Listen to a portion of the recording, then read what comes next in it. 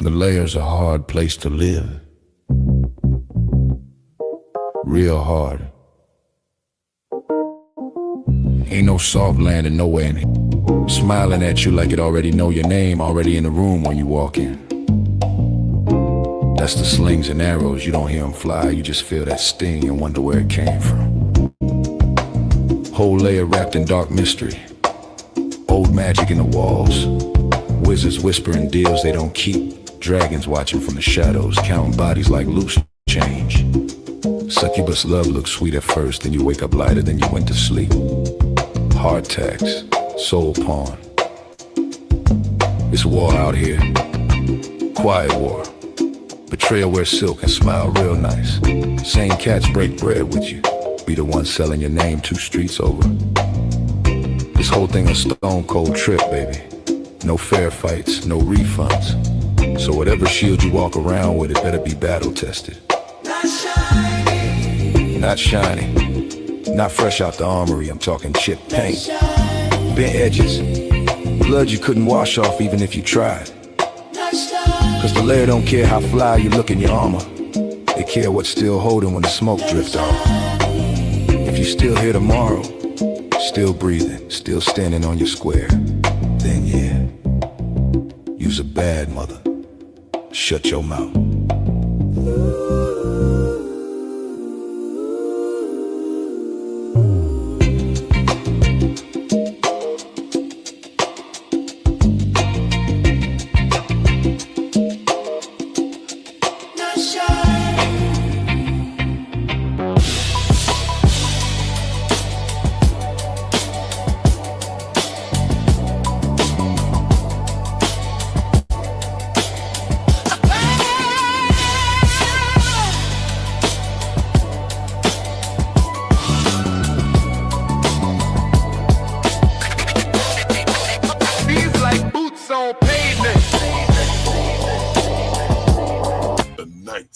Layer.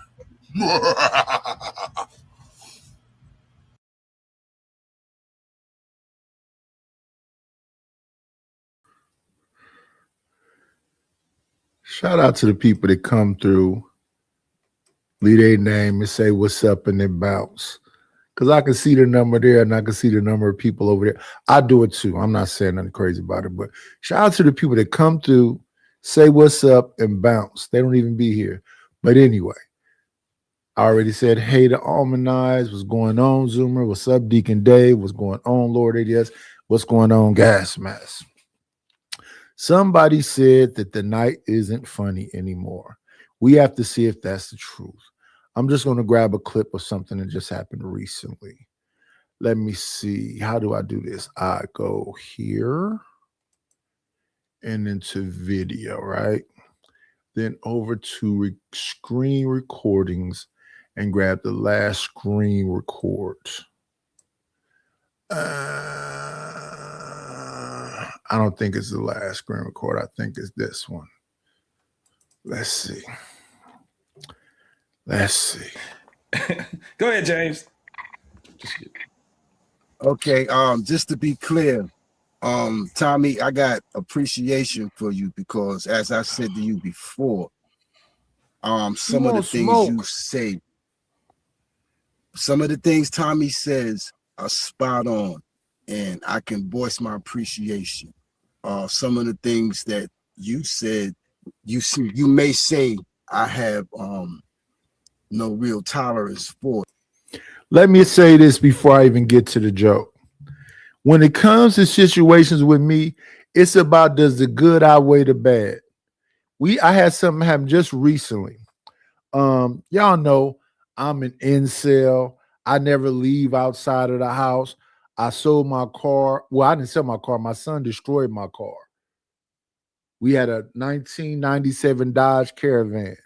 He took it to school and sideshowed it and did blah, blah, blah, and tore up the engine. I don't know how he messed it up, but he destroyed it. And I left it at my mechanic's place and told him, get somebody to come up here, no. I called some people that went up to the mechanic shop and they took it and, put it in their junkyard or whatever. And I haven't bought a vehicle since then. So when I need stuff done that need me to be physically there, I got a cousin that I get to do it. So recently I've been selling stuff on Facebook Marketplace, right? And one of the things Facebook Marketplace be concerned about, they say it could be a scam type thing, is they say you really don't want to do Cash Apps and Venmos and what I got, and PayPals and Zelles. You really want to have these people come and bring you cash, right? So I can't do nothing with cash because the way the cash thing go, I have to go outside and spend the cash. I don't go outside. So I have one of my cousins come here to take the cash to put it on my Cash App or PayPal or whatever. So I was explaining to him, while you're doing that, go to the store and grab me a couple of items, right? And he said, well, I got to go all the way to such and such, I said, no, while you're in the store, all major stores will take cash and put it on Cash App for you. I didn't know that. I'm telling you, I'm trying to tell you, all major stores will take your cash and put it on your Cash App. That's one thing. So we negotiated a price. He agreed to it. Then when he came back, he was like, "Cuzzo, I needed $5 more. So I just took it." I said, that's cool. But you understand what that's called, right? What? That's stealing, nigga. You stole from me. And we had a whole back and forth. He started arguing about math and whatever. I said, listen, cuz, we agreed that you was going to get $25. I gave you $113 cash. Asked you to buy me $50 worth of stuff from the store. Let's do the math, brother. 50 from 113 is what? $63 left. You came and you only got $30 on the Cash App. So you negotiated and said you wanted 25. So what's left after 33 and 25? $8, right? That's what you owed me because you stole 5, you said, but you didn't steal 5. You stole $8. What's such a big deal? Stealing is stealing, brother. But as I'm saying here, the good outweighs the bad because this is the first time you stole from me.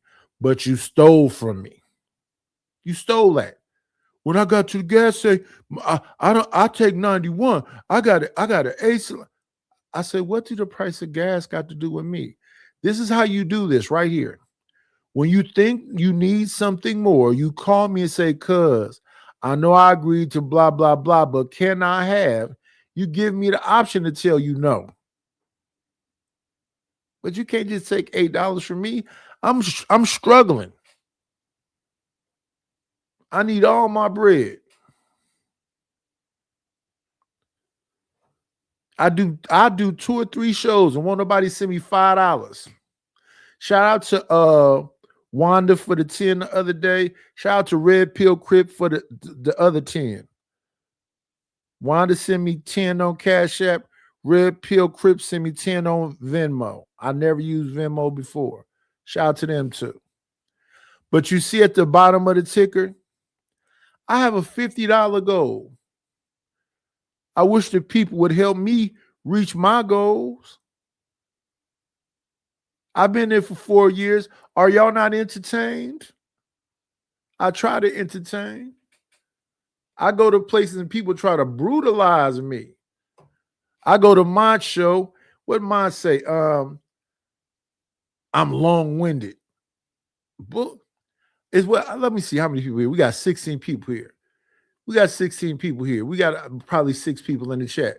What's going on, Rapid? What's going on, Mo Bidnis? Mo Bidnis say, dude, I don't want to do this anymore. So I guess that's a comment from Fatty channel because Fatty has a Rihanna clip that says, I don't want to do this anymore. But we doing it, brother. We gotta stay above board. We gotta keep on. We gotta make it, man. We gotta make it, man. We gotta make it. Why y'all don't want us to make it?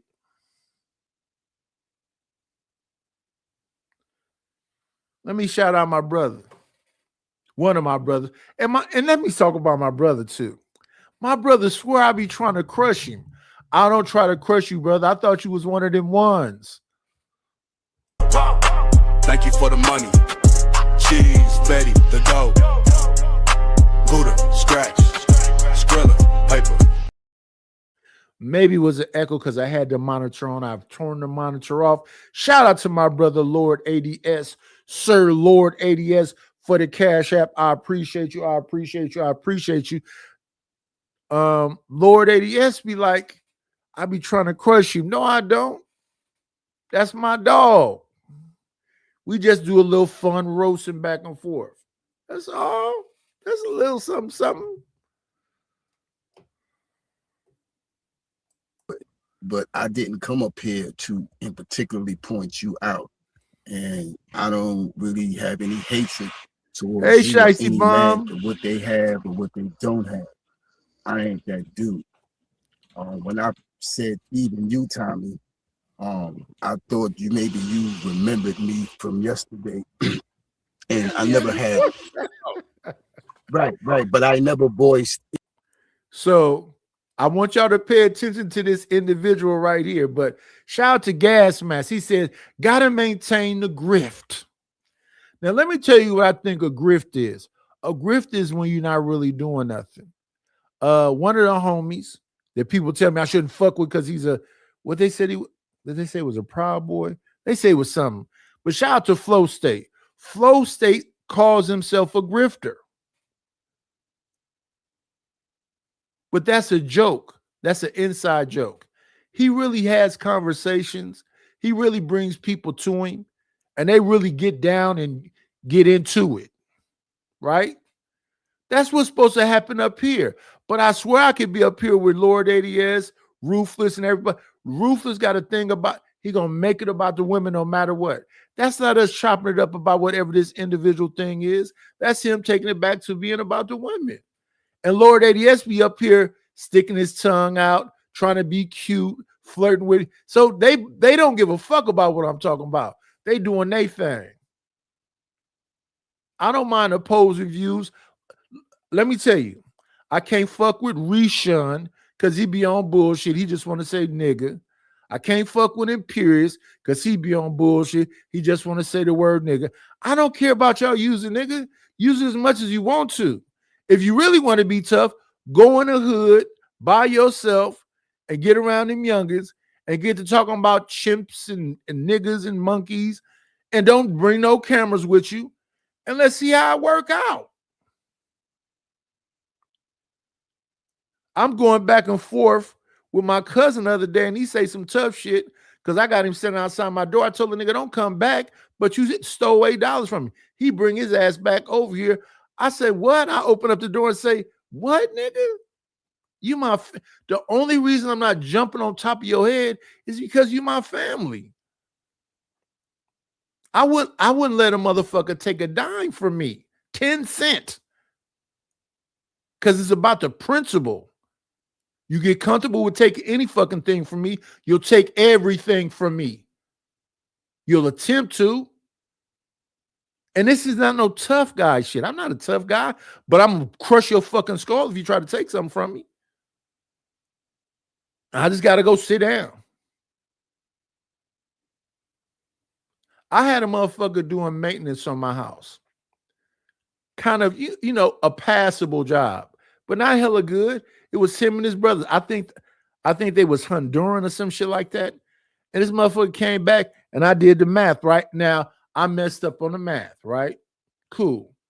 I'm telling him, I'm doing the math. Here you go. This is what it is. This is what you agreed to. He talking about, no, we're going to fight. I looked that man dead in his eyes and said, we're not going to fight. We're not going to fight. What the fuck are you saying right now? You write it up and you see what the math is. But we're not going to fight because I'm not going to fight you. I'm going to bash your fucking skull in. And I always get these jitters because I know what the fuck I'm gonna do. The only thing that's gonna stop me is if you stop me.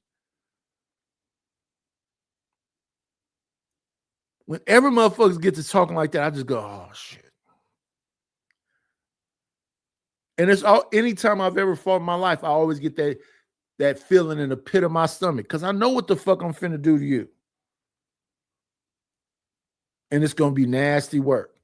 And I'm probably gonna feel bad afterwards, but it's gonna go down. Gas Mask says, gotta maintain the grift. Ain't no grifting going over here, Gas Mask.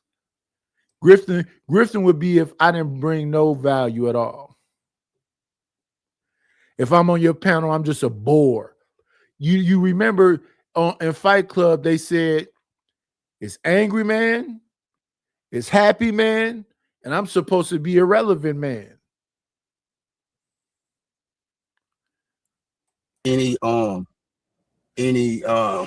hatred towards you as far as whatever you think your status is and whatever, because do you hear this hateful shit that's being said? This man said, whatever you think your status is, to Tommy Sotomayor. Now, the ladies in this place with Style and Grace said that he goes around in white boys and he gets shitted on. When he go around the white boys, he be on some Dubai shit. That's what they say about Tommy. He popping up on random panels because, you know, he's irrelevant now. Why they keep letting him up then? Y'all got to do better. Well, you just always start off with like there might be an issue with me. Like you start off with like you have an issue, and I keep thinking if people are going to lead with that, then just go ahead and tell me what it is. This is the perfect time. I know if I ever got a chance to talk to Donald Trump, I'm gonna tell him what I think. I know if I ever got a chance to talk to so and so, especially if I got a problem. If I got a problem with you, or if I like you like that, I'm gonna tell you what I think of you. If I'm a fan of yours, or I'm gonna tell you what I think of you. If I'm a detractor of yours, I'm gonna be respectful in any way. It's like that Venus person. That girl stopped liking the dude because he let me on his show. If you a fan of somebody, you would not have a problem with them having someone on their show that is interesting.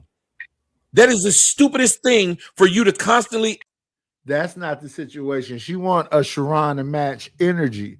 If you go over there and disrespect Sharon on Venus show, she finna check you. You're not finna talk about Sharon, and all she's saying is she want him to match her energy. And she says, skip you, then fuck Sharon if he's not gonna defend her the way she defends him. But I guess. Everywhere you see me, you got something bad to say about me. It is dumb. You're an adult woman who, if you just think that what I'm saying is that much of a problem, just stop fucking addressing me. You know the reason why I don't know what gays do in gay porn? Because I'm not gay and I won't watch it. I'm not going to sit up there and watch them doing it, complaining about what they're doing. That don't make sense. You see me, be quiet. Leave me alone. I don't know why. Leave me the hell alone. That is the craziest thing. You don't want it. Yeah, some loud ass sound like crackling or moving or whatever else. And I can't tell who it was that was doing it, but just mute up until, you know, it's your turn to talk. I don't have to mute because I never had that shit going on with my mic. Anybody to like me, you don't want anybody to know me. You hate it when they agree with me. That's what was happening earlier when that bro's like, every time Tommy says something, y'all sit there and enjoy it. Y'all fans like, what you want a nigga to go off on me? Like that's what they be wanting. It is insane. And I can get it, you being somewhat stigmatized, but I expressed any disagreement that I had with you in particular yesterday, and to get into the specifics, it was just how you treated black women and black people in general. Now you've been doing it for a long time. Yeah.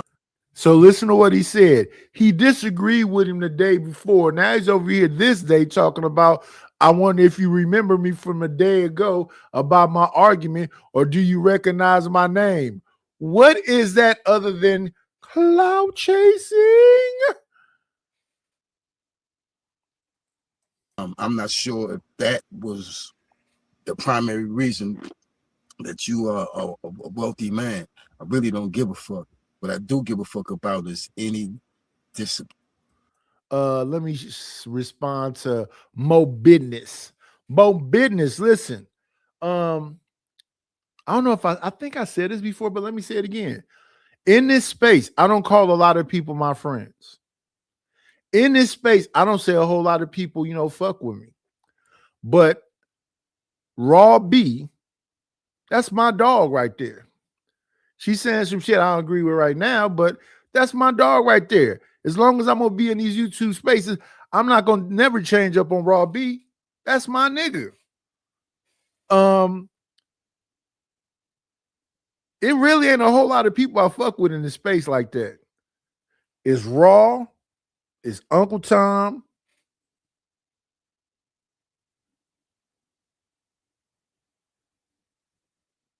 It ain't a lot.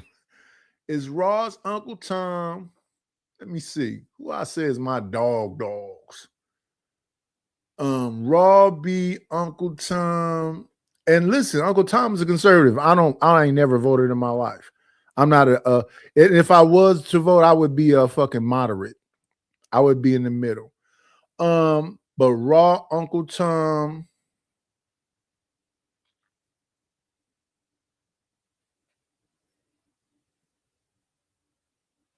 It really ain't too many more. And the other person I could say, really had my back and helped me get to a certain point, I would have to say Fatty. Even though me and Fatty don't agree with each other right now, it's Fatty. But my dogs is Raw B and Uncle Tom, to be honest with you. I'm cool with it, like a lot of people, but my dogs, the people that help me in the back, help me get my, I had to get that all to, and fucking DJ Cuda. Raw, Tom, Cuda, Fatty. Fatty helped me the most. Second helping me the most is Raw. And then Cuda. It would go Fatty, Raw, and Cuda. But, I don't know what's happening with, Fatty, but definitely my dog is Raw, Uncle Tom, and Cuda. And Cuda, I guess I wouldn't even. Cuda's cool, but I ain't really kicking with Cuda like that. It's really just Raw B and Uncle Tom. Any kind of painting black people in a negative connotation, but that's not why I called up here, and that's why why I said even you, Tom. I feel you, but why do you have a problem? I'm just curious about that. If someone paints them in a negative connotation, but what they were saying was true, why would it bother you? You're saying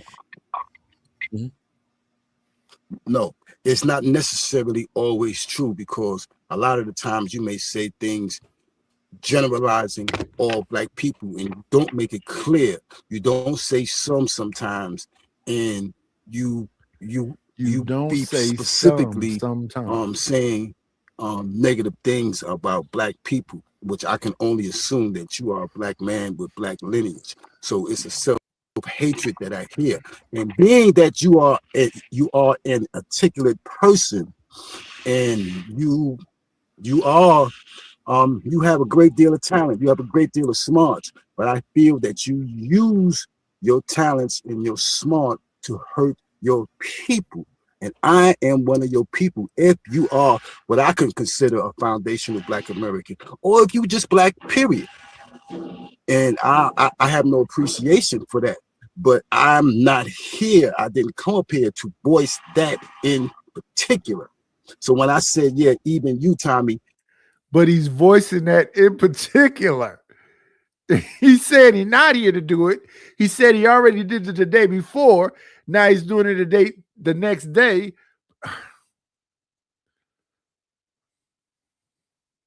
That may be some of the. Get to that discussion. No, if you don't have it, I kind of have it. If you're right there I'm sorry, with me, say why again? bring it up? Why would I say, like, if I want to say, JT, you know, you did some things I don't particularly like, but we ain't gonna talk about it right now. And every time I see him, I'm gonna do this, and it just left out there, and it never gets addressed when you could address it. Yeah, James, can you speak on what exactly it Well, is? when you Speak your mind. I mean, you. no, Well, you said I don't you, have anything James. in Hold on, particular. James. I'm You not said going. you know, I'm not James. Hold going. on I'm one not second. going that James, Tommy. But when I first James, 1 second. You Rapid. When motherfuckers be talking slow like that, that's when you know they on bullshit. All that. Listen, brother, you understand what I'm saying? It's like this. You know, I'm just trying to make my point. And you dragging it. You dragging it out. And at some point, you know I gotta get him. You know I gotta get him because they'll say that I'm long-winded like that. I'm waiting till we get some more numbers up here so I can ask everybody, do I be long-winded or do I be cutting the motherfucker off because they be hella long-winded? Then I gotta get them.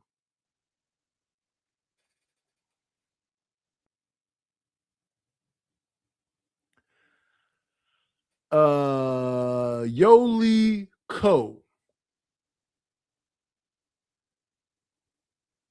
I don't know what he's saying, but mods, please pay attention to Game Goofy Lames that be in the chat and get them.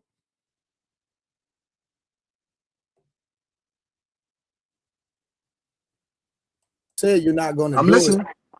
You said you're not going to speak on something, but you literally just spoke on it. Yes, and I would have responded to what you said, like I would have asked No. simply. And now we want to know what it is. Yes, like because think about it. What you said was I hurt black people. It's blurred. You would have to tell them how I hurt them. Okay. Because that's how I get into so many fights, arguments with complete strangers, because they use words and don't explain them. And black folks will get rah, rah, rah. You could say this guy's racist. Black folks will get mad at that guy and won't know what he said that was racist. Somebody just said he was racist. You hate yourself. Nobody ever explains what self-hate means. Even the word says self, meaning I would look in the mirror and say, I'm ugly. I don't call myself crispy. I don't call myself ugly. I don't call myself these things. Y'all do. So how would I hate myself? When I'm talking about black people, listen to what you're saying. Cool. Anybody that talks negatively about black people, well, they hate themselves. Any white person that talks negatively about black people, they racist. Who can talk negatively about black people then? Well, I'll be more specific. You sometimes will be unfairly negative about some of the things you say, but I did not want to come up here to go back and forth doing it about over your and life over and how you again, brother. You doing it over because and over I'm again. trying. If you allow me, and if you listen to what I'm saying, I told Tommy that I have an appreciation for a lot of the things you say because I agree with a lot of things you say. A motherfucker hating on you would never say no shit like that, ever. You saying both things. Especially a motherfucker like me. Okay, my point was when I first started talking was I have a lot of appreciation for what everyone said.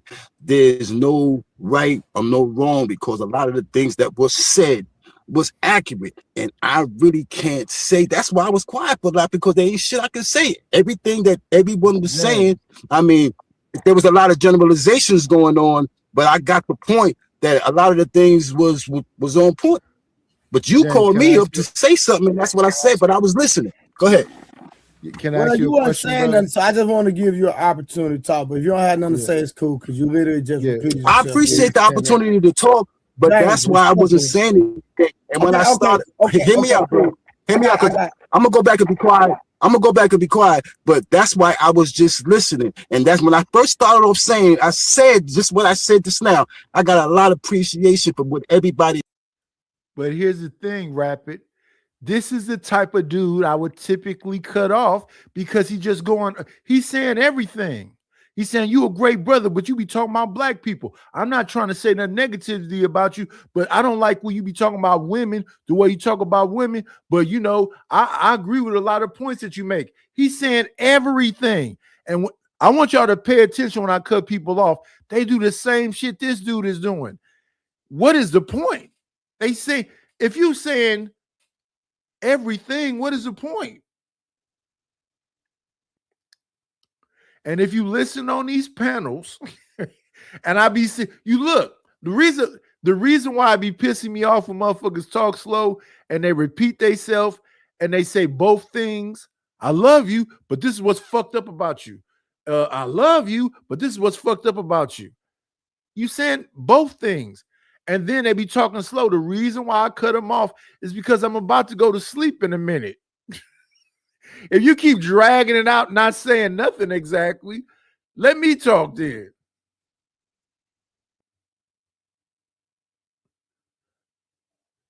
Now listen to this lie. Listen to this lie.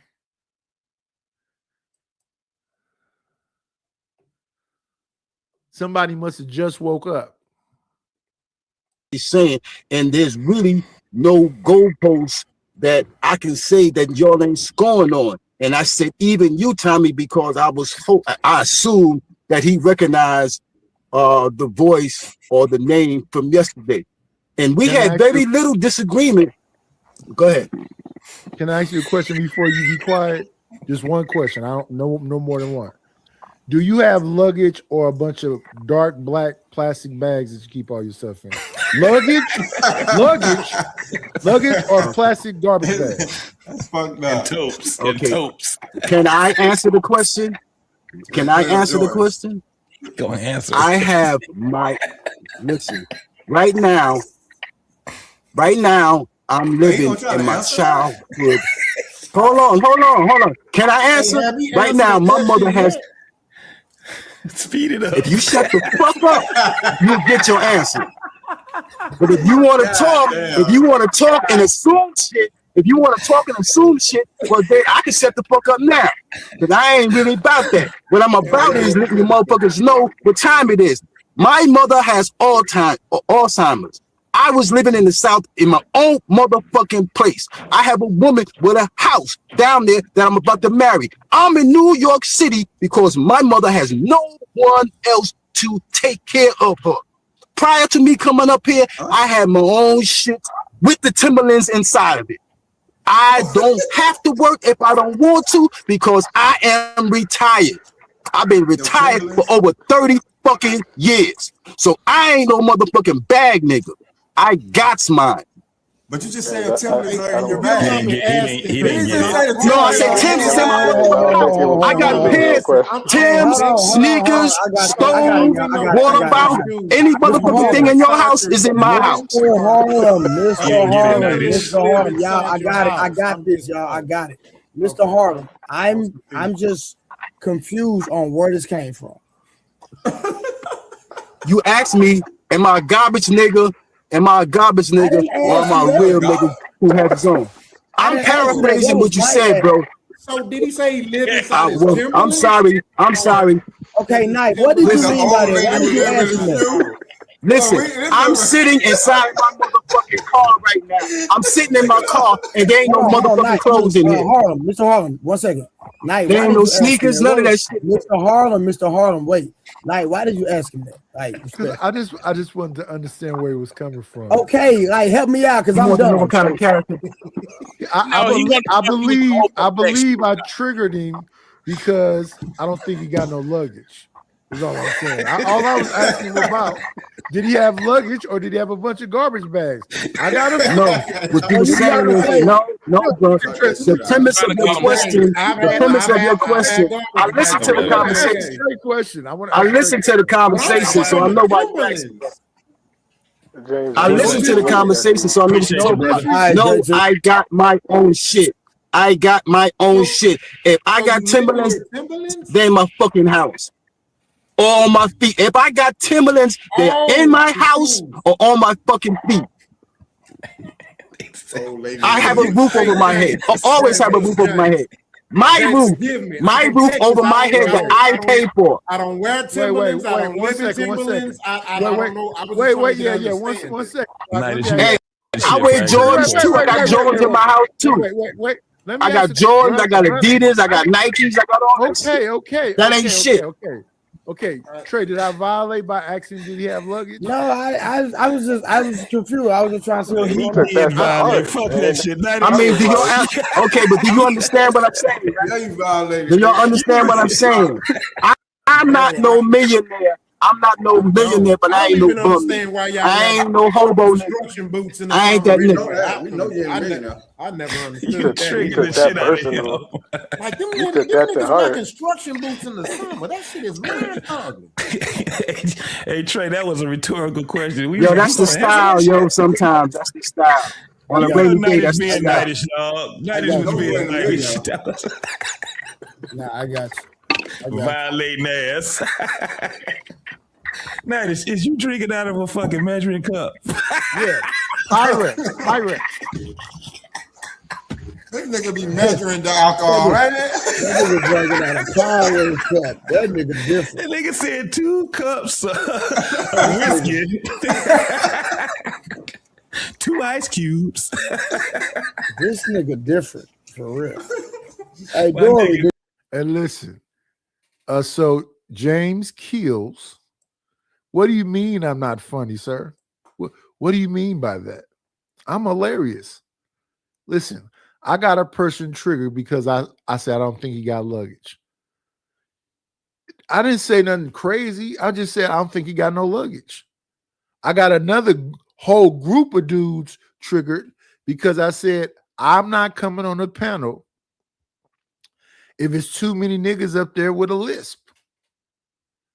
I'm not going on the panels with like too many people that talk with a lisp. And now they pissed off everywhere I go because I said I don't want to be on a panel with a bunch of dudes with lisps. I don't know how you fix a lisp, but it's too many dudes on the panel with a lisp. I'm not going up there. And they talking about women with a lisp. Black women with a lisp? Come on, dog. Hey, Angel Earth Love. I'm hilarious, James Kills. How dare you sit there and try to suggest that the night is not funny?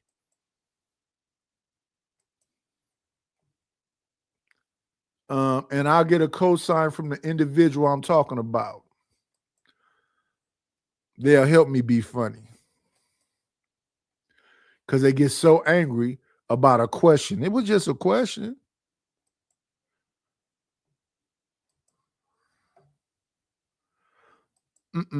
Now, y'all remember this dude, Dominique Alexander, was in the Carmelo Anthony case, who got somebody to escort Jeff Metcalf, who was Austin Metcalf's daddy, out of that, meeting that they had, and he was the forefront of. And at the same time, I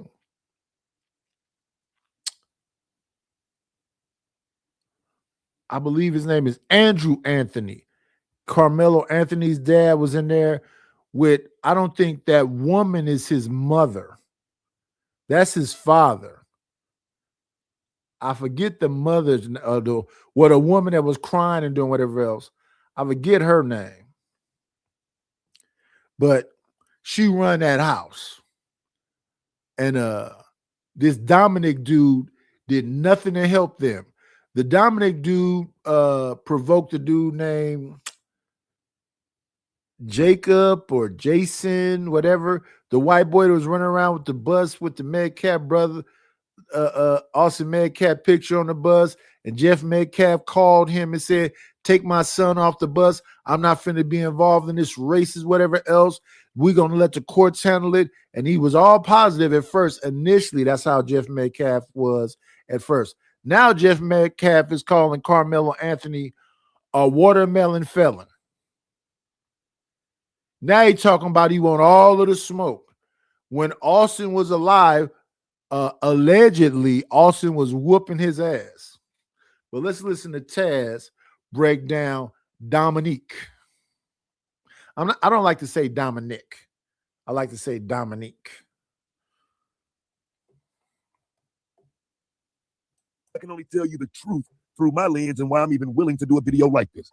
I don't like every 501c3. I don't support every grassroots. Well, yeah, I think the 501c3 be lightweight scamming a little bit. robbing the community. Come on in. Plan, it's always a treat when players meet.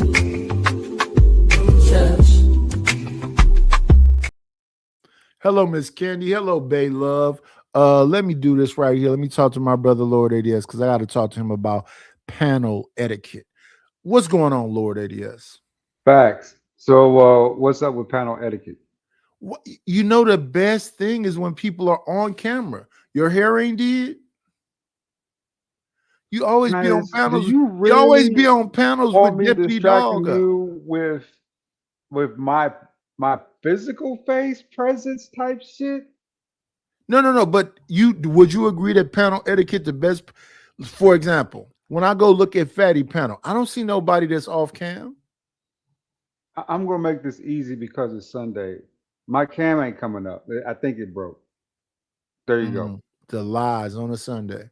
There you go. A lie like this, a light-skinned dude with 2 braids and a dingy V-neck on the Lord's Day tell a lie like that. But other day when dude was talking freaky, he could keep popping that camera on to stick his tongue out.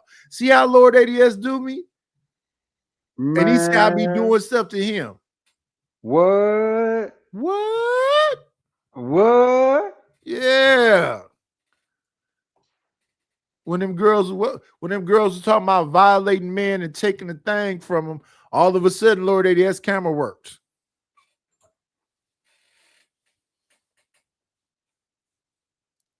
Let's hit him with this. What's up, Relentless? What's up, TK? Let's get back to it. It's for me, Nightish. If I'm dealing with a woman, it's not a violation unless it's out of bounds, right? Just that simple. But not everyone sees it the same way, right? Some guys will call some stuff a violation. Oh, you can't touch me in the night. Don't do this, don't do that. No, we might think it's a little bit off-putting to hear that from grown men. But you also have to respect their agency and how they perceive things. So I'm just saying. Let's be honest about it. The reason why the guys responded in the way that they responded is because, you know, a lot of these guys, they have an audience that they got to make sure they quench their thirst. And the audience have heard about women taking their husbands to court because their husbands feel like they are their property, right? So that was a big thing probably about a year ago. These women that was talking about, they were being raped in marriage. And then we had a whole discussion that went on about it for probably about 6 months, a year or something ago. You remember that? Because it used to be that we belong to each other. If we're in a marriage and we belong to each other, you are mine. And we just had that conversation the other day on my channel about they believe they own a woman and that they woman own them. So if she want it, give it up. And if he want it, give it up. It ain't a discussion. But about a year ago, that was a big conversation going on in the space about men, wives saying no, and him doing it anyway. And they said that was grape. So if that was grape, we can't get here and listen. Almost 2 years ago, a couple of ladies was on this panel talking about if we in a relationship and I want it, I'm just going to take your pants off and you better figure it out. One of them women I confronted the other day, and listen, I don't be lying to y'all people. I don't got to lie. And that's what I'm saying. It's just a double standard. It's a double standard. And I stood on that side then, and I stand on that side, this side now, you know, because I've been saying the whole time, I said, what is the big deal? It's just one little dick. You know what I'm saying? So you're going to wake you up, you're going to hit about 5-10 minutes, and then you're going to go back to sleep anyway, right? What else was you doing? You know, and they was, oh, I need my rest because I got to be fresh for work in the morning. Ain't nothing like getting a, you know what I'm saying, a good, you know what I'm saying, piece of, pudding pie to start your day. That's a good way to start your day. You know what I'm saying? Some pudding pie. So I never got what all the complaining was about. Listen. We got our good brother from New York, Shooter, in the building. Said he went all the way to Pennsylvania to jump on his sister's husband for doing that.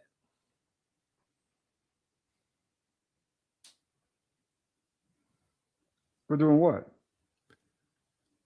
Getting some coochie from his girlfriend or wife. I don't know what his sister is to the man. Oh, okay. So what happened there? Explain. Yeah, he'd have to come up here and explain. Okay, yeah, so they was married, his wife. Oh, did he take it after she said no, or what happened? But no. The other day, Rogue C, who all was it? Melon. No, it was Rogue C. It was Raging Tomato. I don't remember all the women that was on that panel. Was talking about they could just wake up in the morning and suck you off before you wake up, or just jump on top of it if it's up. Facts, and they are more than welcome to do that. Right. So now let's flip it around. She sleep, and you just lean that leg up and get up in there. That's where he said he went to Pennsylvania to jump on that man behind. Well, you got to give us some type of like heads up, right? Do they have to give a dude? Wait. Do they have to give the dude a heads up? Believe it or not, that's a double standard. That's all I just said a moment ago. But guess what? That's an acceptable double standard with men and women. What? And that's what I'm saying when it comes to the space, though, right? When it comes to the space, the dudes is thinking about the dudes. So when you had Sharon have a whole show about you can't violate me, I'm gonna punch on you if I wake up and you sucking me off.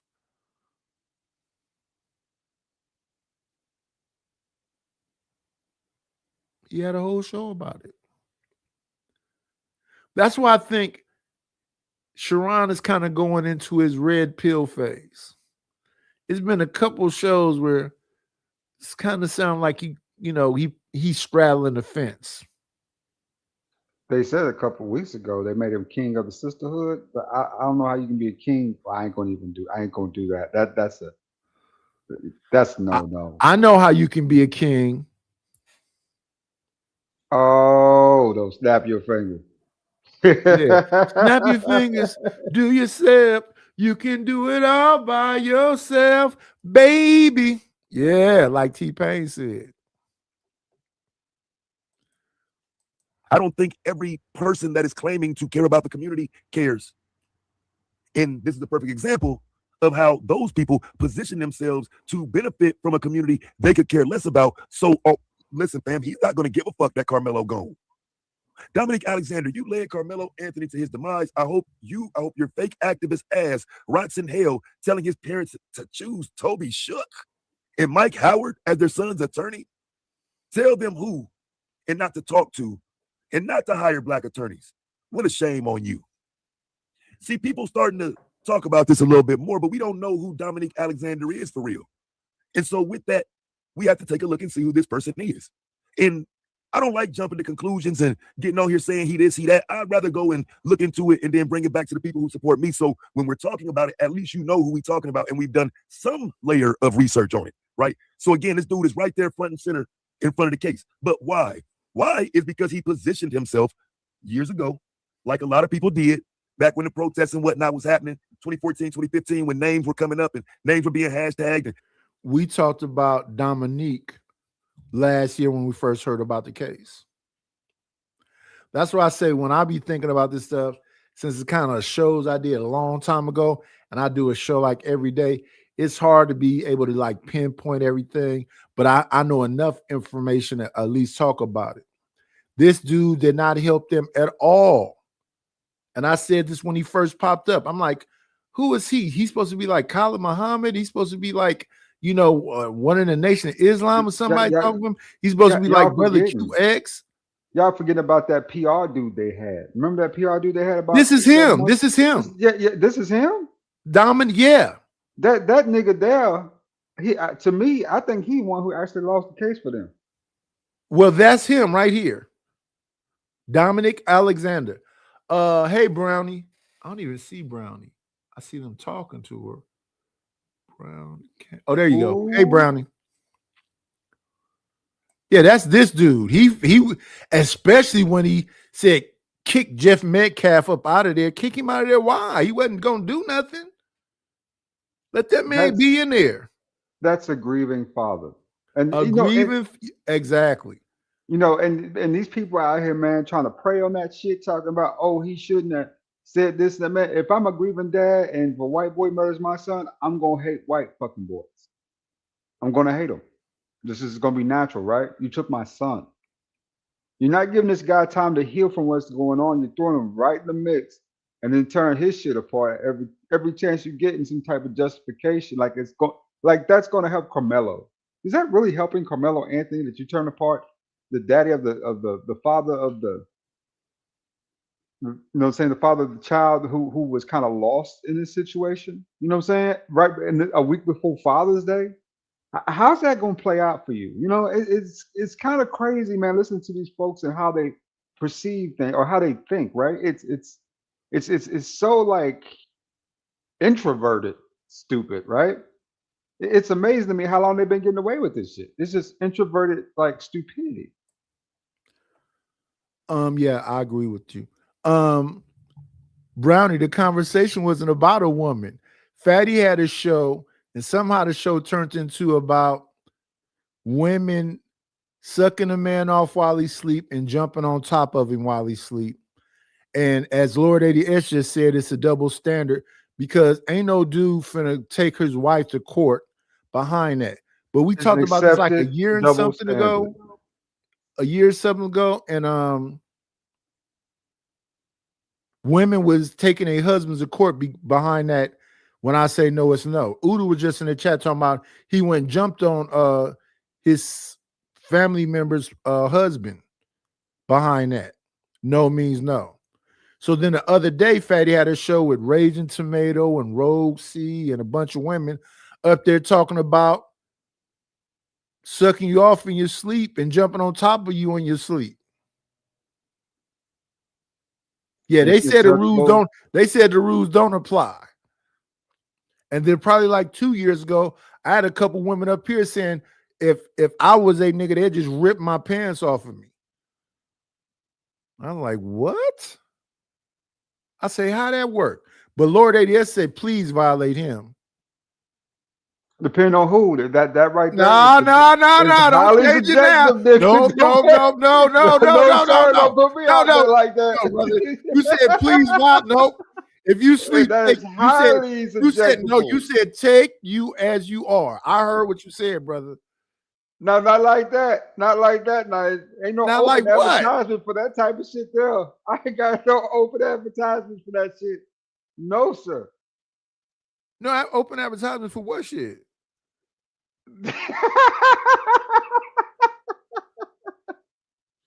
We are talking about a woman. We are talking about women, sir.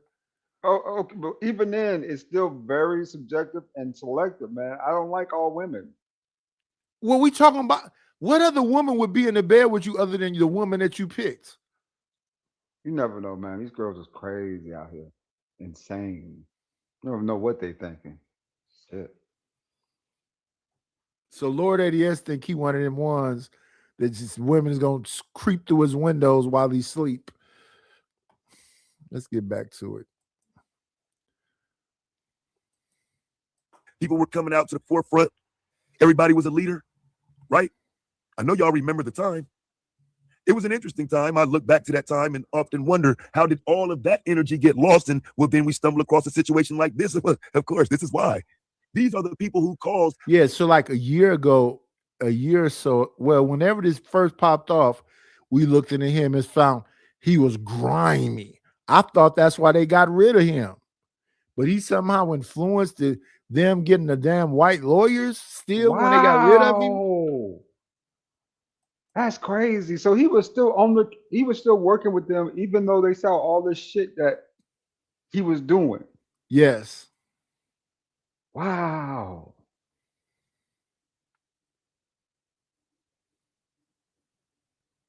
I want to see I want to know, Nightish, if they've investigated him yet for any type of laundering, because I can't think.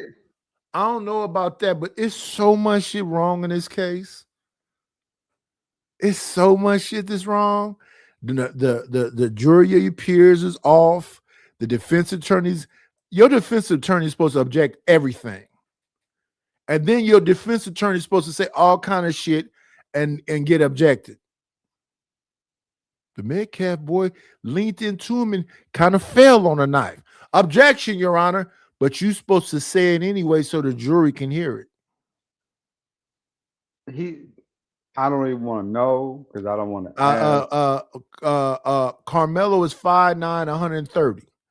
The Metcalf boy is 6 something, 2 something. The Carmelo was sitting down when the big guy is standing over him. Carmelo only stuck one time. So you're supposed to put shit in people's brain as the defense attorney, right? Carmelo was sitting down. I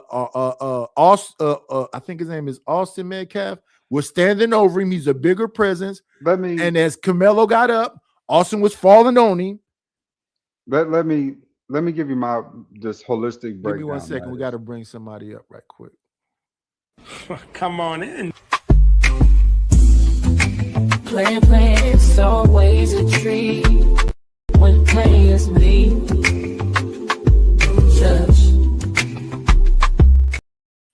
We got to bring a stingy rich nigga up.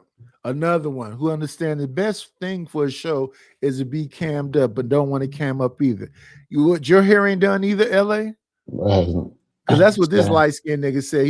His braids ain't been twisted. My camera ain't plugged up, but if you want to crazy cameras, 2 rich niggas who cameras ain't plugged up, y'all. 2 military cats living life to the fullest. Listen, I'm losing my house. I'm about to be homeless if I can't figure some shit out. These 2 niggas got money. And listen, I ain't even asking for money right now. I'm asking them to cam up. So they can't cam up. Go ahead, LA. How you doing, sir? Assalamu alaikum.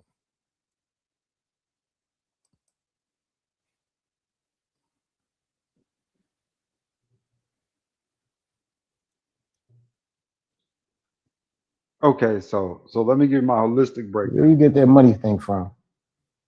You rich? Okay. Brownie, I don't know what you mean by that, but shout out to the shout outs.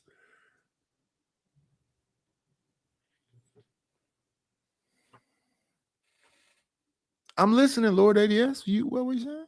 Okay.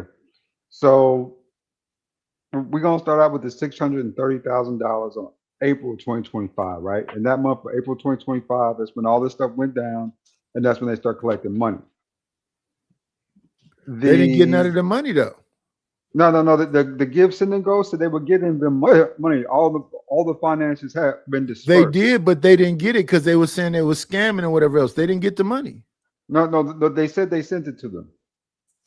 They sent it to them, but they didn't get it.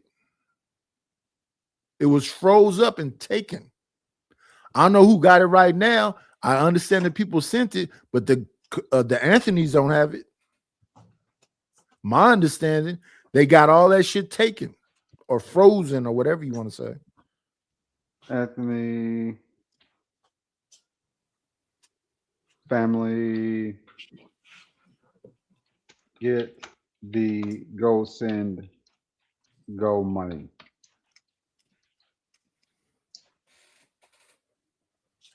Okay, 1 second.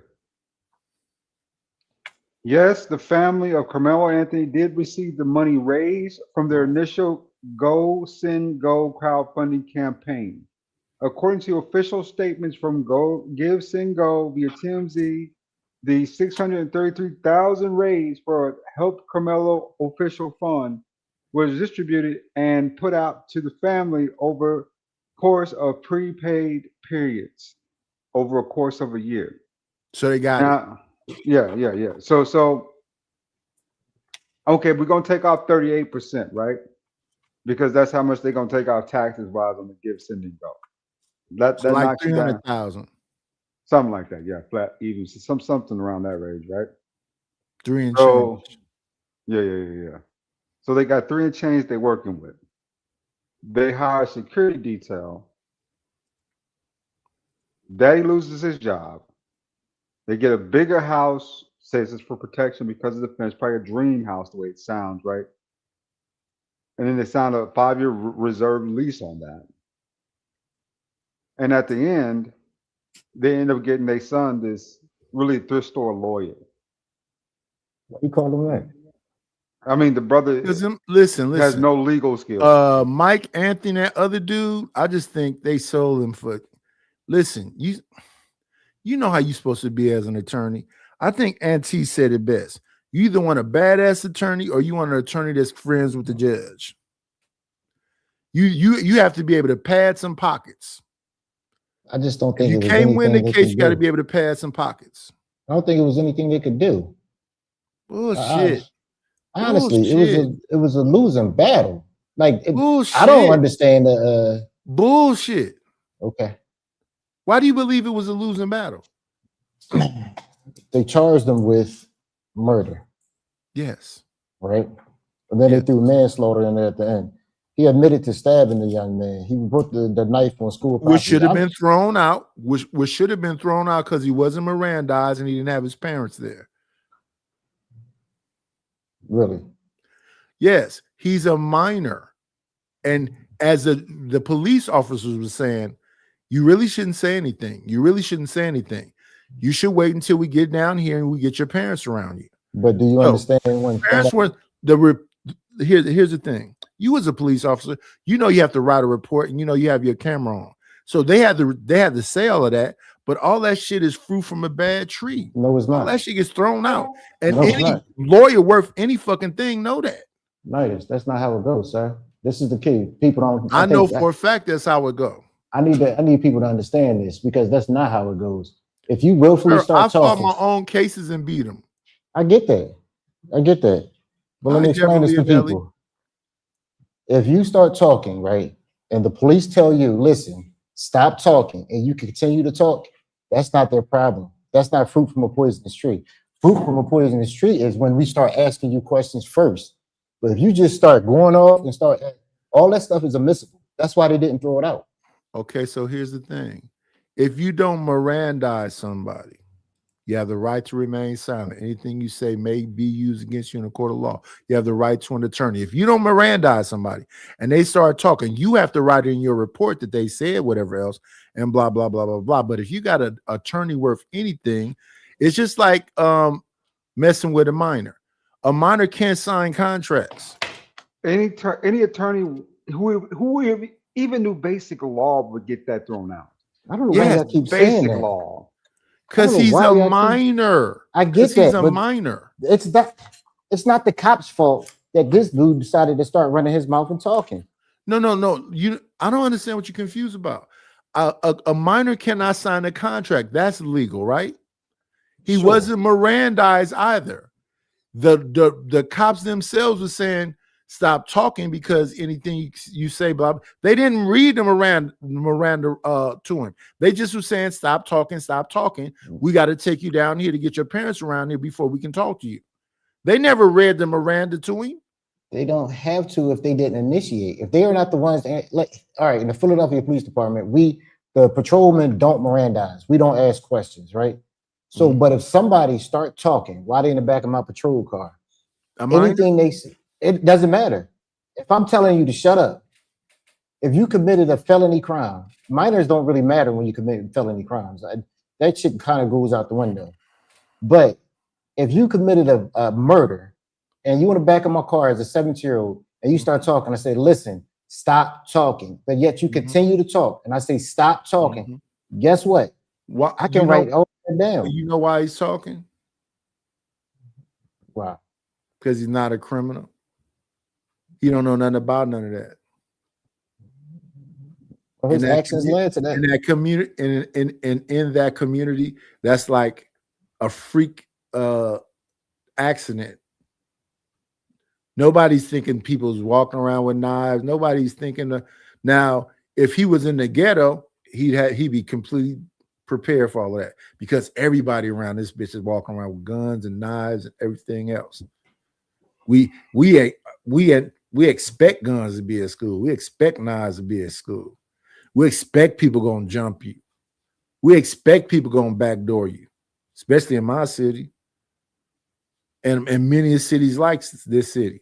So, in that place he's living in, that's kind of a hoity-toity place. Then people is not happy now, Nightish. I plugged my camera for you. It was working the whole time, you cross-eyed motherfucker. No, it wasn't. Why you come up to this bitch talking about it didn't work in the first place? I said I plugged and it. this light-skinned motherfucker with these two greased up ass braids camera work too. Listen, you know the best content is when we own camera. They want to see your, your angles. So I ain't got no angles. The camera's on the side. I ain't got my setup here correctly. That's why I'm turning it on. Look good. It look good. Okay. I just don't know what y'all want the lawyer to do. Be a fucking lawyer, fight like a motherfucker, object every motherfucking thing. That I can agree with. Challenge everything. Question little motherfuckers who all went to the same school with the motherfucking Medcap boys and say you're a fucking liar. Objection. Just say it though so the jury can hear it. Get him something to hang on to versus just let everything go. Well, this is that my fucking question. Defense attorney didn't do shit. Let me ask you a question. Yes, sir. As soon as he got in trouble, what race did he run to for help? Evidently, this Dominique Alexander piece of shit. He ain't run to a black lawyer. The Dominique piece of shit that we watching right now told him not to go to a black lawyer. But it's supposed to be black. And listen, the daddy didn't do shit but hold his wife in because she the one running that house over there. And this motherfucking political rights activist motherfucker that was speaking for him that kicked the Medcalf father. He should have been trying to be cool with the Medcalf father. In the beginning, the Medcalf father said, don't use my son's name with this Jacob dude that was running around there talking that Klan shit. And he said, let's let it all, be taken care of in court. When we first saw Jeff Medcalf, he wasn't on no bullshit. Now, after this fake black revolutionary motherfucker came in there and said, kick him out of here. Kick that grieving father out of here. And he was hustled out by security. And then they started talking all this weird shit. Now, not only is my son been deleted, now y'all talking shit about me. So he's a grieving father who got grabbed up by his shoulders and put outside, and they did all this shit to him. So I can understand him being angry. I can honestly say I truly don't blame him for not liking black people. I truly don't blame him for that, bro. Well, fuck that motherfucker for not liking black people. Who not liking black people? Metcalf daddy. Where you get that from? Because he called him a watermelon felon. He don't like that nigga. Don't mean he don't like black folks. I ain't never hear him say one bad word about black folks. He talked about y'all. Listen, he said y'all. Sure. He talked about the nigga who killed his son. No, regardless if he said y'all.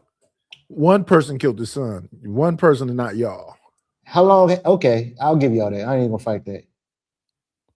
How long? Now you about to make me agree with Lord ADS. God damn it. How long the niggas been calling him all types of white supremacists and trying to get? I couldn't even imagine. Right. That's what I'm saying, because they did that is what triggered him. I can't imagine me losing my son and then everybody trying to jump on me. The world is fucking crazy, man. That's why I keep to my black ass self. I don't even want to be around no man. Hey man, it is. The world is twisted. I said a long time ago, when somebody considers you the enemy, they'll do whatever was in their power to destroy you and justify their own actions by some. Like, think about it. Hitler deemed other ones inferior, so he did what he did. Every culture the same way.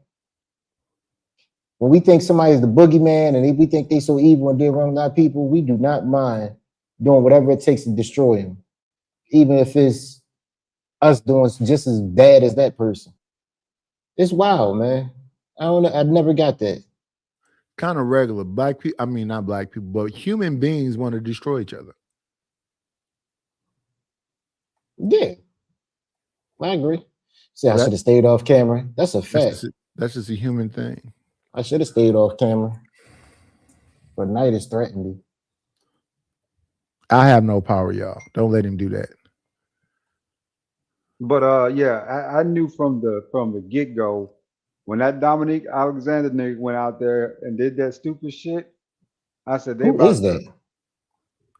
to. He's the fake revolutionary. Let me pull it back up. Let's get back to it. This motherfucker right here.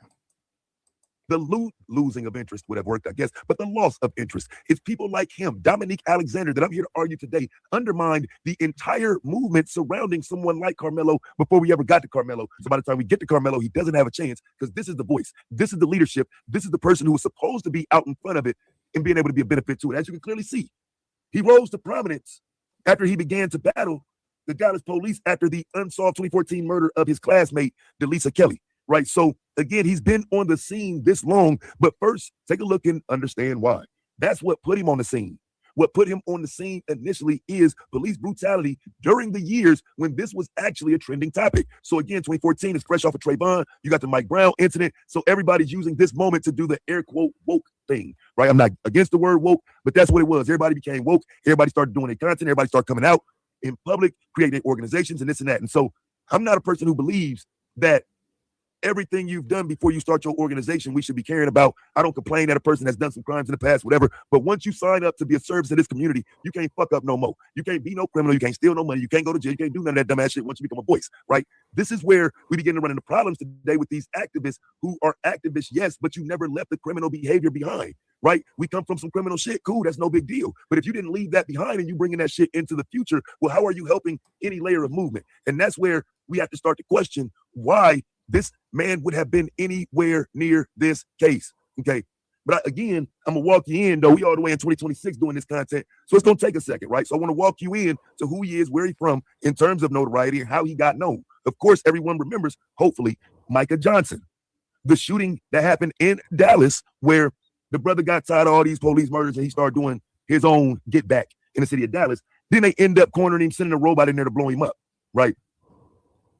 I want us to understand that, again, when these grassroots movements come together, they come together around incidents like that. And again, this is where his Next Generation Action Network began to grow in notoriety in Texas and even across the United States if people paying attention, right? His group is the one who took the reins in terms of speaking on these subjects of police brutality and everything in Dallas. So keep in mind, in this moment, all of this works to your benefit because not only is this movement national and growing, but now incidents are happening in Dallas that actually brings notoriety to you because your group is the one doing the talking. And with that, they actually put microphones in your face now.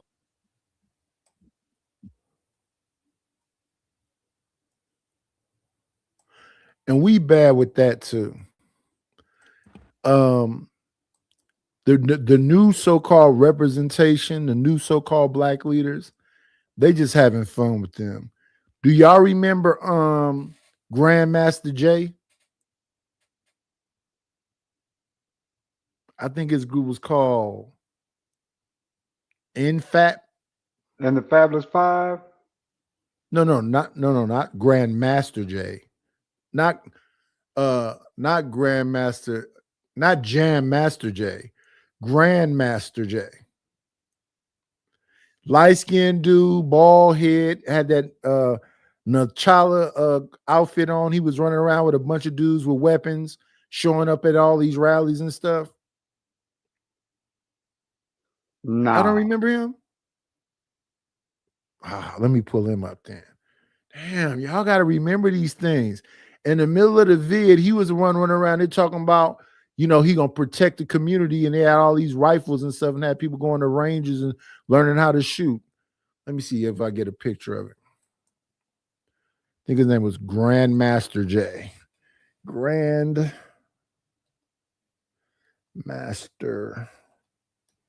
Jay. NFAP, I believe. NFAC.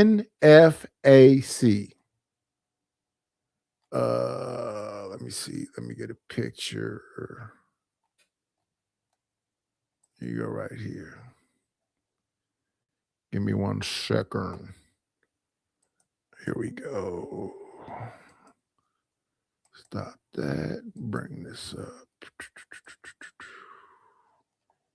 Images.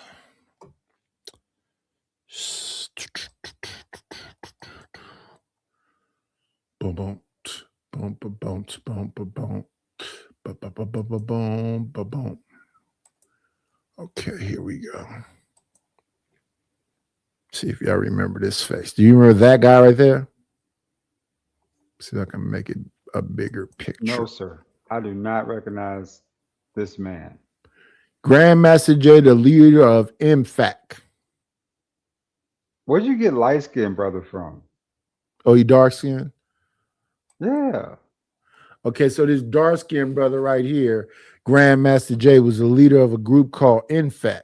And MFAC was running around here with looking like the Black Panthers with military gear on and rifles and all this other stuff, talking about, you know, they're going to protect the community and I got to all come together and be prepared for this war. I believe they have him locked up right now. Let me see. I don't know why they keep talking this Civil War crap. You see this right here? This is him with his troops.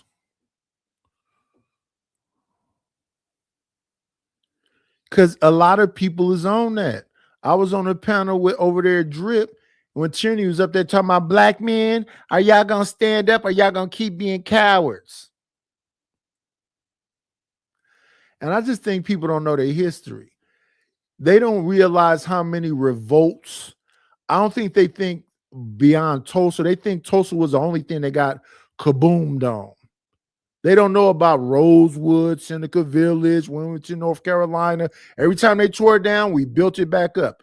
You know what stopped them from building it back up? Integration. You can come live with us now. You can eat at the dinner counters with us. You can come to our schools now. And I'm saying, look at societally what's going on. I don't care if it's a Democrat or Republican in there. When my daughter turned 13, she was going to a school called Berkeley Arts Magnet in Berkeley, California. In that school, they had a bunch of woke folks. In that school, they told my daughter, you 13, if you get pregnant right now, you don't have to tell your mother and father. You can just come to school. And if you feel threatened at home, and they start talking about fucking, what we got out here, it's called CPS and all this other shit. If your dad whoops you, if your dad is yelling at you and he makes you feel all of this shit, right? Facts. I'm in the house talking about that's bullshit. You just gonna have to call them then, because if your ass get out of pocket, it's up. So she called them over and over and over. They was talking about locking me up because she kept fucking calling CPS and the police. They say, sir, do you understand if we have to keep coming out here for no reason? I'm like, yeah, I hear exactly what you're saying. The CPS came out there talking some shit to me. I say, listen, if it is what you saying, lock me the fuck up. Yeah, they think that shit's cute and cool until their ass got to go to that orphanage, because ain't no place else to go but to the orphanage. CPS came and got her one day, and she emancipated herself. Facts. And she went and lived in the fucking foster care shit, and that shit was a shithole. So now my wife not finna let her daughter go. So now we at the fucking foster care every 2 seconds. She needs some blankets. She needs some this. She needs some that. I don't agree with none of this shit. But that's where we are today. That's where we are today. I'm going to school trying to get a degree to get a better job, and I got to be at a fucking courthouse every 2 seconds. Mm-hmm. So kids, it's hard to explain that to children because children have no life experience. Their experience is coming from media that they read or something they see in a movie or a TV show, right? They expect things to go like the TV show went, for that in the situation. And sadly enough, there are worse places than your house. There are worse places, far worse places than here. You know what I'm saying? There are places you really don't want to go. This young lady was spoiled. Her and her mom did this queen and princess shit. So she still thinks she's a princess. But if you saw my daughter, I believe she's tatted everywhere but her face. Down her legs. She got sleeves on her arms. She just tatted all over. So even though she emancipated herself when she was 13, she was still coming around and she would go, Dad, my boyfriend is a shooter. I'm like, why the fuck are you telling me that? I only like shooters and scammers. And so when I got to YouTube and started, listen, right now, do you know Young Miami's new song, Lord ADS? Of course not. Listen to that, Phil.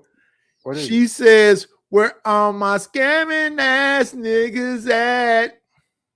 Spin that shit. Nigga, spin that shit.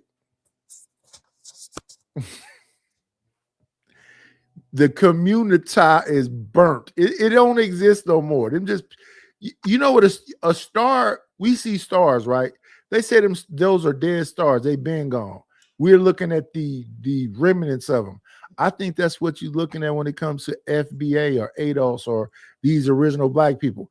Them other black people don't even look at it. They don't give a what they call tethers.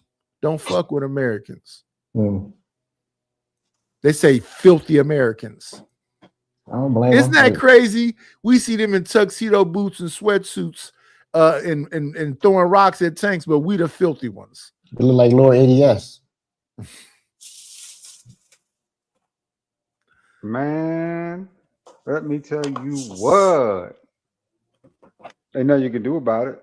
That was right. Crazy. Hey, listen, did you see him the other day, LA, when his motherfuckers turned his camera on, sticking his tongue out? Yeah, I told you he's a fruit bat. Freaky ass nigga. Wow. A whole fruit bat. Really, LA? The fruit bat, nigga? That shit you did on when you was on our show with Beans was crazy. I'll never forgive you for that one. You ever see a nigga change his argument in the middle of his argument every time somebody say something? And that some person was Beans. I don't know what's his fascination with Beans.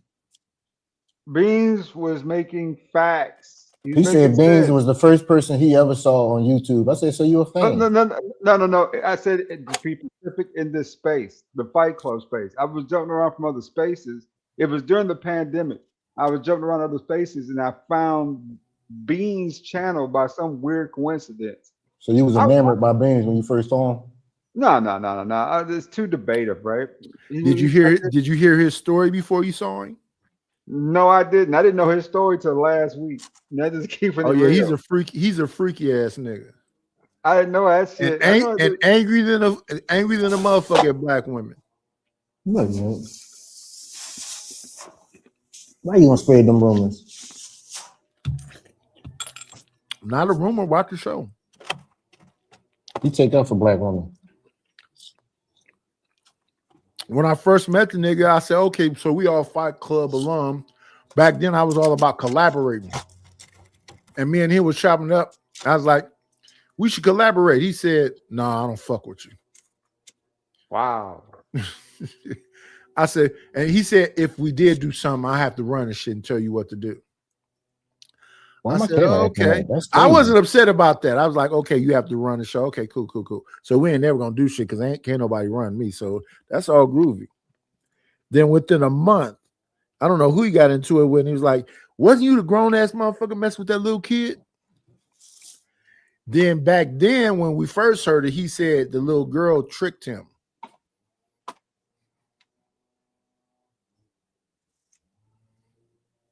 I don't know what happened, but I don't know what's going on. This is a hard one here because I mean this happened 24 years ago. I don't give a fuck when it happened. I don't want to talk about the man's story because to me it just kind of make, like you said, my stomach turned just a little bit hearing it because you know what I'm saying, that's crazy, right? Why you ain't never tell him that? Because at the end of the day, that's not my business to even get involved with that stuff at all. None of my business. I told him fucking.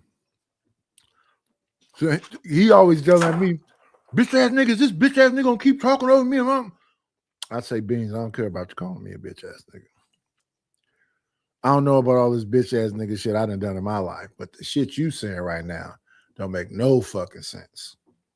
The intellectual standard of a 17-year-old manipulating you into doing something because you at 24 had arrested development because you had been locked up. Like, what the fuck is you saying?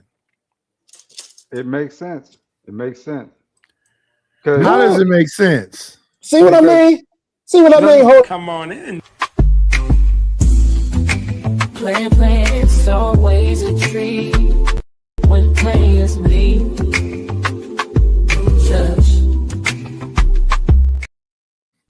What up, Rufus? Lord ADS, before you go into that statement that you about to make. No. We're going to come back to that.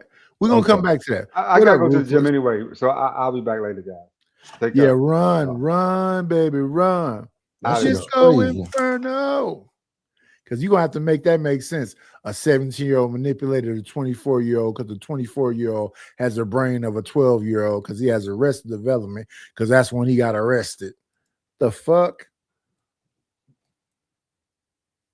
You made me turn my camera on now. I was acting up.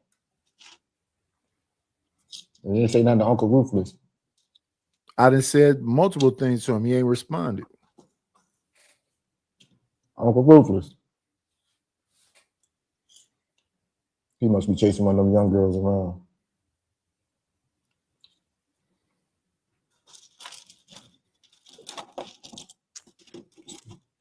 So what else is new in the space? Nothing, not a fucking thing. It's all the same shit, just a different day. Who you argue with lately?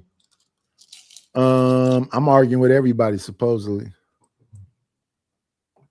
Let me see, let's get that up out of here, Mr. Grandmaster J.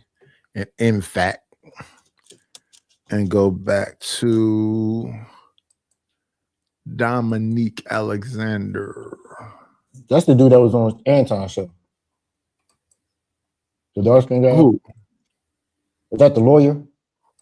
Dominic Alexander was on Anton's show? I'm asking. I just saw a dude on Anton's show. I don't remember if it was.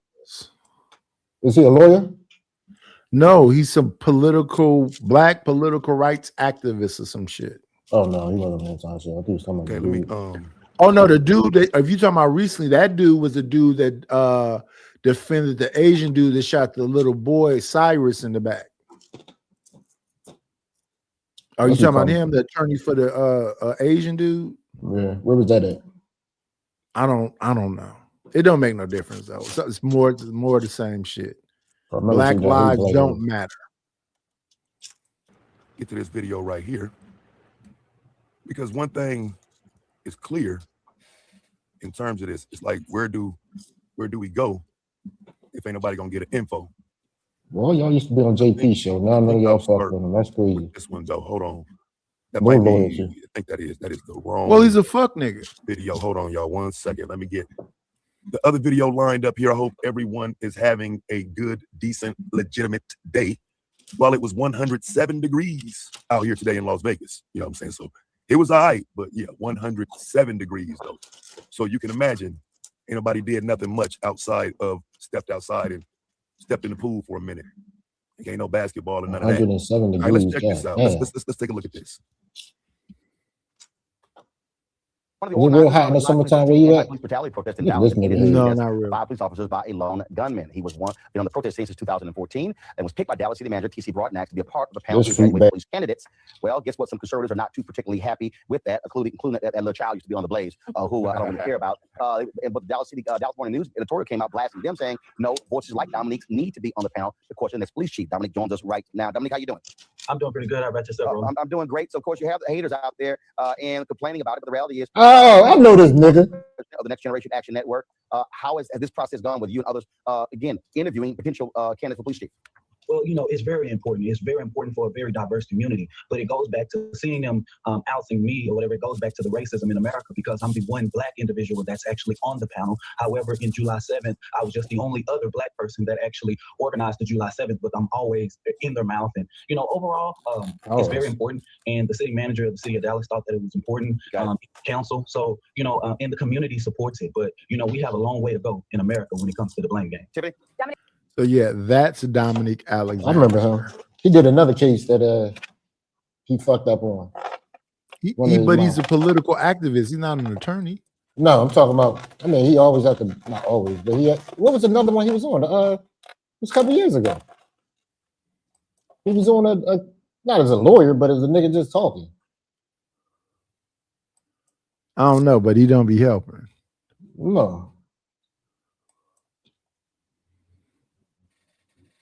Let's continue. American tradesman is crazy. Besides being the only black person on the panel, what are your intentions for the conservatives who don't want you on there, who are mad at you? What is your agenda? What are your intentions on there? Well, let me say this real quick. I would never ask the people who continue to oppress us for validation on the liberation of my people.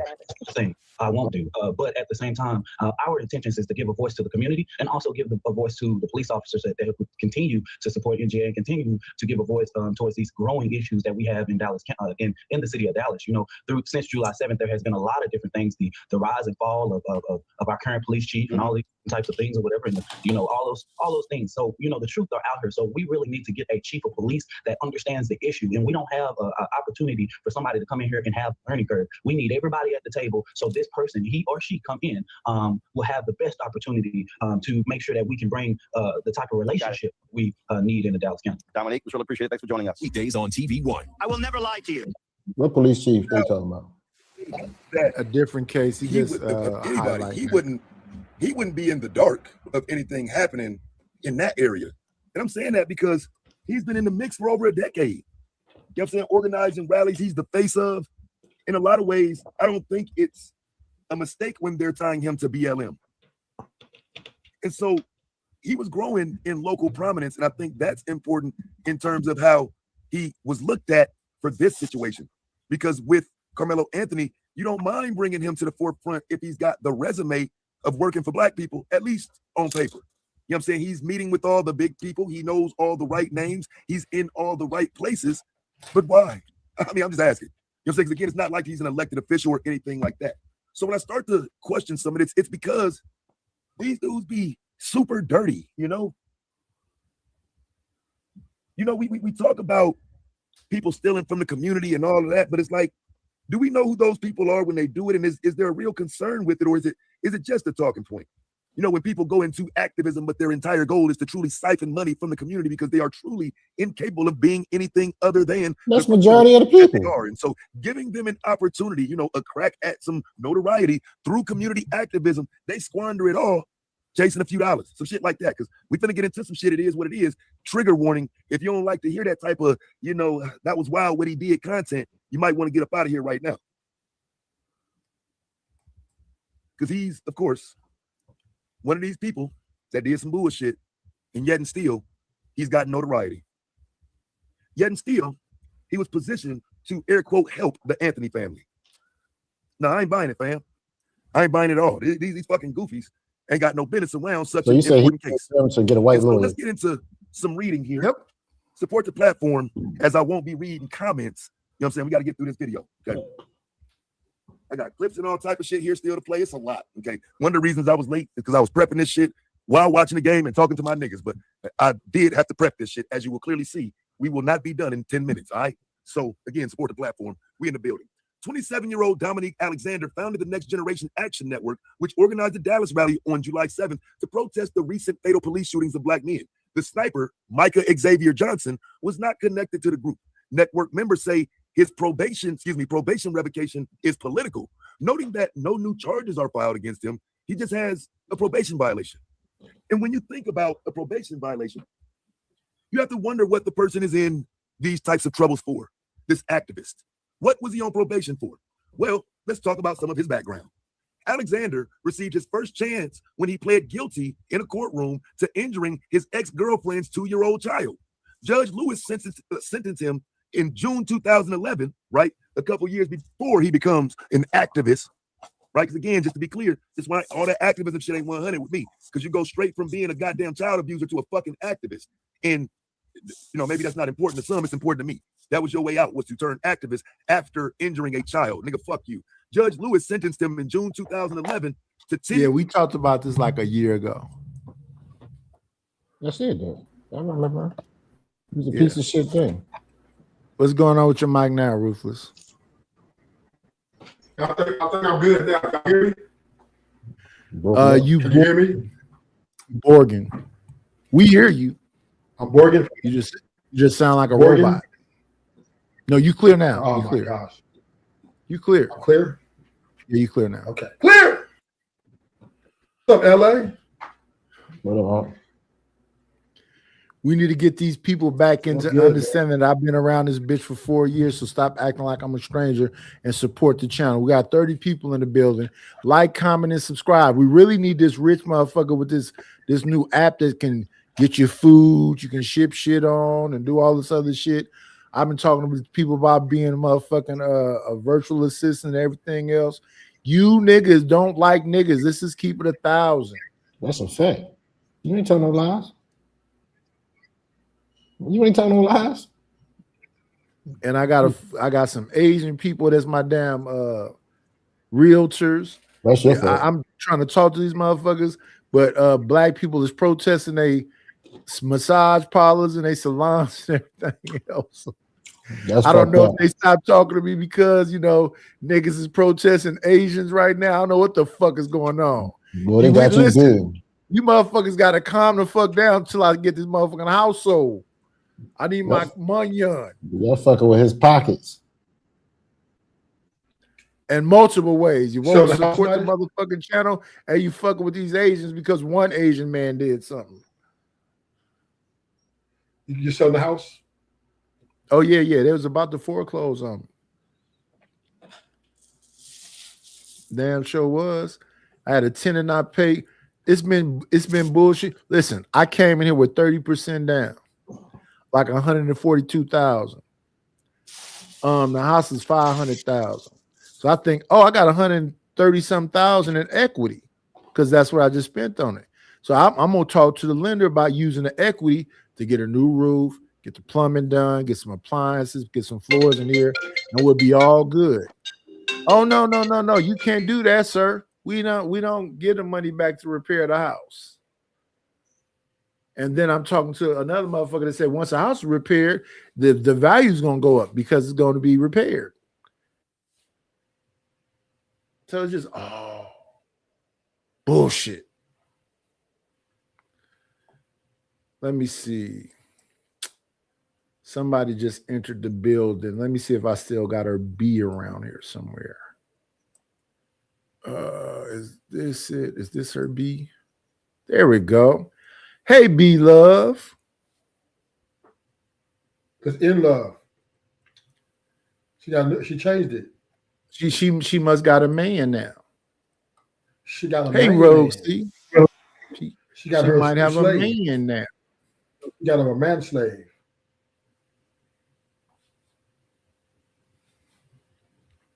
A man slave. That's what women are. I don't think it's a short sale. It's just a regular sale. But I was looking at the motherfucking apartments around here. So I was renting out the front house for $2,700. Now I'm looking on these motherfucking websites for 1 bedrooms. They talking about $1,900. I'm like, then why the fuck was my shit being only rented for $2,700? 1 bedroom is the low price is $14,000. If you really want to get comfortable and have something decent, you got to spend almost $16,000. So if it's $16,000 for a 1 bedroom, 1 bath, and studios is down $14,000 and change, my fucking front house should have been going out for $3,000. But the tenants left this time because they said it's too gangsta over here. It's too many shootings and all this other shit. I don't be hearing a lot of shooting. Do I hear shooting sometime? Yeah. But not a lot.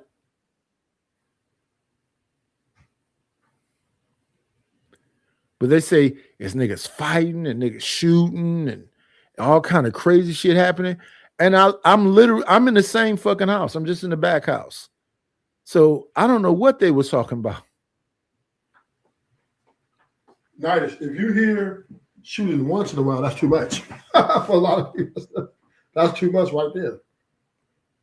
When you unless they leave in Oakland, they're gonna hear shooting no matter where the fuck they go. Yeah. But if you hear a little bit of shooting, No, not them gated communities. No, not up there with them. I mean, they got to pay more though. They got to pay a lot more. But there's places in Oakland you can go and not hear any of that stuff. They always got a higher. I lived all over this city. It's shooting every motherfucking where. But You're not finna live in the Thompson, not hear no shooting. You're not finna live around the Fruitvale area, not hear no shooting. You're not gonna live in the High Street area, not hear no shooting. You're not gonna live around the Seminary area, not hear no shooting. You definitely finna hear a bunch of shooting in Deep East Oakland.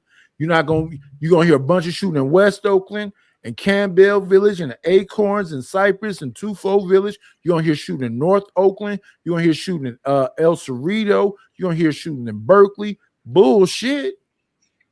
So you ain't got These motherfuckers wilding out. You don't have no gated communities? Montclair.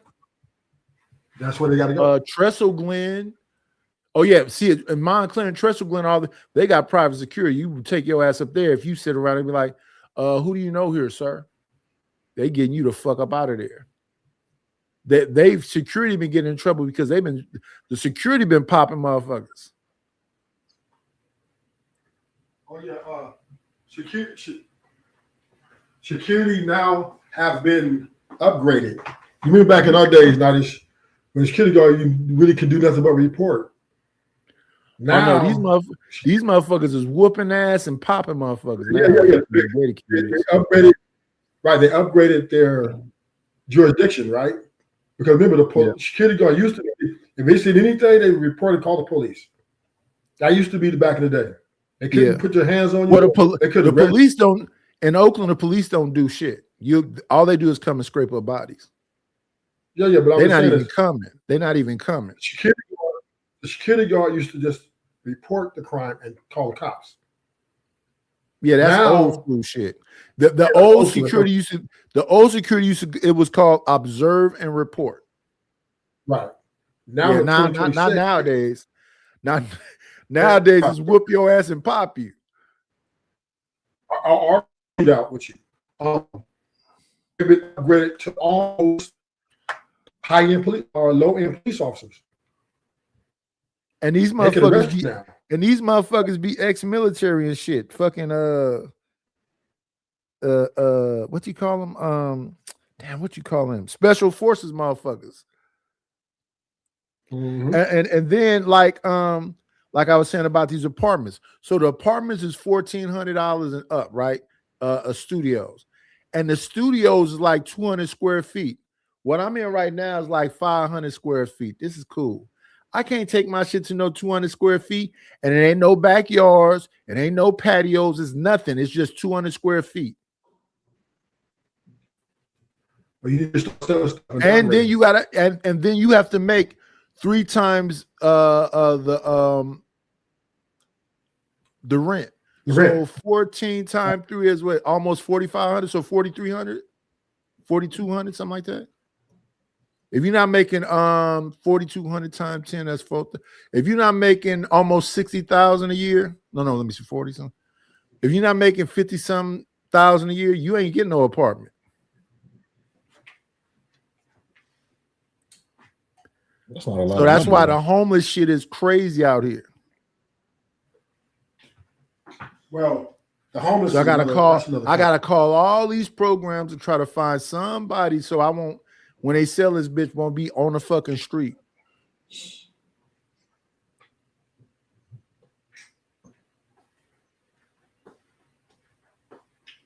Yeah, see, in this day and age, the way America is going, it's opposite of the way the economy is going, right? This country is becoming more individualism, but the cost of living is going up. So they told you in the 80s they're going to eliminate the middle class. It's going to be rich people and poor people. And I don't understand why people understand that. They're trying to eliminate the middle class. So when I first got into this shit, they said call 211. 211 said don't call us no more. St. Vincent de Paul. I can't even remember all these fucking names, all these places I called. They say we didn't get no funding.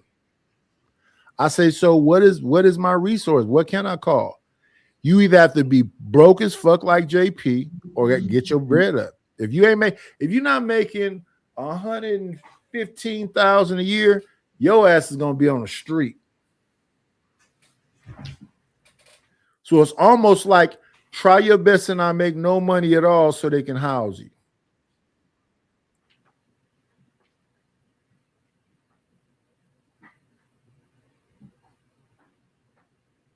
I didn't even look into the old folks' home. So go to the old folks' home and use my YouTube money. They don't have elderly homes there, like apartments. I don't know nothing about it. I've been a homeowner all this time.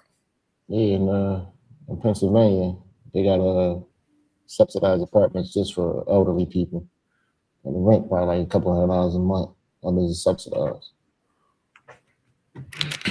Well, I gotta find that because these these motherfuckers in the space is real, fickle and funny style.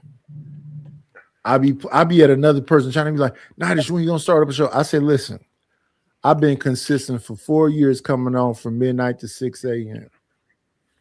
And I did that shit after they demonetized me night after night after night. And there's no way you can't know it's me because all my thumbnails have me on the motherfuckers. So, Nidish, I didn't know you had a new show. I don't have to know nobody have a new show. All I got to do is look at your thumbnail. I look at a thumbnail that says everybody hates Mont. So I know that's Mont. I have to go figure it out. It's not that complicated. Go down stuff. When you start a new channel, you're out the algorithm though. You go out the algorithm, so you're not getting when they're logging on, they're not getting your channel. It's not coming up. Unless they type in Nidish, blah blah blah. It's not coming. Your algorithm totally destroyed. So that's why you got your channel take longer because you got to build the algorithm up, and then everything's about algorithm. You know that. The other day it was 80 people here. 80. All they got to do is subscribe and hit the motherfucking notification bell. They fickle. We all sharing the same audience. So what it really breaks down to, if Wish Doctor is on and Trey is on and Fatty is on, they're there. Who's giving the best product? All about supply and demand. I don't even think it's that because I don't see the major difference between none of them. Well, the difference between me and them is that I'm not red pill or manosphere. That's the only difference between me and them.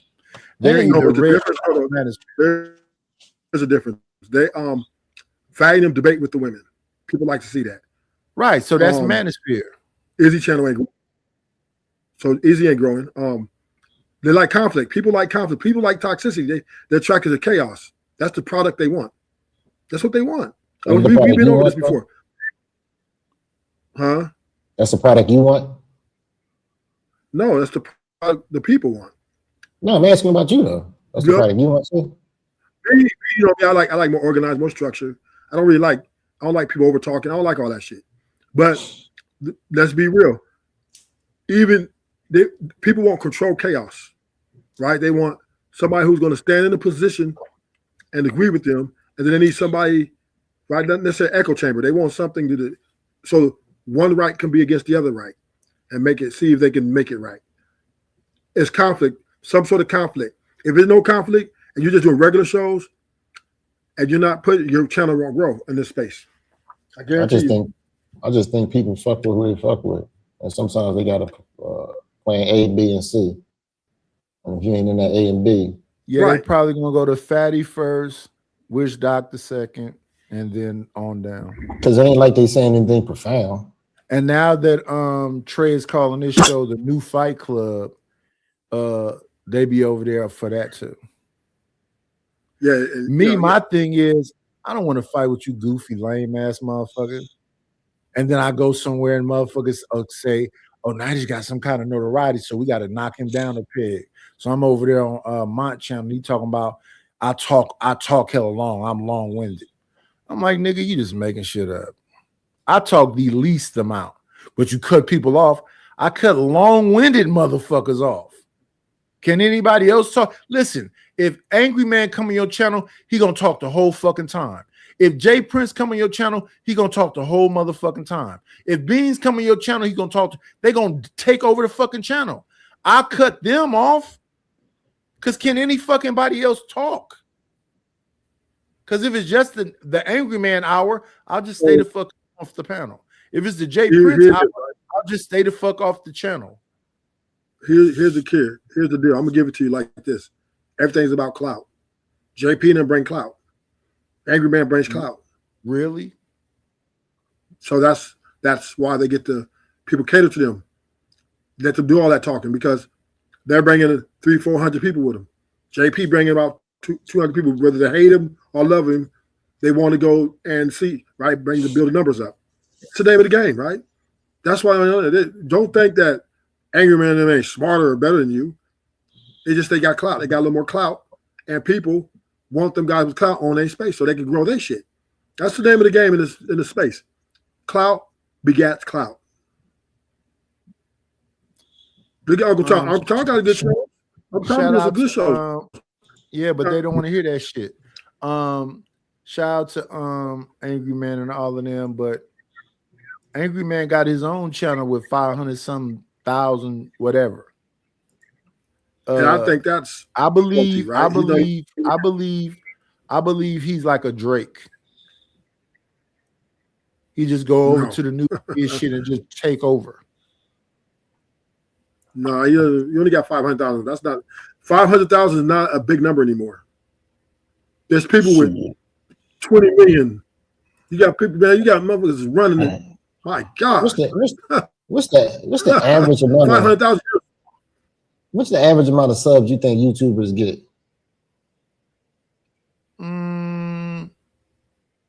I say average less than 10,000. YouTubers.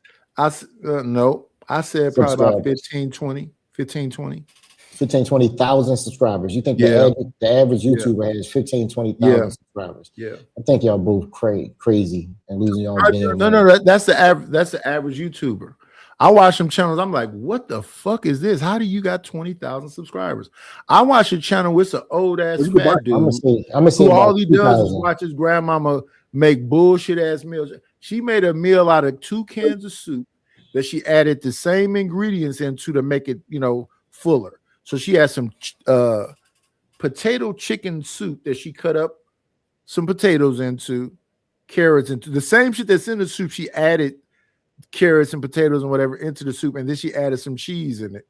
That was one of her cooking shows. Then there was another one where she just walking on the porch just saying whatever wild kind of shit. That motherfucker got 20,000 subscribers. Yeah, but regular ain't talking about shit. He got sponsors and every single thing else. Y'all, we listen. I already said what you're supposed to do. I'm just waiting until they give me my monetization back on this channel so I won't even be on this channel. I'll be over there on the fucking Sir Knight channel. But I'm supposed to tell you about this camera I've been using this 4 years. I'm supposed to be telling you about this mic I've been using. I'm supposed to be telling you about this Rode arm I've been using and get all the affiliate links connected to them so you can go and buy a fucking Rode arm. So you can go buy a mic so I can get the little, percentages from the affiliate links. You're supposed to have emails. You're supposed to have a funnel with a website in it. You're supposed to be marketing. Selling. Your ass supposed to be on TikTok, on Twitch, on Kick, on Twitter, but all of them things are different things because some of them you can't do the shit that I do here. So I gotta have that's why a lot of dudes say you gotta have a couple dollars because you ain't gonna be able to do it yourself because I'm supposed to take these shows and take out the parts that's cooler. Right now, you got Adrian Broner and Dean the Great doing 24-hour streams for 30 days, right? They're just doing whatever. They spend money on the motherfucking clickers. That make all them clips for them.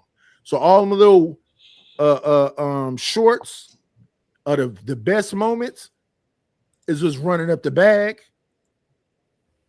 And then when they see and they flooding you with shorts. I was just going through it today. I saw 30, 40 shorts. If somebody putting out 30, 40 shorts a day, And they funny. And you ain't putting out none. But AJ Brown is funny. That dude's a funny dude. I'm not saying he's not funny. Yeah, I think he's gonna die early. I think he's gonna die early, but he's funny as fuck. But I agree with you. You got to spin to win. He asked the girl the other day. He said, I don't really know you, baby. What's your name? She said, I think she said patient or some shit like that. He said, I'm patiently waiting for you to get the fuck away from us. The bitch lost her mind. Yeah. Oh no, she said passion. She said her name was Passion. He said, I'm passionately waiting for you to get the fuck away from us. And they do all kind of rapey, Diddy type shit.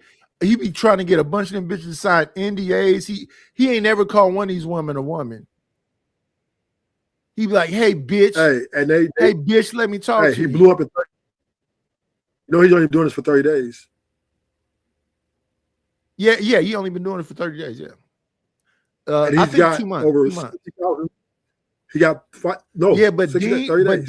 but Dean had already had the channel. Yeah, but Dean was smaller, and when Adrian came over, he blew him up more. All Dean's clout came from Adrian. I remember Dean. He was I hate when y'all do that. That's that nigga shit. If it wasn't no fucking Dean, Adrian bum ass would be somewhere drunk, broke than a motherfucker. No. We're not saying that. Okay, what I'm saying is this.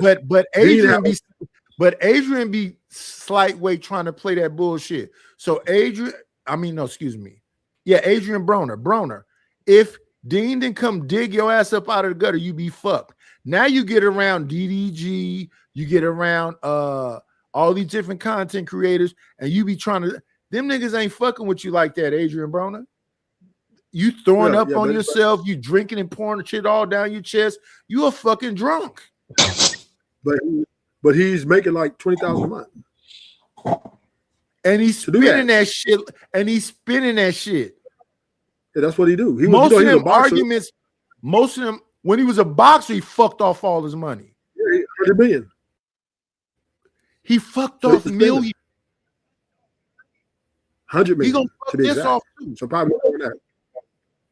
Yeah, because Adrian is more of a guy who lives in the moment. He doesn't care about tomorrow. And now he's threatened to leave Dean. Shooting star then. Then he threatened to leave Dean because Rumble offered him to give him a blank check.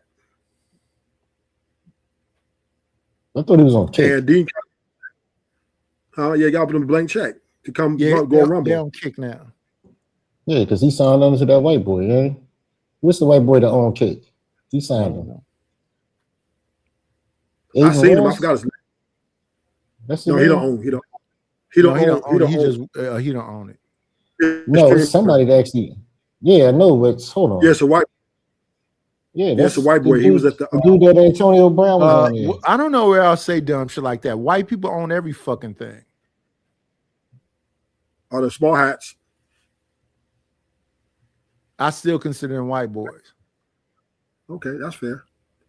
That's fair. Not going to argue that. But, it's all good, though. I'm just saying, I mean, in Kick, you got to have money to make money.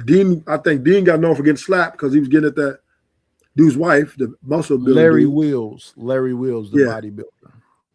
And Larry slapped the fuck out. Plus, Dean he's a fighter, right? He's a martial arts. No, not martial arts. No, boxer. MMA. No, boxer. Yeah.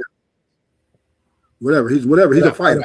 Right, but he's an actual fighter, but he's an amateur boxer.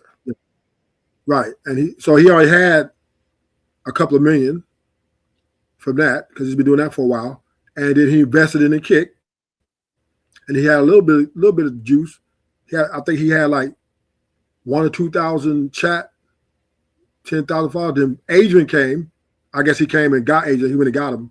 Because I think he got him because he said Adrian was his inspiration for boxing. Right, inspiration for boxing, right?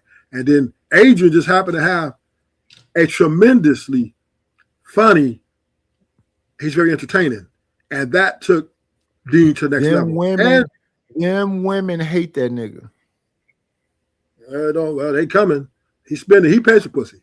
Well, those are prostitutes. Yes. He told her, he walked up to a bitch and say, "I'll pay your rent for a year." Come on. And Dean paying to all of them. Dude, this is the thing, man. No. Dean ain't paying shit. You didn't see the clip. You didn't see the clip? Where he get his girl her hair nail done. He get $450 to get her hair nail done. And then Dean? AB said, yeah, Dean. He spent how much? $450 for her hair and nails. Okay, is that a year of rent? Man, that's still a trigger. No.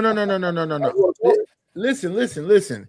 If you buying some vagina and right for $400, that's cheap, ain't it? No. He's spending more than that. That's just one thing, right? I'm sure she's asking him for more. Listen, if they come, he literally said, if you come back, I'm not giving you no more money.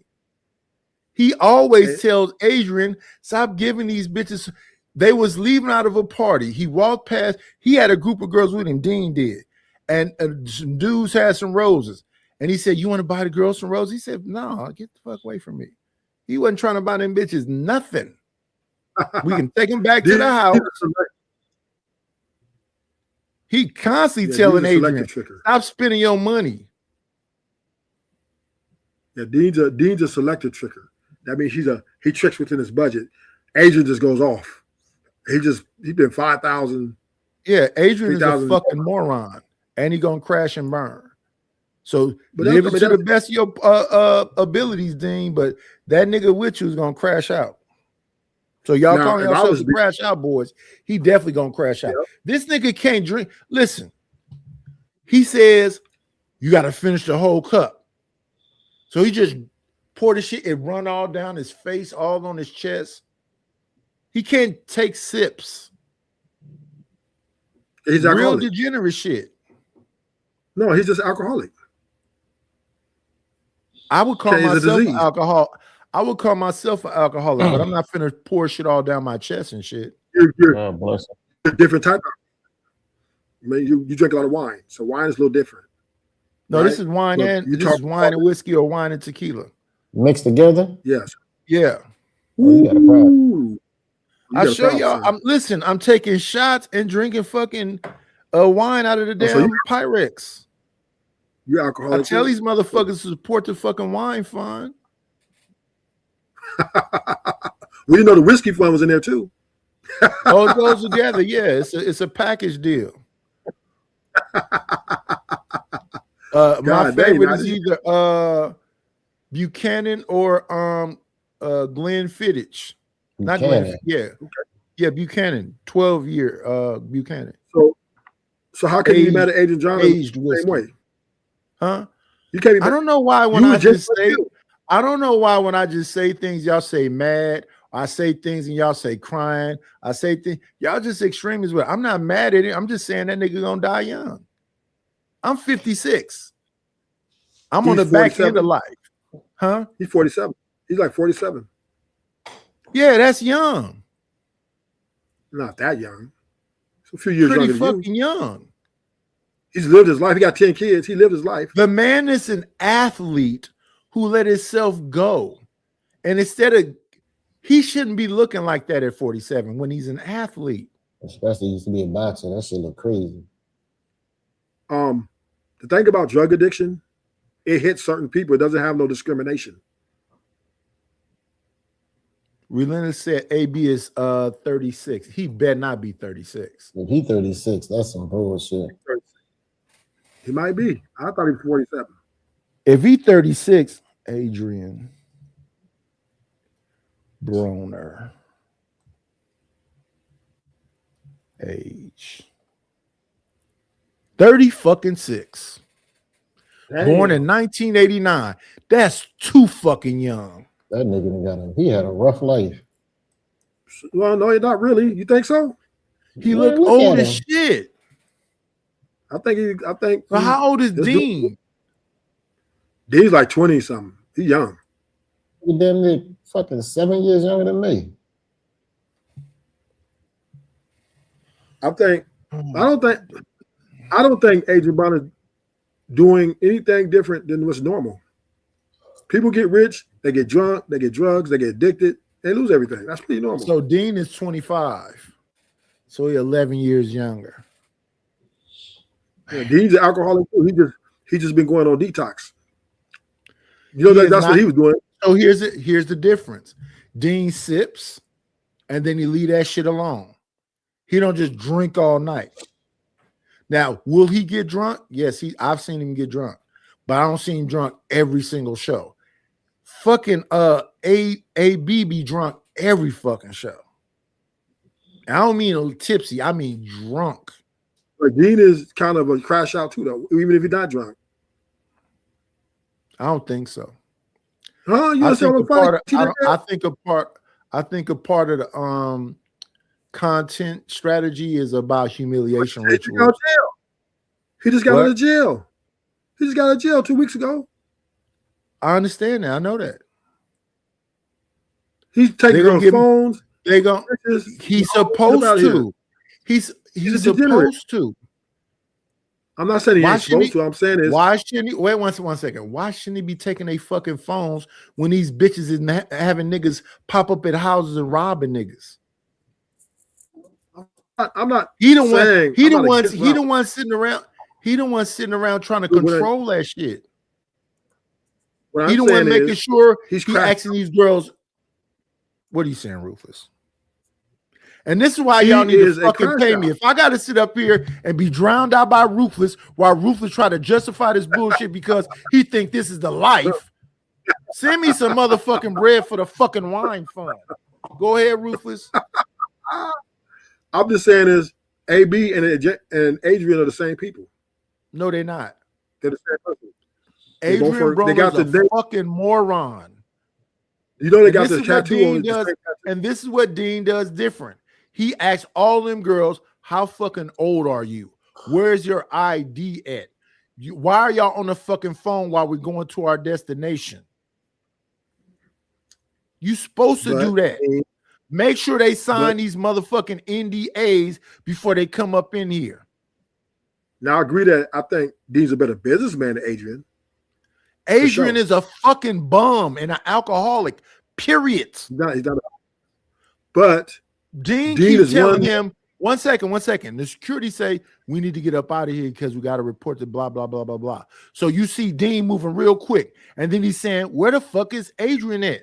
Where AB at? Where AB at? Then they see AB and he just said on the other day, you ain't no street nigga because you know we supposed to be getting the fuck up out of here. Why are you lingering around when security is telling us we need to go? You want to stay here until somebody pop at us.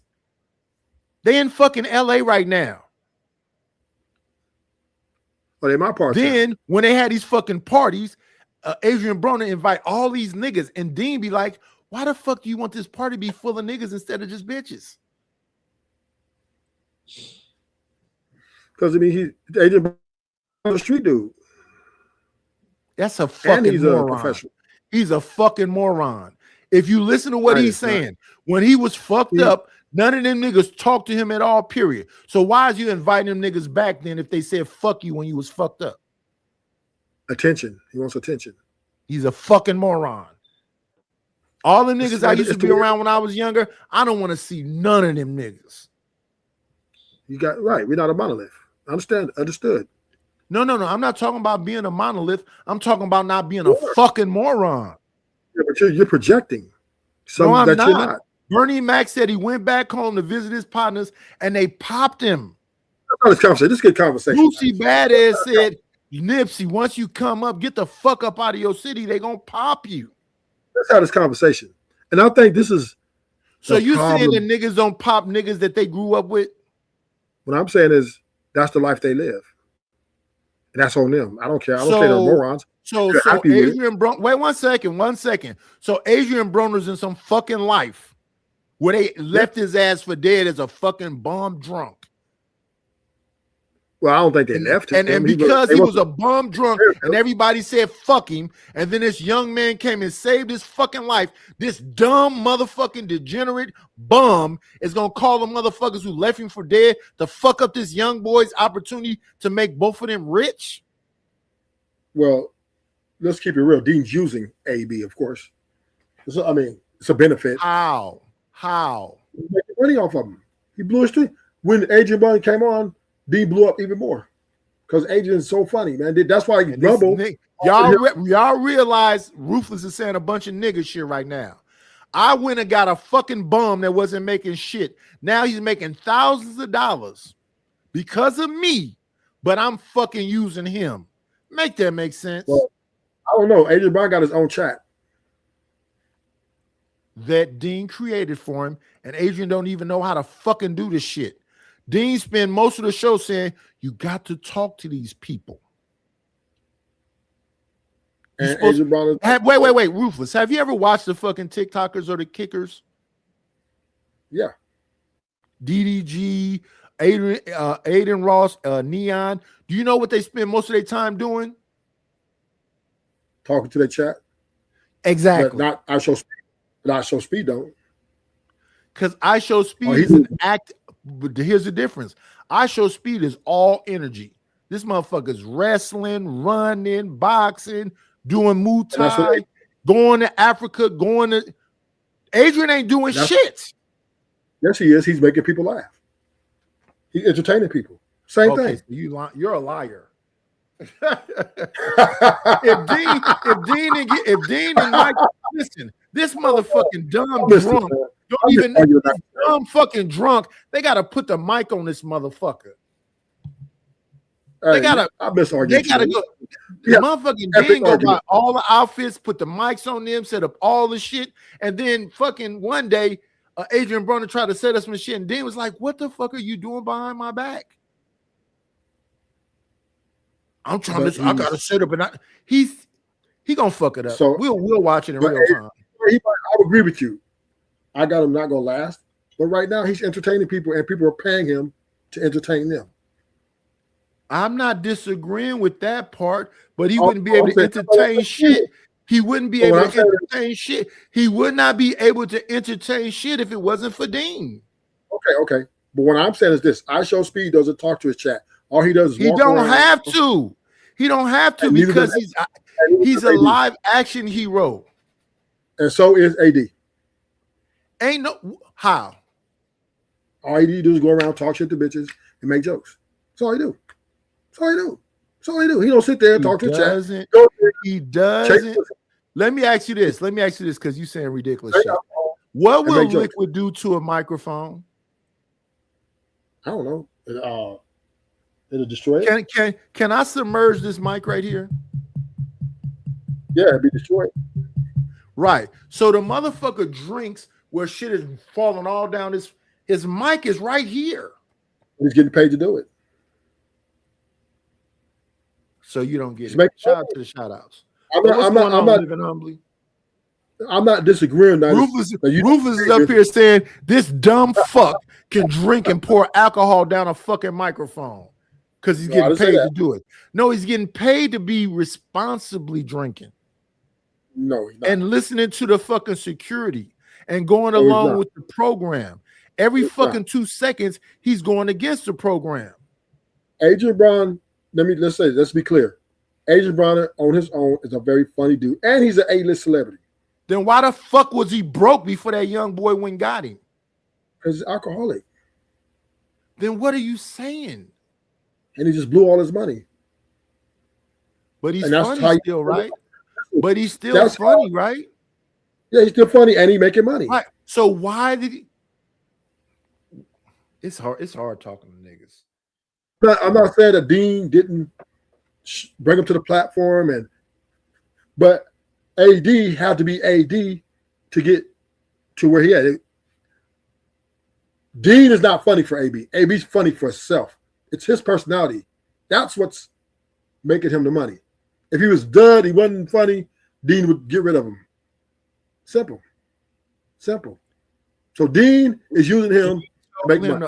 day when AB said some goofy shit. He said, "Cool, AB, go on there. You don't need me no more. Go on there." Because Rumble And opening. he been saying that for the last few episodes. Go on then, because the shit you doing is endangering me. All the funny shit is funny. That is, I don't. You say to women, that's cool, but the shit you doing is endangering me. He just got through saying, "Them bitches you bringing up here, AB, is stealing my fucking clothes, stole my fucking glasses and shit."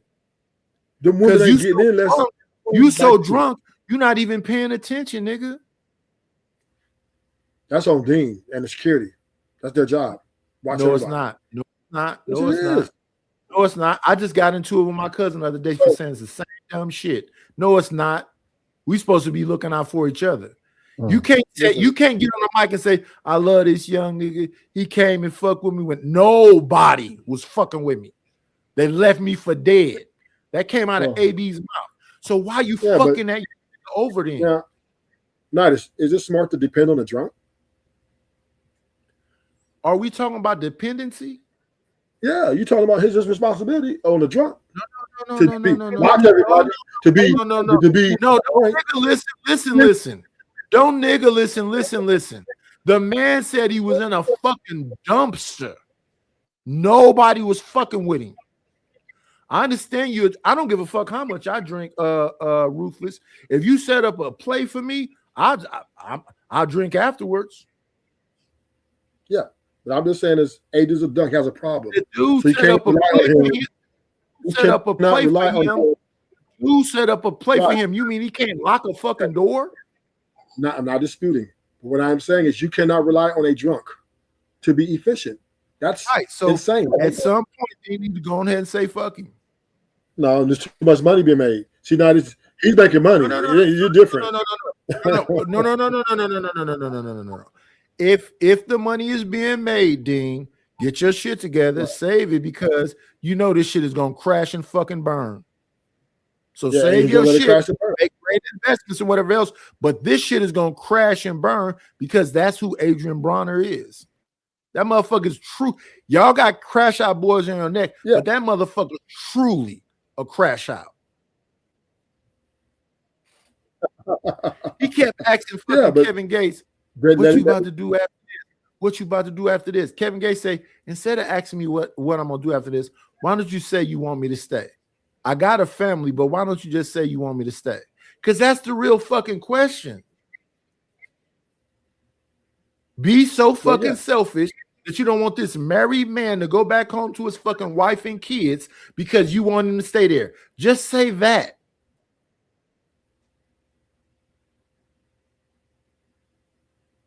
This AB's AB, man. He's not an intellectual. You got to be able to say fuck niggas like that. Dudes who are intellectuals not making money on Kick. Yeah. That's a lie. Everybody who's making money on Kick are clowns. DDG ain't making that much money. You think Aiden Ross is a clown? Yeah, he does. You see, do the Super Mario thing and all that shit. No, I understand the humiliation rituals, but do you think he's a clown? Yeah. He's a clown, and all he does. This is all Aiden does. I don't think Aiden Ross is a clown. I don't think Neon is a clown. I don't think DDG is a clown. There's a bunch of people. And if they are a clown, I don't know where they clowning at. So I don't think that Kai Cenat is a clown. Of course he is, but because that's what he does, clown people, make jokes. That's what he does. Nothing wrong with being a clown. He's a Kai Cenat and AB are the same person. Not at all. Same person. Make jokes, make people laugh. That's their entertainment. I don't see. I ain't never even seen Kai Cenat drink shit. No, he don't drink, but he still makes people laugh. He can be a drunk or not be a drunk to make people laugh. I don't even think y'all that funny. Bottom line is, well, there's a whole bunch of people who do, and he's blowing up. He's the hottest streamer in the United States right now. Adrian Bonner, the hottest streamer in the United States, and he's making over 30K a month. So I don't know what you might think. So that's it. Sell out, niggas. Fuck Carmelo Anthony. Just coon the fuck out. Chimp out. You think that's selling out? Being funny? Well, that's the same thing you're trying to do here. He's not just. You're trying to build your channel. That's all he's doing. Wait. You think I do? You think I do humiliation rituals?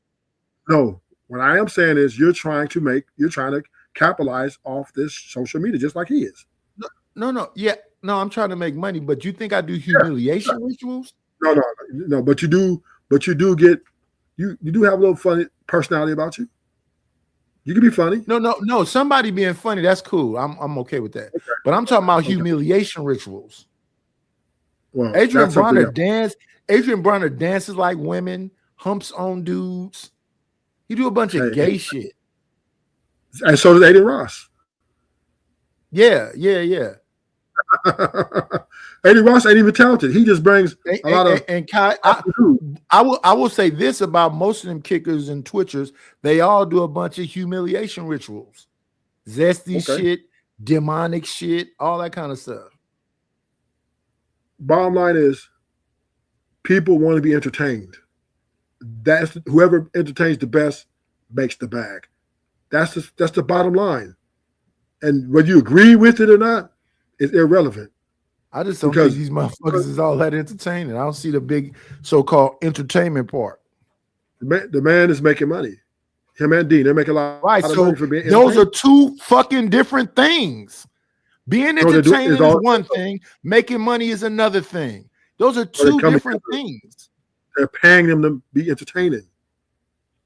What are you talking about? They're paying because Dean is making deals with individuals, and they just happen to have this other drunk motherfucker who don't have no motherfucking standards on his side.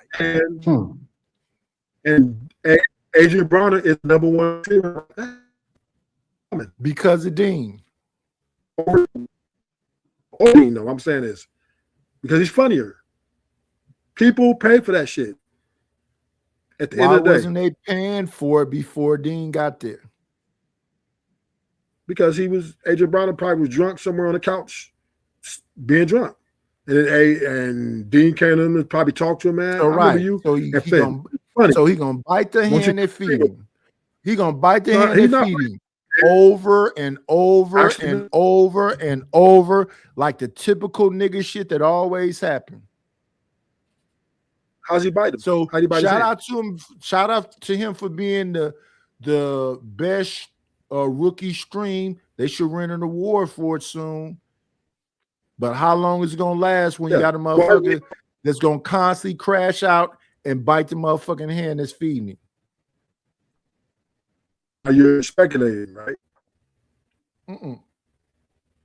You're speculating at this point, right? No, because he hasn't bit his hand yet. I'm listening. They're still streaming together. I'm listening to him. I'm listening to Dean talk to Adrian.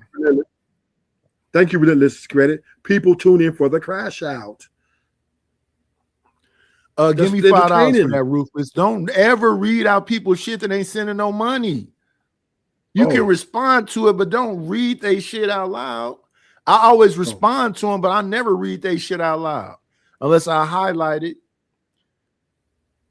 Oh, my bad. Don't read these motherfucking people shit out loud. Don't make them famous. I ain't never seen a cash out from Relentless. Shout out to him for being here. I guess it's a benefit for having retention. But yeah, I think Adrian Bronner, he's gonna live his short-lived success because the alcohol will ultimately take him down. I agree with you on that. But hey, it is what it is now. I don't really think it's gonna be the alcohol. I think it's gonna be the misuse of Dean. Dean got a temper too, man.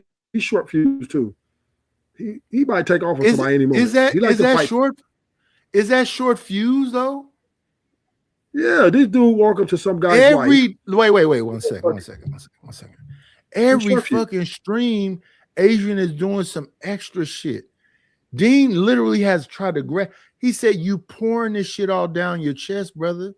These little, I forget what they call them mics that you clip on. Them shits are like $400 a piece. And now Dean acted like the women, right? You can't accept me who I am. You knew that way. You knew that I was that way before you met me. When you met me. So now you want me to change? I don't have to change for you, nigga. This is me. This is who I am. I blew up this way. Let me fall off this way. You can't. And this is what he already fell off that way. Yeah, he can fall off again. It's wait. Right? And he's but 1 second. But 1 second. 1 second. It ain't about Dean. He already fell off that way, right? Right. So now he's in. No, 1 second, brother. He's conscious of it that he fell off that way, right? And he's still doing it. Yeah. Right. That's Okay. smart. That's cool. That's some nigga shit. That's some nigga shit. That's fine. But one thing. No, it's not fine. That's some nigga shit. No, that is fine because that's the way he wants to live his life. No, it's not. That's some nigga shit. His life is not affecting your life. He's just, if he wants to destroy. How do y'all make it about that's his me? problem. No. You make it about no. Let's stay right here for a minute. Why do y'all make it about me? No, you make it about AB. You call him name calling. Wait. 1 second, brother. 1 second, brother. Us as human beings and as black men, we're not supposed to care about each other. Not by name calling. What's the name calling? What do you call somebody who drinks too much? Wait. What? See, and this no. 1 second. What do you call somebody who drinks too much? A lush. Two names. Enjoying themselves. It's two names. What do you call somebody who drinks too much? A lush and alcoholic, right? No. Alcoholic and drunk. A drunk. Yeah, but you called him a moron. I guess you could put that third. I think lush is a white person term, but lush is a fucking alcoholic or a drunk. Is that name calling or is that what they call that? That's what the moron is not what they right. So when I say word, wait 1 second, Ruthless. When I say words, I hate this shit about niggas. When I say words, I'm not calling somebody something other than what the fuck they are. Not a moron. I don't think he's a moron. Listen, Ruthless. I call myself a nigga. Okay, that's normal. Right. Am I name calling myself? Yeah. No, I'm not. Respect. I'm actively listen, brother. I'm actively doing nigga shit. Right. Wait, Ruthless. If I called you a nigga, you would be offended? No. You clearly a nigga. Right. Well, it depends on no, sir. No, Ruthless. No. Because I hate when y'all be up here lying on me. You not a nigga.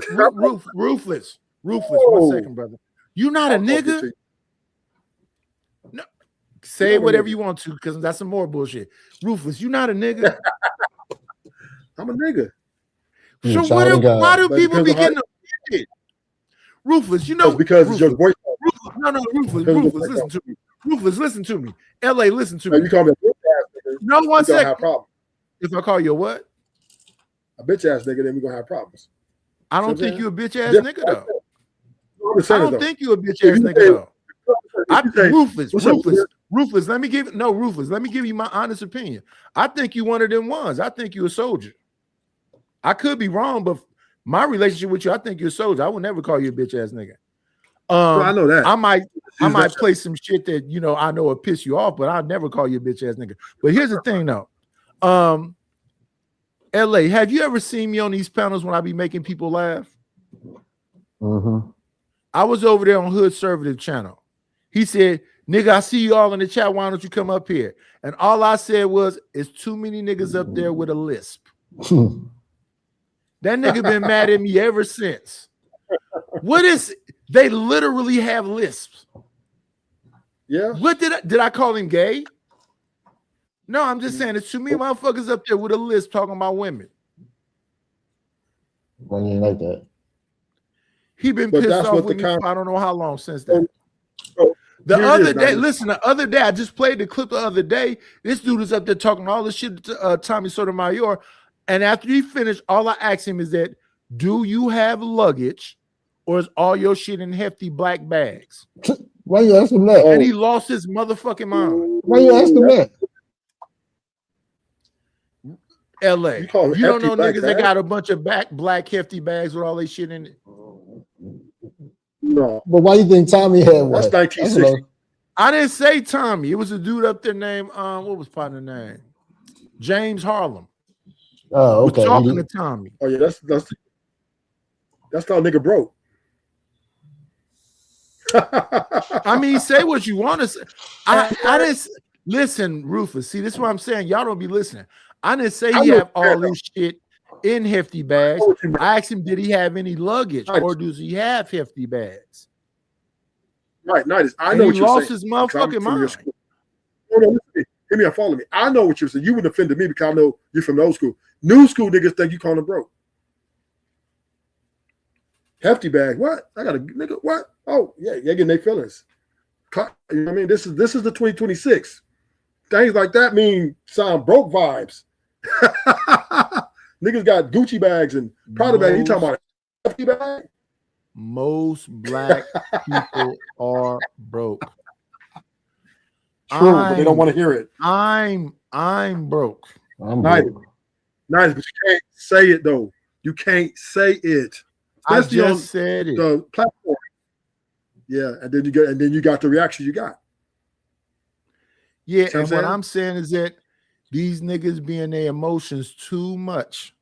And the one thing I used to tell my kids the most is that all human beings have emotions, but as a black man, you cannot lead with your emotions, because if you're over emotional, you go into the penitentiary and you might get smoked. Can you walk the down with me?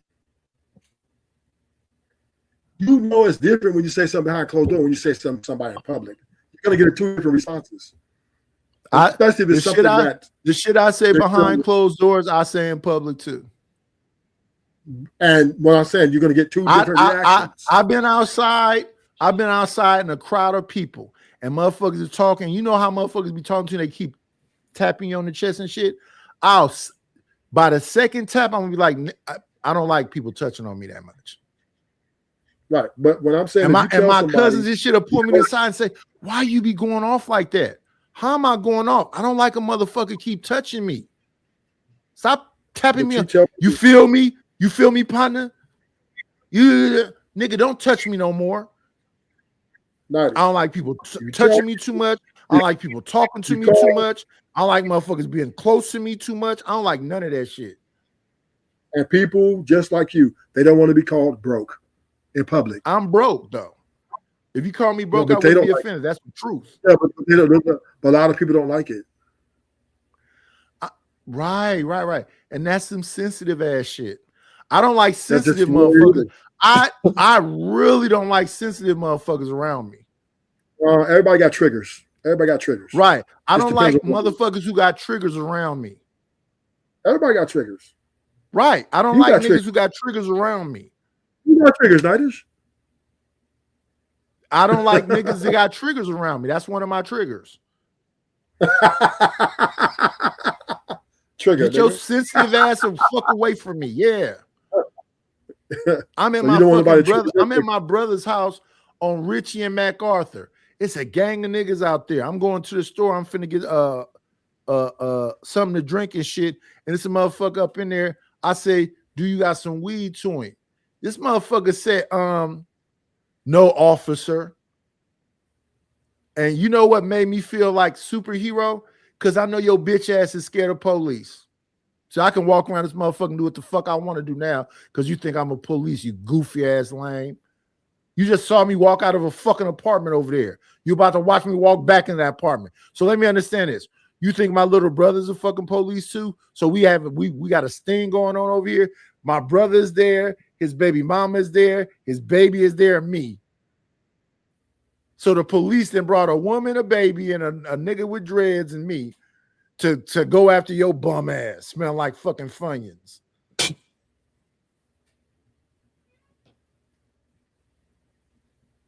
My brother said, why do you be feeling comfortable to come around here when I'm not here? Because I'm not pussy. What the fuck is these niggas gonna do? And you live in a gated thing. I gotta have a code to get in, motherfucker. I come over there and wait until somebody going in the gate. I say, wait a minute. Then I go on the gate right behind them and go right up to them apartments. But I don't even I know. This is before I start going to dispensaries and shit. But you have to understand that people fuck them. Take their offensive thing. Yeah, fuck them. And that's what's Yeah, a lot of people lost their life. Hey, listen. If it's meant to happen, how can you stop what's meant to happen, Ruthless? You can't. When I was young, I used to go to McClyman High School in West Oakland. I met a girl at school named Kim something. She said she liked me come to her house on a Saturday morning, like around about 11 a.m., something like that. I went to the bitch house. She had 3 other niggas in there.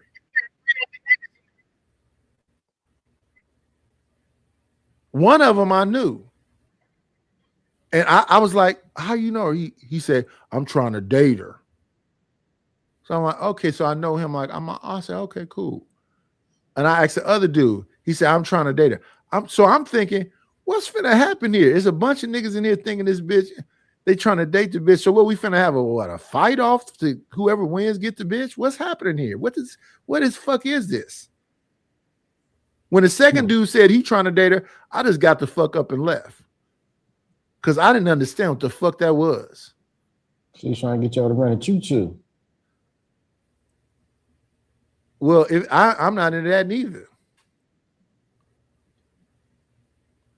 So 4 strange niggas that don't even know each other. It's been a fucking, the other nigga name was Nathan. 4 niggas that don't really know each other. I don't think she knew that I knew Nathan, but 4 niggas that don't know each other, she wanna train a strange niggas that don't even know each other. What's the other? Yeah, I'm cool. cool. Over there. I'm cool. I don't want to be around 3 other naked niggas. I'm Gucci. Hell no. Hell no. Entertainment sales, sex sales, and violence sales. That's what it sells in this military. Violence, sex, and comedy. Those are top 3 sellers. So your channel should be popping, Ruthless. No, the thing about my channel, I'm the women and the men are the same, so I fitted both. So they women. Yeah, but the women, most of my followers are crazy. LA. Every time I try to help one of these people out with their channels, they snap on me. You see, Stan, she lost his fucking mind when I try to help him with his channel. Nightish, I understand that you could do blah, blah, blah, blah, but what the fuck, if I don't want, cool. Keep calling that man Stan. Some people just come on here just because they can, right? Not Stan likes to come and talk shit to everybody. Stan cut his made his show private on Nightish last week. Got his ass up out of here. That was funny. Hey man, it is what it is. Shout out to the shout out.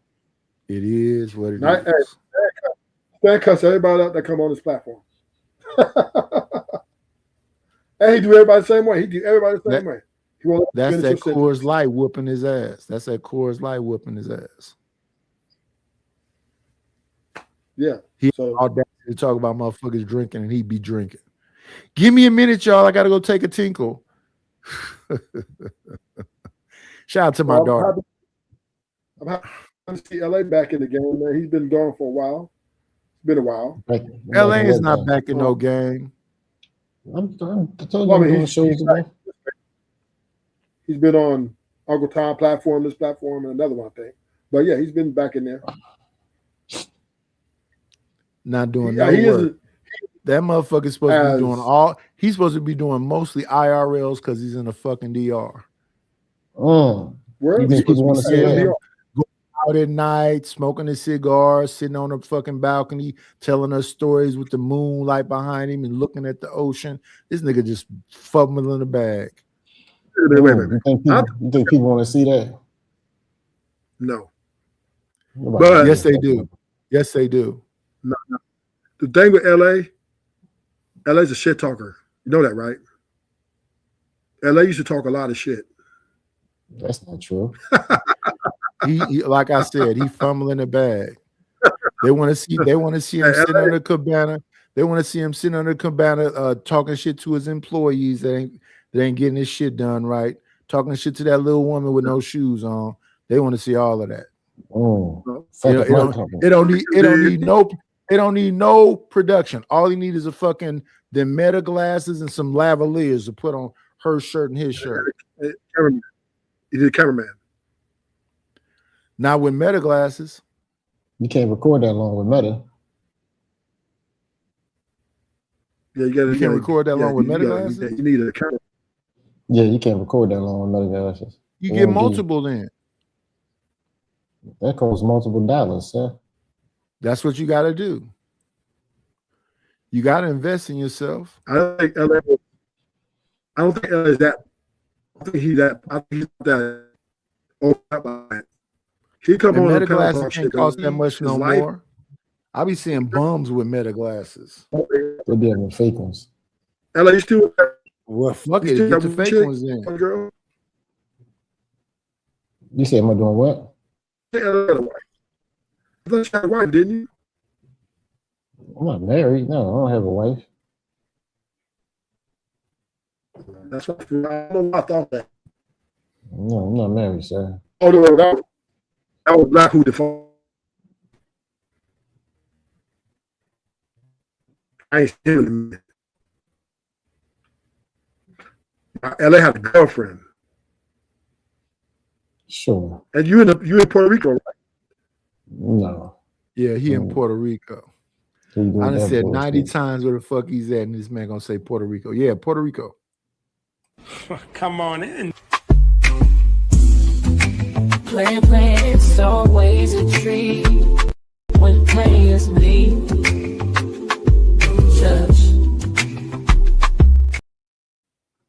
What's going on, Simon? Speaking of drunk. Shut up. What? Hey, what's that? Wait, so that's the first. That's how you're gonna dress me in, like the first time. Some of that serving in military and all that shit. Yeah, come on. How are you doing? It's a something. That's that British shit. Shut up. He's a British drunk. That's the worst part. No one. Look, Brian. I told you a long time ago. Don't play me. Like, I don't know what and who you think you're talking to, but you want to get some recollection. Go and buy like some piece of bread or something and like put some butter on that shit and understand what that looks like for the first time. Don't talk to me. I ain't come up here for you. I ain't came up here to speak tonight. You know what I'm saying? Because at least he got something to say. Yeah, you're damn fucking mind, bro. He's a short British drunk at that. Yeah, continue, sir. Continue, sir. Continue. That's the short British drunk. You know, I had your card a long time ago, bro. So what's on it? You know what it is, so I ain't gonna say. What's on my card? What's on my card? You got it. What the fuck to say? Oh, shut up! I ain't got time to talk. I came up here to talk tonight. I ain't got time for you. You're a bum nigga. You know what I'm saying? That's a whole. No, you're a bum nigga. I ain't got time. Just say I agree with you. What you talking about, sir? You agree with me that you're a bum nigga? You agree with me? Yes. Yes. Okay, well go ahead, sir. Yes. Don't talk to me, bro. I came up here to speak tonight. I'm trying to get some knowledge and some understanding about things that I don't understand, though. Okay. Well, first of all, you got to stop. You got to put the whiskey away. What whiskey are you talking about? What you got beside you? What you drinking on?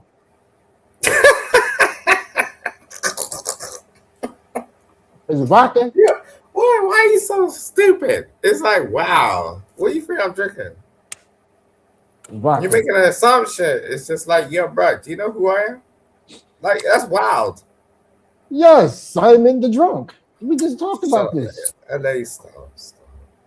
So what you drinking on? Nidus got whiskey and wine in the same cup right now. No, what you got? Tequila and wine. I got vodka. That's what I got. Oh, okay. So I was right. No, you weren't. You're wrong. I said vodka. No, you said gin or whiskey. I said vodka. After that, I said vodka. No, you said whiskey. Of course, but then I said probably vodka. All right. Well, get your nuts off. You know what I'm saying? Like, you got absolute? What you got, a little absolute over there? Yeah, that Swedish shit. I figured that. Stay away from that shit.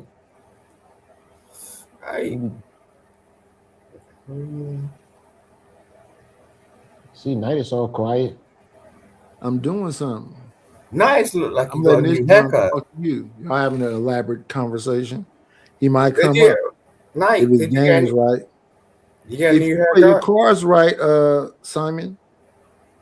Say that again. If you play your cards right. If you play your cards right. I'll come up as well because LA is a fucking fool. I like LA. He's a fucking fool. That's a whole fact. He cracks me up. I swear to God. And like we know each other because like we both been in the military, so it's like I get Who both been in the military? us two. You in LA? Mm-hmm. Oh, okay. So what are you saying about the military? It's like I don't know. It's just an experience you're not gonna ever really experience again, and it's cool. Like look, I wouldn't be myself on this. Like I learned what the fuck I learned, like digging in them trenches and going in mud and like having to really understand what friendship looks like, because like look, Two men buried in a foxhole together, all cold.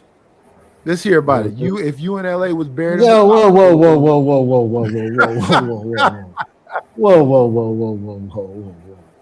What are you doing? What are you doing? You know what I'm talking about. What? No. Playing I'm around asking Nightis. What are you doing? Okay. What's the point of this?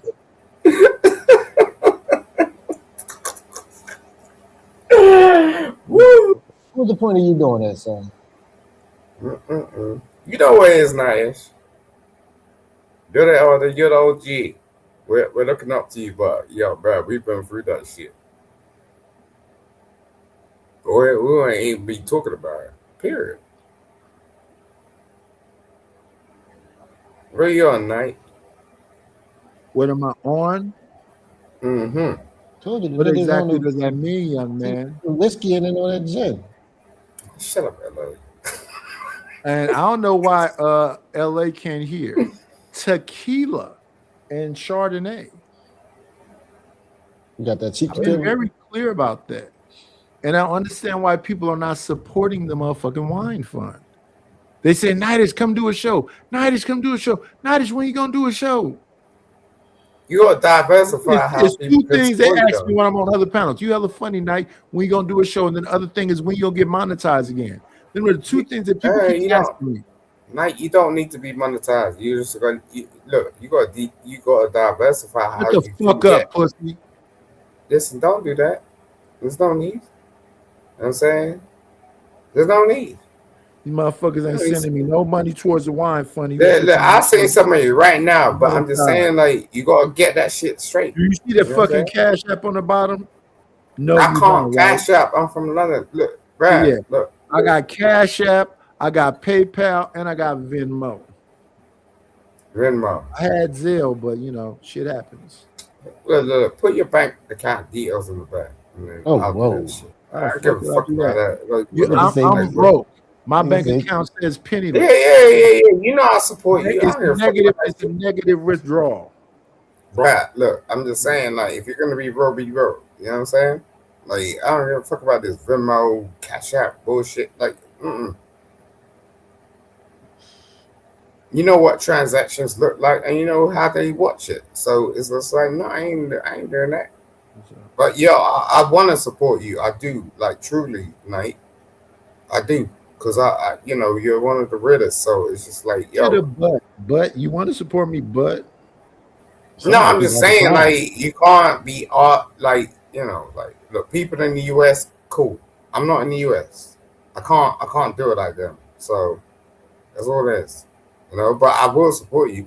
The fact of the matter is like, you know, you just want to talk to a man. That's all. Shout out to the show. No. I just feel like, I got it. You can send somebody. No, what you send the other day? 10 G's, 30 G's. What was that ridiculous number? Yeah, Brad. Look, I'm telling you. Come on in. Playing, it's always a treat when players meet.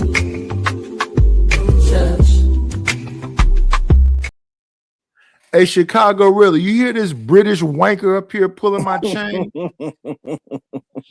Town business, man. Peace to the gods. Yeah, church. Tabernacle, synagogue, mosque, all of that. You dig?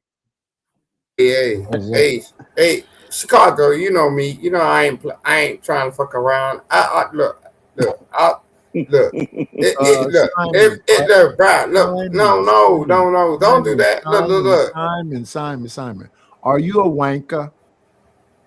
I don't know what you're talking about, but I'm just saying, like, you don't know what a wanker is? No, I don't.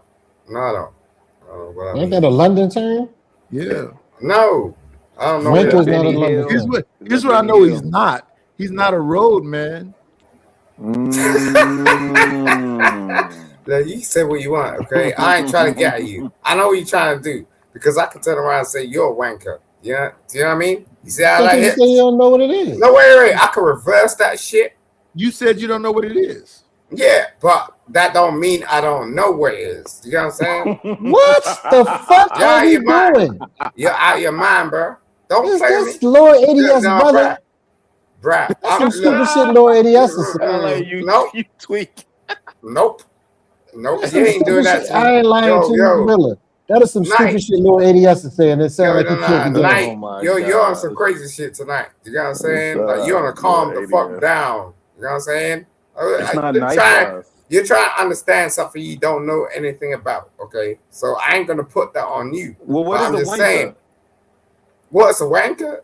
Yeah, a Simon Hector. Okay, so he's trying to put that on me.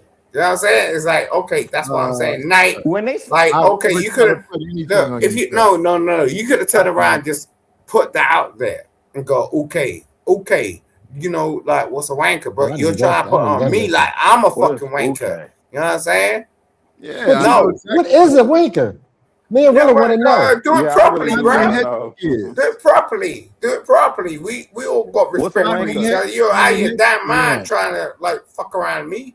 Yeah, your mind. Wanker. You won. When is the last time? All right, so let me explain what a wanker is. Okay. No fucking time. Let me explain what a wanker is. When is the last time what? When is the last time what?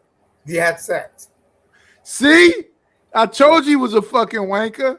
Yeah, what does Nidish having sex have to do with a wanker? No, he said it. I didn't say it. I didn't say it. No. Nigga, if you don't tell us what a fucking wanker is, you weirdo drunk. What is a wanker? Yo, LA, your mother turned around and named you wrong in the first place. Okay? I don't know you got raped when you was about 9 years old, so you're gonna turn around and say shit to me, okay? My mother dead, sir. Wanker. Yeah, you're damn fucking right. So don't fucking tell me shit. My mom died. Oh man. So now you gonna out your damn mind talking to me. My mother dead. And you're damn still right. Drunk. You still drunk. So what that mean? Tell us what the wanker is. Like you're some big dude, like that on road that you can go to any city. Boy, your zestiness is always at its end. Wait, Don't Simon. you shut the fuck up, man. LA was a big dude on road. Yeah, I just gonna say two things to LA. I swear he's gonna bounce the fuck out. Look at he the knows Lord. who the fuck I am. Go ahead and say it so I can get out of here. Motherfuckers is not supporting the mind, son. Come on. You out your mind talking to me. Playing, it's always a treat when players meet.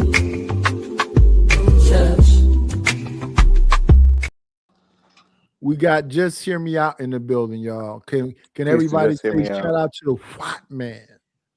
Well, I mean, I was enjoying my day here. It's 80 degrees. It's nice and sunny, Washington, right? But once I was clicking on YouTube and I just saw this fucking retard Simon was on your panel. Oh my god! I was just like, I gotta join. You know what? Okay, so Simon, wait. Simon, wait, the man came to look for you, Okay. Simon.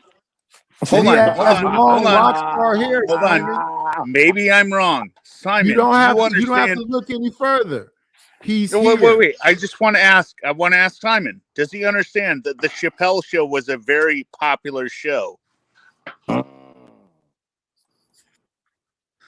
No answer. Okay. You said you were an Elvis was a entertainment hero to lawyer most, and you but he didn't know never the meant Chappelle shit to Show. me because he's straight up racist.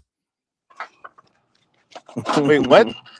No, he's quoting Public Enemy. Don't mind Nightish. No, I'm just I was saying. supposed to come in and say, "Motherfuck your man, John Wayne."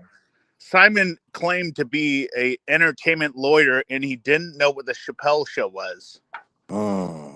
Well, to be fair, he drinks a lot. Wait. Let me hear me out something. Does that make him gay? No, it makes him a fucking retard. If he was on the show looking for a boy, does that make him gay? That was crazy. Oh my god! Well, I mean, I guess technically. Wait, because y'all keep saying this. Wait, y'all he's have gone? video? Oh, he dropped out. Wait, Simon, I hope you get another year without seeing your children, since you fail at it every time, since you're fucking drunk. Wait. One and that's second, all I sir. gotta say. 1 second, Simon, sir. We do not talk about people's children's, wives, or parents. Wait, but I mean, and again, one of you motherfuckers. That's the only reason I came up here was to call him out. So. Damn. But when he drops it, it makes it less engagement.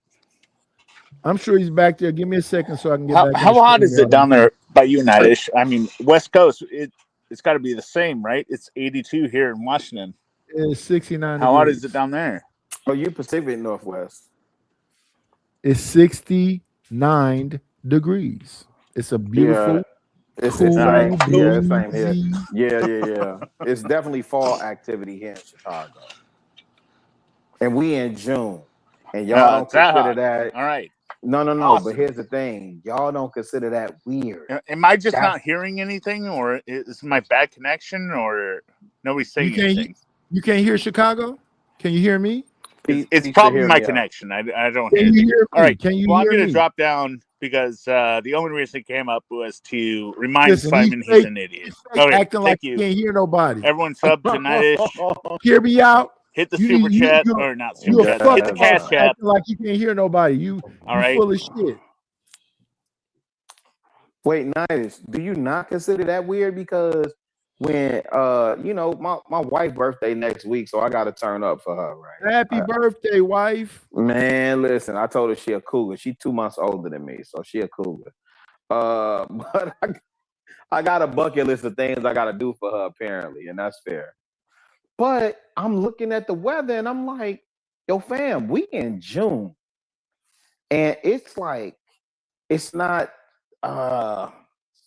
it's not summertime shy weather. You know, we have a place that we like to go to on a lakefront, and it's not very lakefront friendly, which makes me feel like we're gonna have a shortened summer and maybe a shout out to you, rich people. No. The lakefront is for everybody, man. I was a kid running through the projects. When I was younger, when I was younger, Chicago, they used to say the hose was for everybody too. God, town business, man. Crazy. Town business. Hey, LA, man, what's going on in Sasua? What you mean? I'm asking you. He meant exactly what he said. If I tell you what's going on, people they got tired of the niggas. They had to go. Oh, wait. No. I didn't know. So wait, please tell me. Cause okay, so when I was and because I only learned about Sasua when I was in Atlanta. And you hear all these stories, so on and so forth. And then you hear about the passport, bro. And you actually remind me of my homeboy, Chef. I won't say his government name, but my homeboy Chef got his No. My homeboy really been traveling this bitch. He got his passport. He got a buddy pass out of Delta. He got a connect at Delta, and he brings in New Year's every year, on a different continent, right? And so another rich dude, we having rich conversations up here this morning. No, Nightish, nowhere near it. He just he don't have kids, and he's he's embraced nomad. My man went to FAMU, and we could have some of the most. Man, this is my brother, man. We could have some of the most intellectual conversations. But when he goes and experiences the diaspora worldwide, man, I'm tapped in. That's my brother. So I'm curious because he was one of the first people to hit me to Sasua too, and said, "Yo, if you go over to DR, don't go to Sasua." So also when I'm and I'll tell you this, LA, when I'm looking to travel, his philosophy is not the tourist locations. He stays amongst the people. And so that's also my premise. But I'm curious to hear what you got to say about Sasua. It's not like it used to be. It used to be a place where the chicks were at, but they trying to make it family friendly. What up, Scam Likely? What's up, No Chaser? What's up, Hurricane? Shout out to No Chaser. Scam, pull up. Shout out to my brother Scam, man. Yeah, that's wait. So now they gentrifying Sasua. Yeah, he got a lot of money coming in, so. But niggas had a chance a long time ago to buy a property there, but they didn't. You know what I mean, they wanted to come here for tricking. Nobody ever thought about buying nothing. So would they have been able to buy property? Oh, 100%. Oh wow. Yeah. As opposed, because it's still the island of Hispaniola, as opposed to Haiti. So let me ask you this: being over there, what's the difference between Haiti, right, and Dominican Republic? Just the people. It's the same island, and just the one government is little less corrupt than the other one. This is what got Fighter Complex mad with me. It's some colorism shit over there. Always. And the Haitians was trying to get rid of them motherfucking Dominicans. Oh, they were. I said, they were trying to fuck them little light skinned bitches up, and ever since then, Fighter act like he don't like me. They had, you know how many civil wars has been over here in the 60s. The Dominicans killed 50,000 Haitians in 30 years. Unalive. Deleted. I'm sorry, unalive. Nah, Nice. We can't go. Man, I'm gonna say you something, Nightish. Then been years before that. Chicago, I need it. No, I'm running out of fucking wine. Listen, yeah. This box is almost gone, brother. Okay, well, let me do this. I gotta drop down. Let me do this then. I was trying to get that motherfucking white man to send me some money, but y'all ran him off. Fucking Simon, you piece of shit. I'm trying to give you a boy with long rock star hair, pink skin, like a newborn pig. Our old school news anchor. He used to be a part of the Night Slayer Action News. Y'all know the acronym right there, LA Wilkes? No. Night Slayer Action News. KLAN. This nigga. You didn't get that one. No, I'm wishing that this is the Night Slayer, sir. He's a part of the Action News team. He had a mic and everything. What did y'all talk about with the Action News team? When he come back, I'm gonna see if he'll come back and be a reporter. Why you ain't never offer a black man that job? It wouldn't work. It was not the same. You think a black man being a part of the clans, that would work? Yes. How? We're for Clayton Bigsby. Oh, okay. Maybe so. But would you go buy the mic? Yes. He went and bought the mic. Why can't I use my own? Because you don't have that little thing. He bought one of them. I use this. He went and bought one of them old school, like Price is Right looking mics with the little square thing on it with the KLN. All right. I gotta do all that just to become a if you can listen, like I got this dynamic mic, right? If I could put the little square box on here to put the KLN on it, then yeah, you could be the Night Slayer Action News team. And how much did the job pay? No, you pay me. I gotta pay you.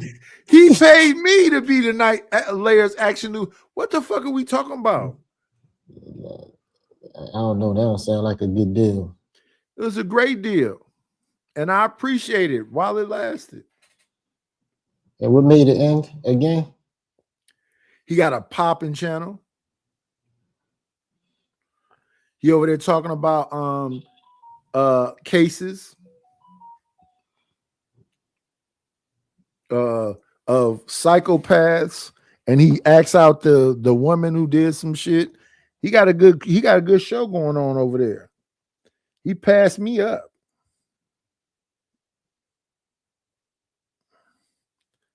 Let's give a shout out to the brother who just left the building.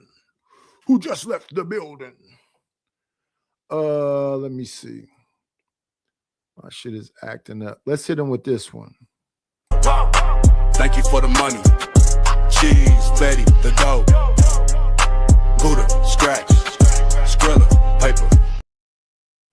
Shout out to Chicago Rilla, who's back for the Cash App. I appreciate it. See, this is the kind of shit that'll make the wine fund be a little bit better since I'm getting kicked out of my home. You motherfuckers should be a little bit more compassionate. Wait. What? So motherfucker that's oh my God, about to be foreclosed on. What? Really? Yeah. Really? We had to hear about this shit for 2 weeks now. Yeah. I didn't know that. Yeah, listen. I know there's tennis in first, there. First, the house got hit by a car. Yes. Then I had a bitch living here for 10 months and didn't pay the motherfucking mortgage. And then the new tenants left because they say it's too dangerous around here. They're hearing gunshots, and they're a young family, beautiful young family too, beautiful young Mexican wife and husband, and they got a little baby. Damn. It's just overwhelmed. And then I got a fucking Asian motherfucking lender who say, I help you very good. No, motherfucker. I came in this bitch with motherfucking $142,000 on a $500,000 house that is a fixer. So I said, listen, can I take my equity? Some of that motherfucking $142,000, fix the roof and the plumbing and put some windows in this bitch. Oh, no, we can't do that. Right. So you can't do that. But what you can do is take it when I miss a couple of payments. You could take it then, but you can't prepare the place so people have a nice product. So then what I do, I go inside my own money, fuck up my credit and shit to put new lights. I showed y'all the house. I put new counters in, farmhouse sink, stainless steel refrigerator, washer and dryer, bought all of this shit. Yeah. So, it is what it is. And now people like, Nidish, I'm sick of this motherfucker. I can't wait to get the fuck away from it. Yeah. But my credit's all fucked up because of all that shit I did with the damn house. So they say they want 2 years of stubs and a credit score of 680. I fucked the credit up fixing this motherfucker up. Right. Man. Oh, no. Don't listen. If you ever see me in the fucking forest fighting the bear, help me. Help the bear. No, help me. No. I already know what type of time it is with you. You just hate to hear it. I mean, I heard that story before. That's the dumbest shit I ever heard in my life. If you ever see me in the forest fighting with a bear, help the bear. Help no, the bear. Me, nigga. Let me at least. The idea is that I'm gonna. I run. Yeah, no. The idea is that I'm gonna give every inch of my being fighting the bear, but I didn't know this part. I'm not finna fight. I'm not finna fight no fucking bear. I'm finna get the fuck away from this Asian man. Go give me an apartment. I have all these motherfucking overhead bills, and get my fucking finances together, and then just get back into a place in a minute. But I just need a fucking break. I'm sick of all of this shit. That's a fact. House insurance, house warranty, garbage, water, PG&E, Wi-Fi. It's just, and then I got motherfucker in the front. I bought all that nice shit thinking, I don't want to be a slumlord. This bitch didn't watch shit for a fucking year. I bought that shit brand new. I had to use 4 cans of what's it called? Easy off oven shit to get all the grease and shit. This bitch didn't watch shit. The front house was all white. that shit looked like it had been in a fire. It looked like soot. It's just she never wiped nothing, never did nothing. I came, and this was a young black lady. She's like in her late 30s, maybe like 34, 35, 36. Damn. But she had a boyfriend that was like 21, 22. This nigga didn't do, he never left the house. Just smoke weed, play PlayStation. And I think she thought that nigga was like a YN, a tough guy or something. She used to come home and I'd be in the front cutting grass and shit. And I think she wanted that nigga to be tough with me. I was wishing he would do some goofy shit. I was just waiting so I could slap the dog shit out of him. And that nigga was mad nice. Hi, sir, this, sir, and that, sir. And she used to get pissed off with that nigga because she really wanted, you know. So when she first came here, she was smiling in my face, talking about, are you the owner? I said, no, I'm just a tenant in this bitch. That bitch was mad at me the day I said I wasn't the owner. I was in the front cutting grass. The bitch came back here and left a note at my door. And I got cameras all around the house. So she left the note and ran to the front and went back in her house. The note said, sir, could you please not stop being in the front? I feel unsafe with you. Damn. So now, so wait. So LA, I'm saying this as somebody that's still stateside, right? Mm-hmm. Now, if I wanted to buy property, rental property, I'm cautious. I'm cautious. Out there in the DR? No, in Chicago. Oh yeah, you got. I'm listening to what. Listen, in Chicago, listen, being a landlord is a fucking job. Facts. And as much as I can't fucking stand John Gall said, nigga, why you buy them fucking stainless steel appliances? You better leave them fucking white appliances up in there and then the fucking doors together under the sink, because if they stick some shit in there, it's gonna fuck up your plumbing. Everything that motherfucker said that I was like, oh nigga, you just a hateful nigga. That bitch did. She ripped the medicine door off because she had a kid that had special needs, was around this motherfucker grunting and moaning. Yeah. Slamming shit all day. I'm like, what the fuck are they tearing up in my house up there? Don't do that, LA, you wild. Yeah, LA is a horrible nigga. That's a horrible motherfucker right there. You laughing because that woman had a special need kid? Oh, don't try to put that shit on me. How you say he was grunting? Like special need kids grunt. What is he doing? Yeah. Damn. I don't know if that was a girl or a boy. I don't know what it was. It just was slamming shit all night. And all she was doing is yelling at her, sit your motherfucking ass down. Be still. It was a fucking. But Nightish, that's why I'm like, this is why we so fucked up, man, as a people, man. I don't think people really understand how fucked up we are. I listen. I mean, don't get me wrong. Don't get me wrong. I'm a nigga, so I know how to deal with it. But still, that's not what you said. You said I'm a black man trying not to be a nigga. No, I'm a nigga trying my best to be a black man. Okay, fair enough. Yeah, yeah. I'm trying my best, Chicago. Yeah. I'm trying my best to be a black man. Yes. You're right. That is what you say. Go ahead, sir. I be trying to love these people. I was trying to get this bitch the benefit of the doubt and be kind and all this other shit. Yeah, sir. And it's just hard not to slap the shit out of a motherfucker. Just beat the shit out of her boyfriend so she understand, bitch, I don't know who the fuck you thought I was. But that nigga was just very. One day, Costco delivered this shit to the front of the house that was supposed to come to me. Crab legs and shit. The bitch took the shit in the house. The nigga came and brought the crabs to me. I threw that shit in the garbage. I don't know what the fuck that bitch did to them crabs. Facts. But again, Night, it goes to what you say all the time about us not being in community anymore. Very much so. And that's the shit that disappoint me, fam. That's the shit where I'm like, and I know your heart is in it. No, but Night, I know your heart is in it. You don't be, and that's what. Listen. I know how. Somebody was talking to me the other day. What the fuck are we supposed to do? I said, do y'all ever listen to Chicago?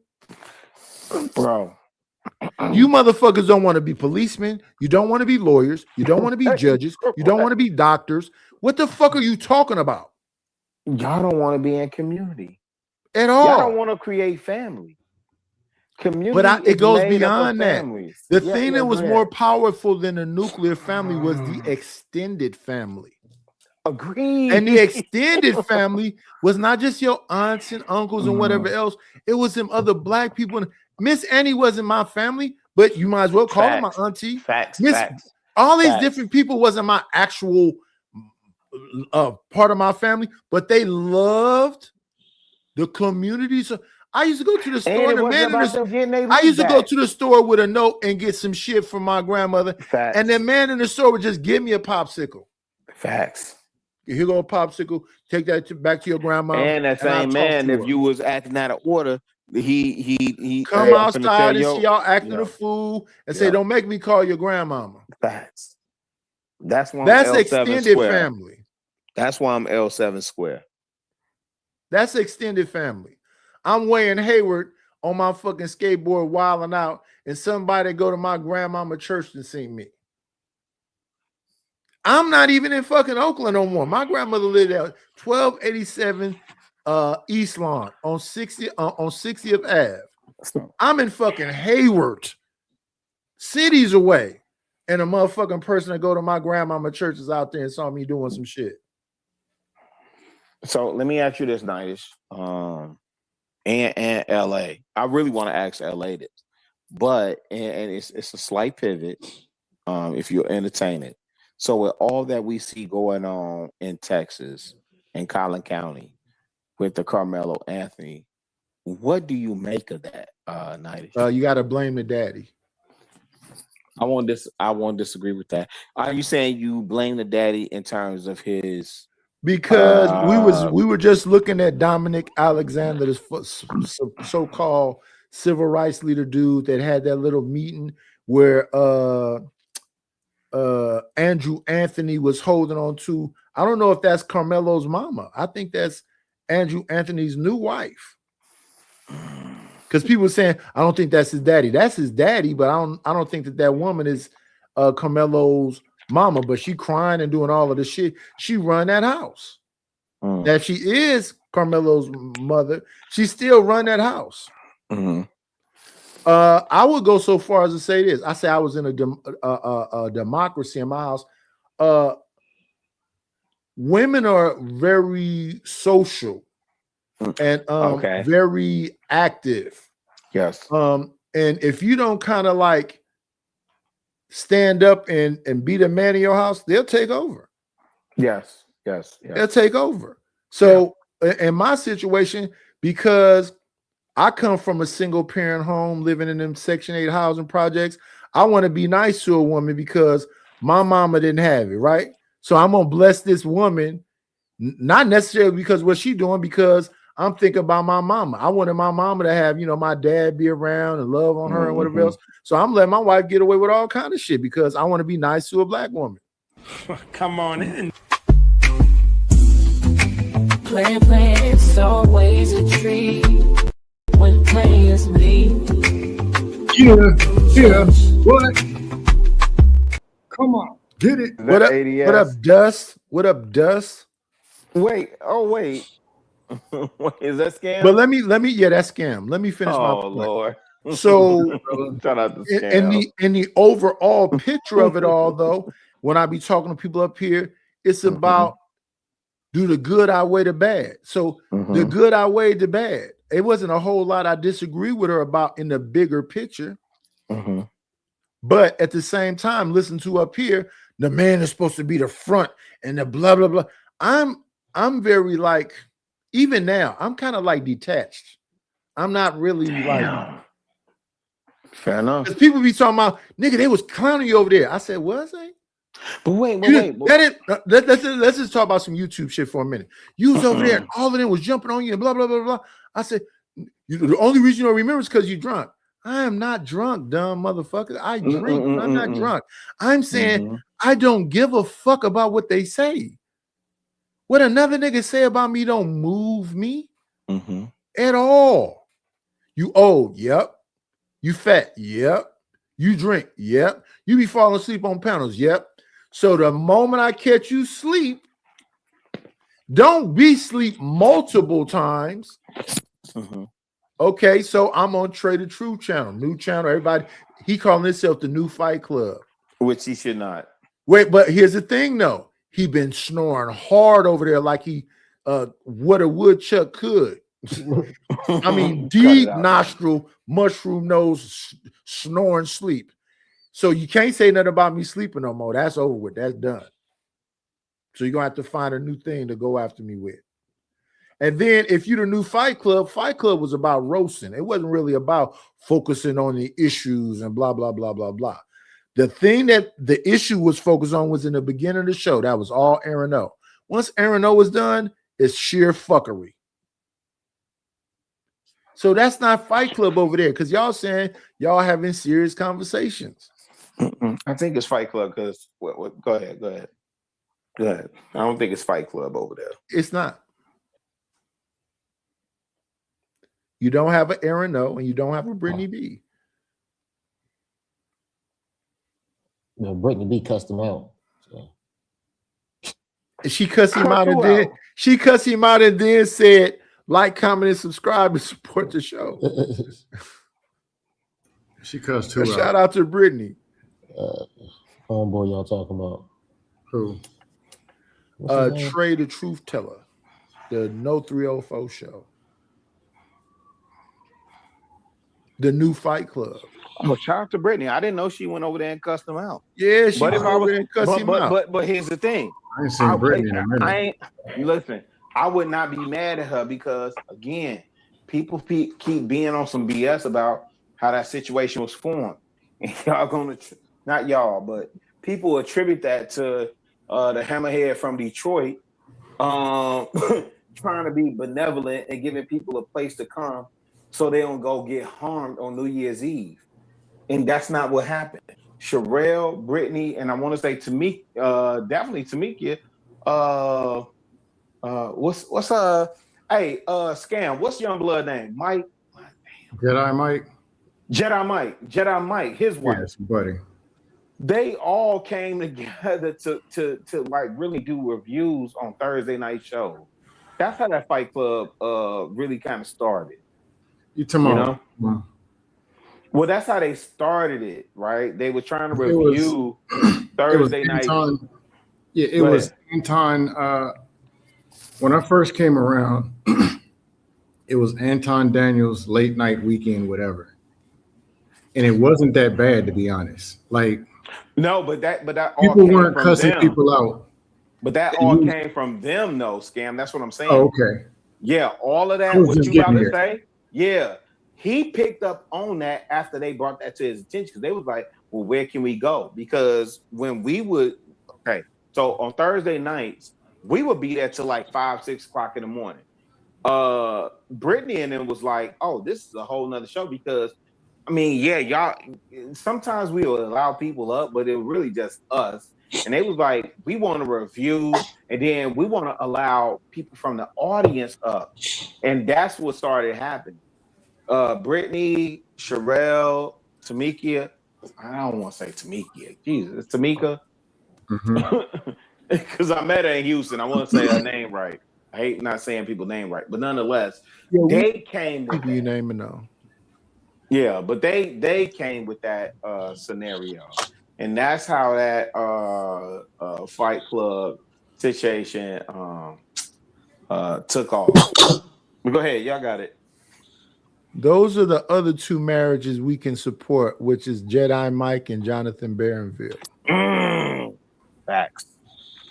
And shout out to shout out to Killer Cam, man. I got a painting, Nightish. I have a painting from Killer Cam. Yeah, you know what it is? Because they was like, oh, gee, we gotta they funny. It was like, oh, gee, we have to do something that we think you would like. Anyway, it's the Chronic album. I did an homage to that the other day. Yeah. I've been on my 70s shit lately though. Let me do this for Big Bad Boy right quick. The motherfucking big bad boy.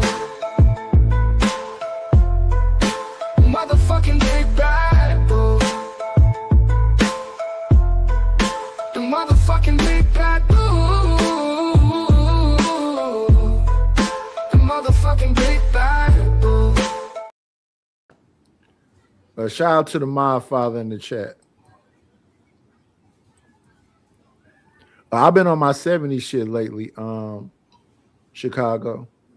Are you I know did it's Black let me History. see. It's Black Music Month, and I'm on one on my social media platform. So yeah. And I've been fucking around with, you know, I mess around with the music. But let me see. I got a 70s shit. It's me, a blend of me from, I think that was 92 when I was 22. But I did a flashback. You remember any of these things, Chicago? Is that couch got the plastic on it? No, it don't got the plastic on it, but that's a Velvet Panther behind me, a Velvet Panther painting. No, I was waiting on I thought it was music coming. No, it's a picture. Oh shit! All of You them. said pictures. Mm-hmm. You see that lamp right there? With that it looked like wax is dripping down, and it's got the black woman and black man hugging each other in the middle of it. Listen, this is wait. Night. So first of all, the chair, and second of all, let me tell you the vinyl, yeah, and the couch for sure, and the Black Panther. And let me tell you something. This is where my parents and them used to do the card parties and the red light parties in the basement, and they had. What about but Chicago? What about the panel walls? They had, and listen, nice. I got. They don't be understanding it in Chicago. They don't be understanding the shit I be showing them over here. I know. That's why I keep telling you, you can't get discouraged because I'm not on my square in terms of telling my story that would validate your story. You understand what I'm saying? Yes, sir. When you speaking that, I resonate with that because I'm like, yo, my family was down there in that basement. Man, they playing bidwits, tonk, spades. Do they know the songs? Down Home Blues. Down Home Blues. Hey, listen. Hey, look. They playing. Hey, Nightish, do y'all got basements in Oakland? Not really. But it's the same concept. I see what Scam trying to go. Listen, they still playing. Don't say goodnight. They shout out to the Isley Brothers. Man, they playing. This one, Chicago. The Velvet painting. That's that's close to the Zodiac. You borderline Zodiac. You remember the Zodiac paintings? Yep. And that's what I was on my velvet painting shit. Man, they don't be recognized. No, but this is stuff that's gonna make me cry because again, this was the era of Black power, Black pride. And so we think it's because of our skin tone, and we really don't recognize what that meant.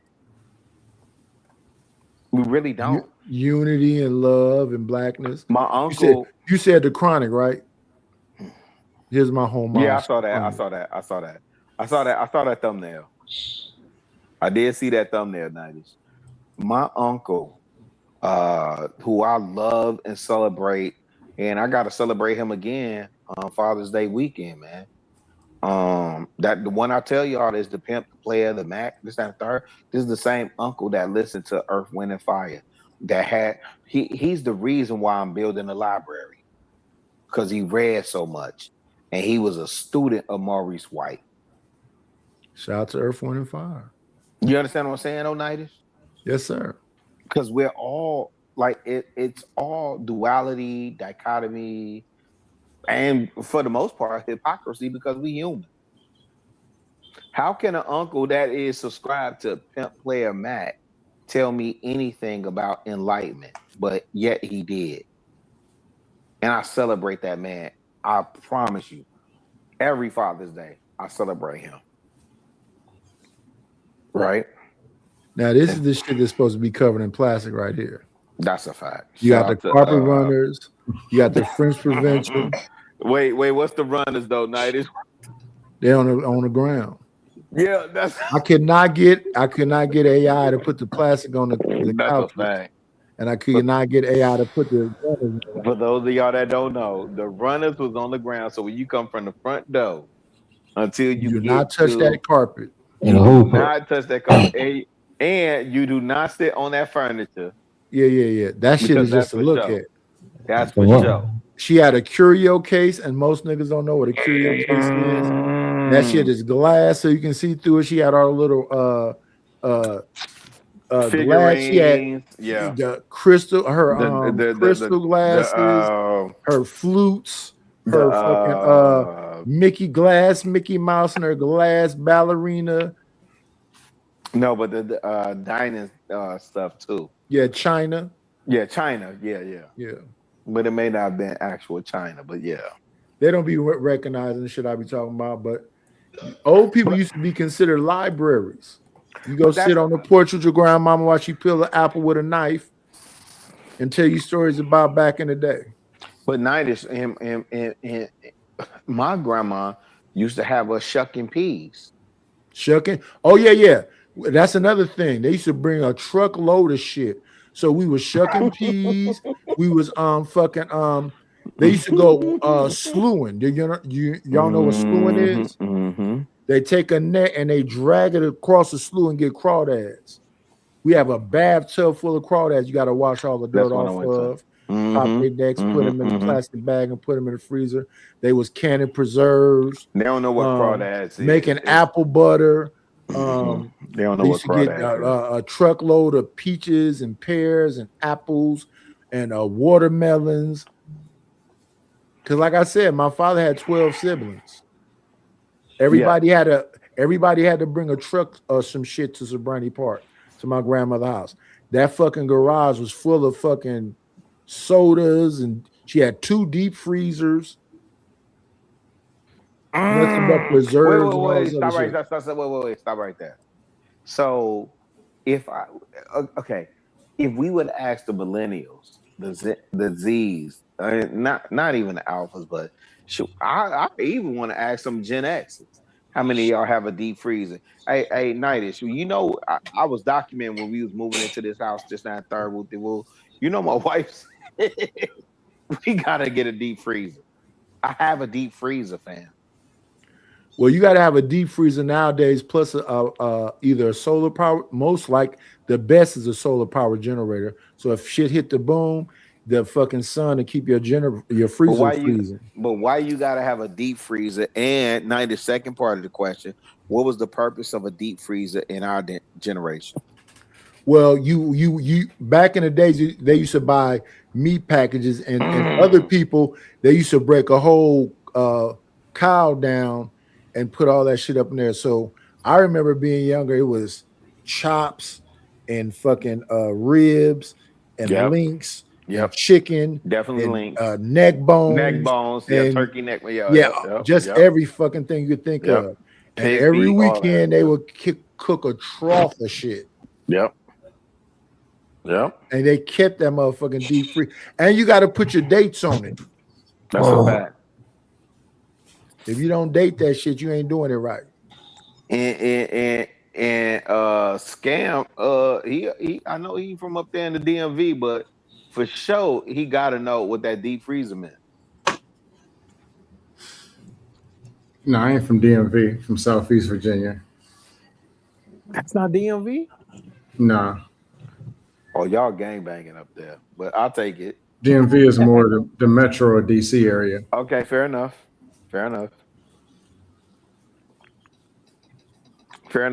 But did your peoples have because I've heard you speak on your people before too, Scam. Yeah, the deep freezer, people used to cook more. There wasn't as much fast food and pizzas and stuff. So you prepared meals and certain food. Just like, to be honest, where I was living in Florida, I had a fridge, a nice size fridge and freezer. Then I bought an additional freezer, but I used to cook a whole bunch of my meals, do a lot of prepared food. And that's just one person. So families of 5 and 6, you ain't gonna fit all what you cooking and managing in one fridge and one freezer. It's not gonna happen. and when we was living with my grandmother, we was 8 deep up in that bitch. And Yeah, she you had need a garden. deep freezer, or at least another freezer. Yep, deep freezer and a garden. And back then you could write a note to get the shit that you couldn't either grow or you didn't have already. So for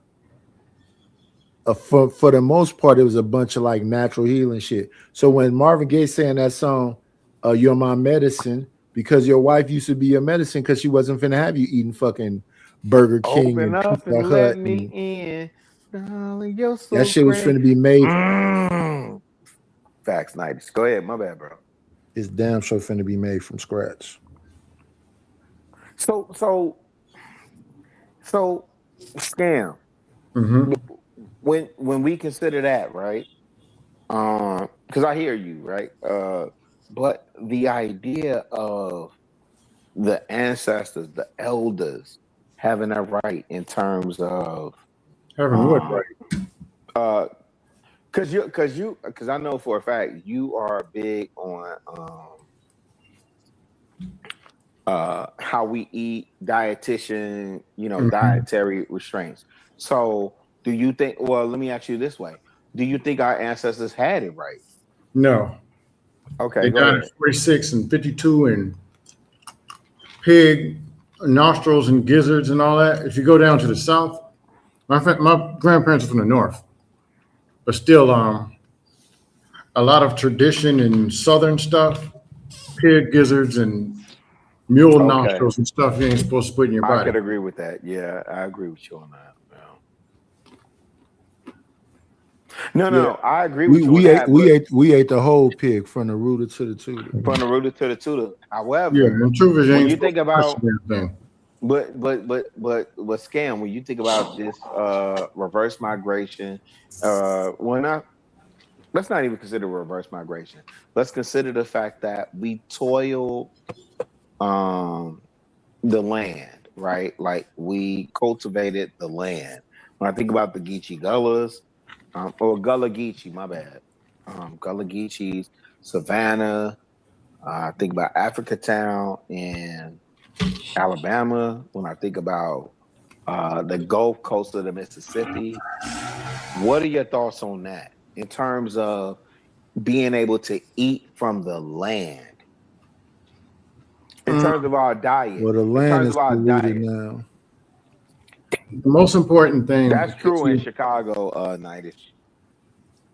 Better person to talk to is Jay Speed, but the simple answer is this: if you buy a Ford Mustang, and you want to take care of it, you go to the engineer, you go to the car salesperson, or people who made or designed or know about that car. The parts are probably going to come from the Ford dealership. They designed it and made it a certain way to operate a certain way, and certain things go with that car. You don't put a Toyota Camry parts on it. They don't go with that car.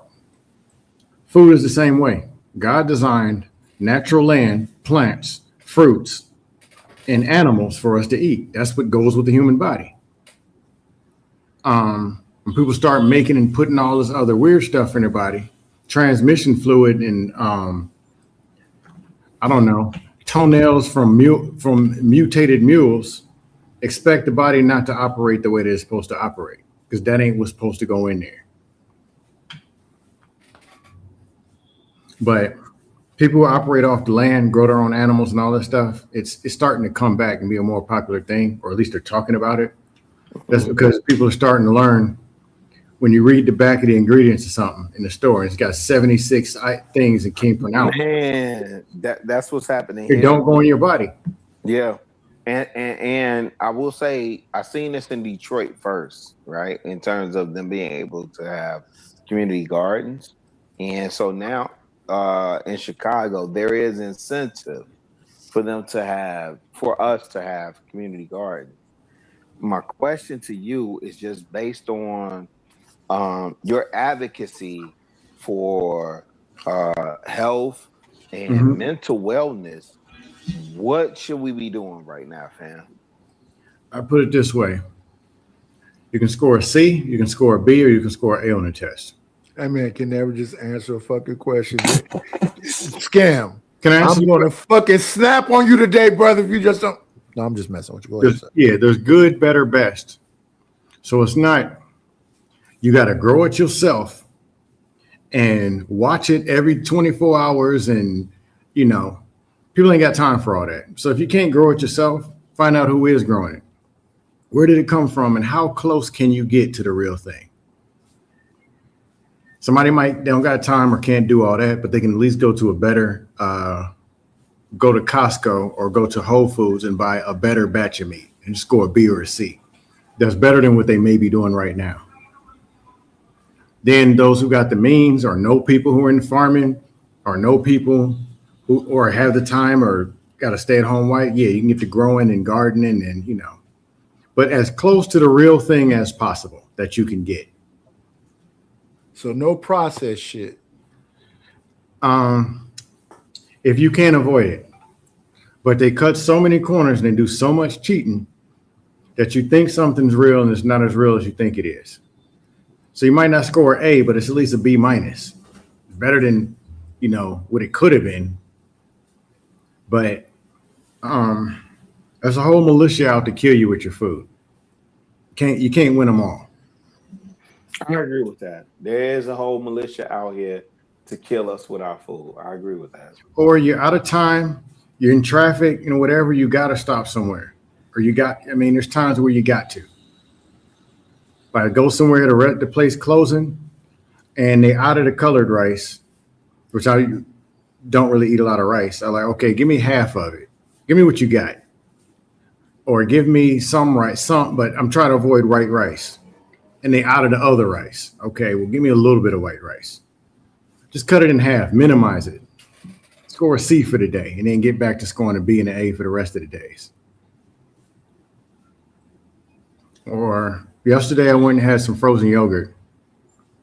They have there's frozen yogurt that's real, and then they have real fruit, and you can ask for no sugar and pick up the 3 fruits. That's something that's real. Or at least realer than something else that I could have got. I like ice cream or sherbet, which is not with a bunch of sugar. So the answer is good, better, best. Everybody can do better tomorrow than what they did today. Everybody can at least start there.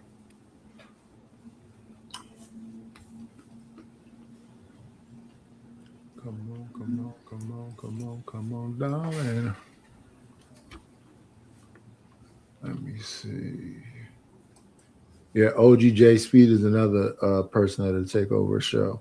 And you got all them old country ass sayings. When it comes to food in the body, OG.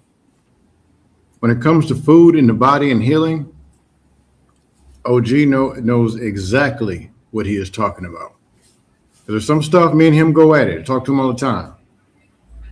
But food in the body, he probably scores almost 100 on the test. He knows what he's talking about in that area.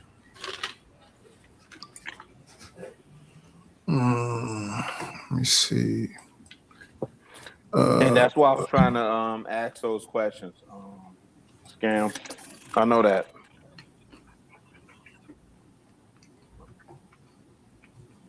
Yeah. Simply put, if it didn't come from the earth, water, plants, real animals eating the real thing they're supposed to eat, vegetables, herbs, if it's not natural, it's probably not in your body. Hey, Scam, if it doesn't have a seed. Right? But they be calling it seedless and they have seeds in it still. Nah. That's an America thing. There's starting to be a demand, like watermelon. I eat seedless watermelon forever. Now the demand for seeded watermelon. Yes. You can find seeded watermelon during watermelon season. People are demanding it, and they will pay for it. Yes. So therefore, because the money says so, people want seeded watermelon.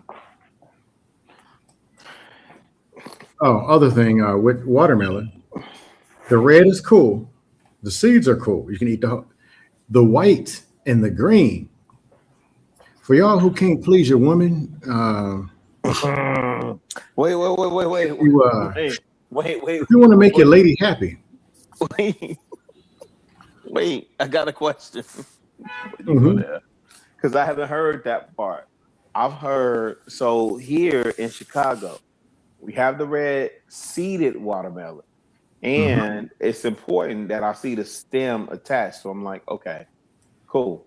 But they have a yellow watermelon. Yeah, that's the one my father used to always bring me. I don't know anything about. Just being honest, I don't know about the yellow watermelon. Okay. Yeah, we have the yellow watermelon.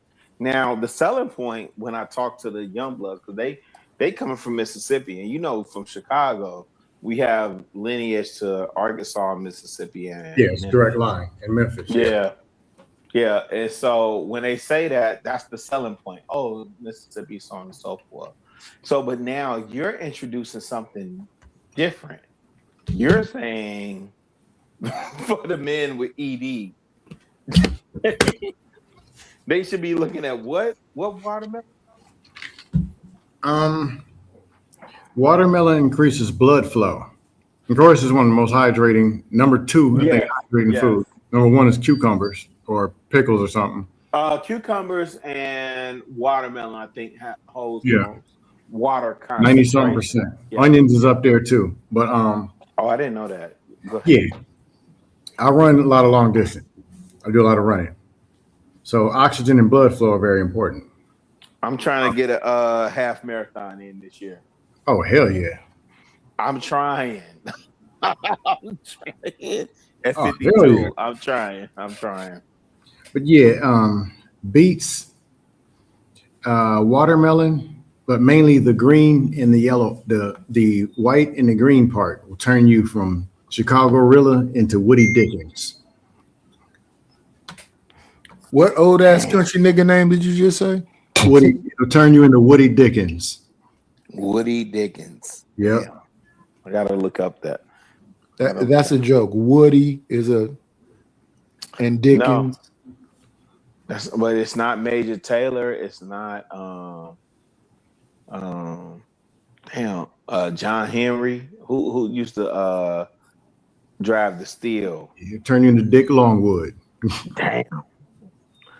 Hey, yeah, listen, they say the way you make your corn name is you think of the earliest street you was on and your first animal. I would so my name would be Lockwood Boobs. No, because my grandmother had a dog named Sly and a dog named Boobs. So it would be, and she lived on what's her street was called?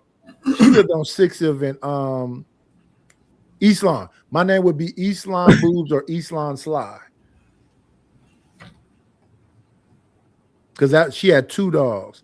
And then when Boobs ran away, she got a new dog named Mitzi. So Sly was an old ass dog when Mitzi got there. Yeah, I'm just telling you, scam. It's the competitive nature for me. And yeah, I got to get these 13 miles because I just missed the Chicago half marathon, man. I'm competitive and I got to get that out the way. Oh, damn. Yeah, I never ran it. The most I've done, I think 2 years ago, I did 7.5. I did it for time. I did it in an hour. Yeah, you could definitely do 13 and you know it, but you doing what you do. I understand. Yeah, being a health guy, how important are eggs?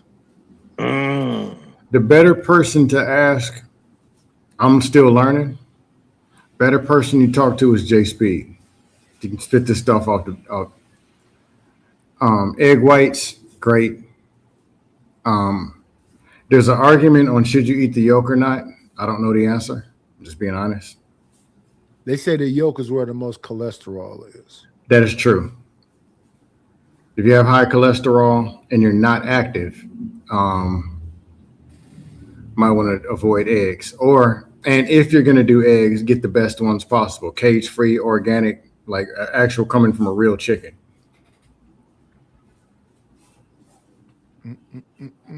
But I don't know all the details in eggs. World Class says eggs, which I know dairy can trigger allergies. Me personally, the faker the dairy, the worse I'll deal with allergies, but the more real it is, the less like if I eat fake cheese, like a pizza from some rinky-dink place, that cheese don't do so well in my system. But if I eat something more real, it tends to do better in my system. Like I don't get bloated and all that. Eggs, real eggs do better for me than fake eggs. But yeah, I don't know the answer in detail.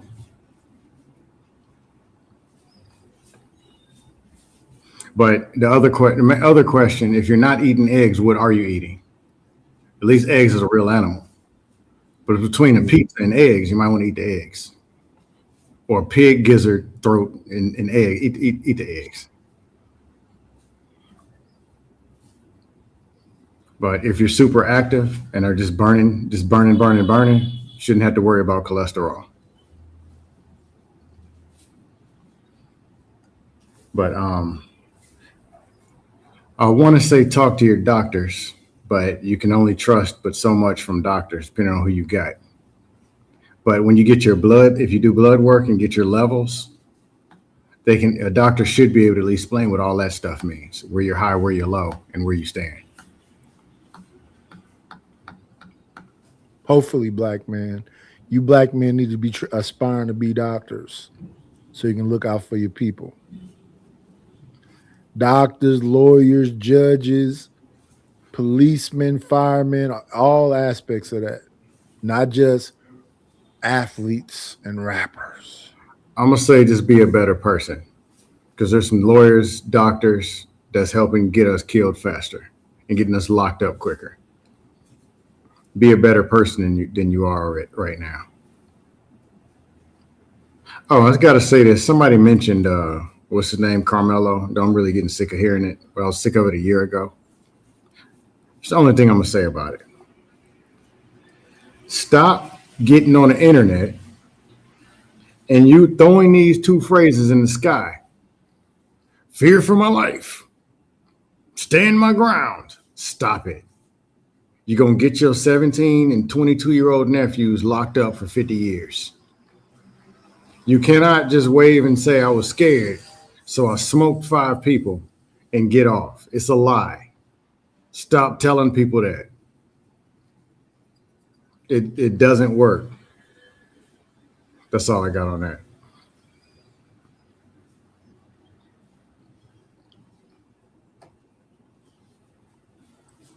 Since he stopped there, I guess that'd be a great time to bring up Mr.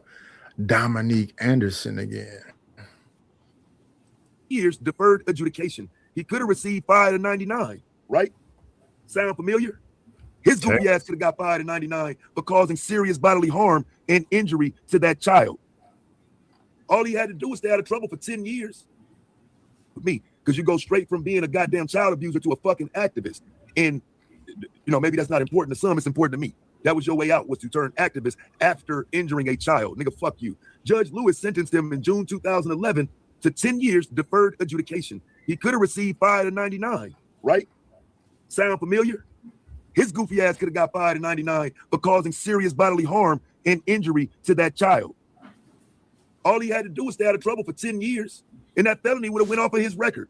Hey, who's he talking about? To all of us, so we kept catching him, right? But people like him, who it's in the beginning of the Carmelo Anthony trial, they had a black activist named Dominique Alexander who made them have a press conference where Jeff Metcalf came in, and the guy had security push Jeff Metcalf out because they said it could have been an incident. Jeff Metcalf was coming there back then to say he don't blame Carmelo, and he just want to wait until the trial, is what he said once they ushered him out. What he said was he was a grieving father, and he didn't understand why he couldn't be in this public meeting. I'm gonna just be honest. Some people going too deep in it. They going like, what was it last year? People arguing. I can't remember what panel it was. They all the way up to the uncle's Facebook page. Great granddaddy had 2 slaves, one in the like, dude.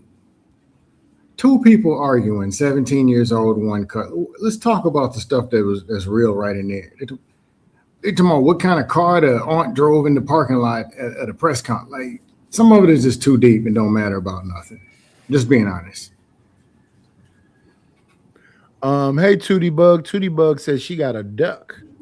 She gonna ask her some duck eggs. Oh, Nidus, I got a question. Yes, sir. Hey, can you hear all this background noise where I'm at, or am I good? Sound like a motorcycle just went by or something?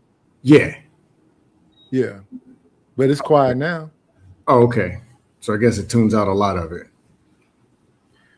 People disagree with me on this. Do you think the initial altercation between Carmelo and the dude was based on race or anything to do with race? No. Okay. Not at all. Because I'm just not with this. Well, you know, Texas. Yeah, I lived there 8 years. I think this was just two young, adrenaline-filled men, and it's a freak accident. I don't think it has nothing to do with race. They're making it into race now. Yeah, I'm not. My thing is this. We've been teenagers. Yes. When somebody sits at the lunch table, there's they got spots. They got spots in the lunchroom. You got the goth side, you got the square side, you got the cool kid side, you got all this bullshit. So if a nerd sits over by the cool kid side, it's gonna be like, oh my God, why are you sitting here? That kind of thing. Yeah, or just somebody wasn't here yesterday. I'm coming and talking to Nidus. Hey, what's up, man? And I go sit down. Dre comes. Hey, man, you sitting in my seat. But see, that's where he usually sit. That's a regular argument. That's a regular teenage whatever argument. That's just what kids do, exactly. And that's exactly what this was. Hey, that's my stuff. Why are you talking to my girl? Just anything. It's a regular argument. Yeah. Or even when it came to people saying, no, man, get him out your tent. I know such and such, whatever. That's a regular, just like in the cafeteria at lunch, sitting in somebody's seat. Or an organization, Qs versus Kappas, this R section. Or a parking space. It's nothing to me other than two people arguing over a parking space. You don't know who's in the car until they get out. So nobody's going 80, 60 miles an hour, then pull off the highway, take somebody's spot at the mall parking lot and saying, you know, I'm gonna take a black man's spot today. I'm gonna take a white man because of the race. No.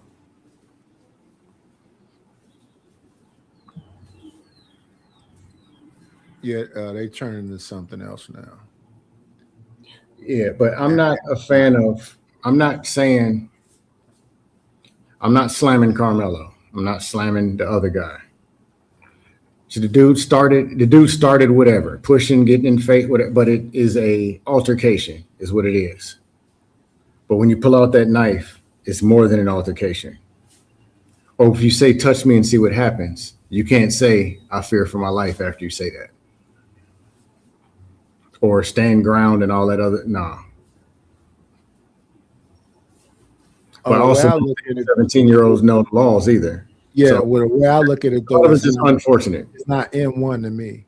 That's all I'm saying. You said M1. Oh, no. Consequences? Yes, she definitely should suffer some consequences, but not M1. Absolutely not. This was not first degree. Second or manslaughter. Possibly second. Yeah. Unfortunately, I kind of would say give him this lowest sentence of second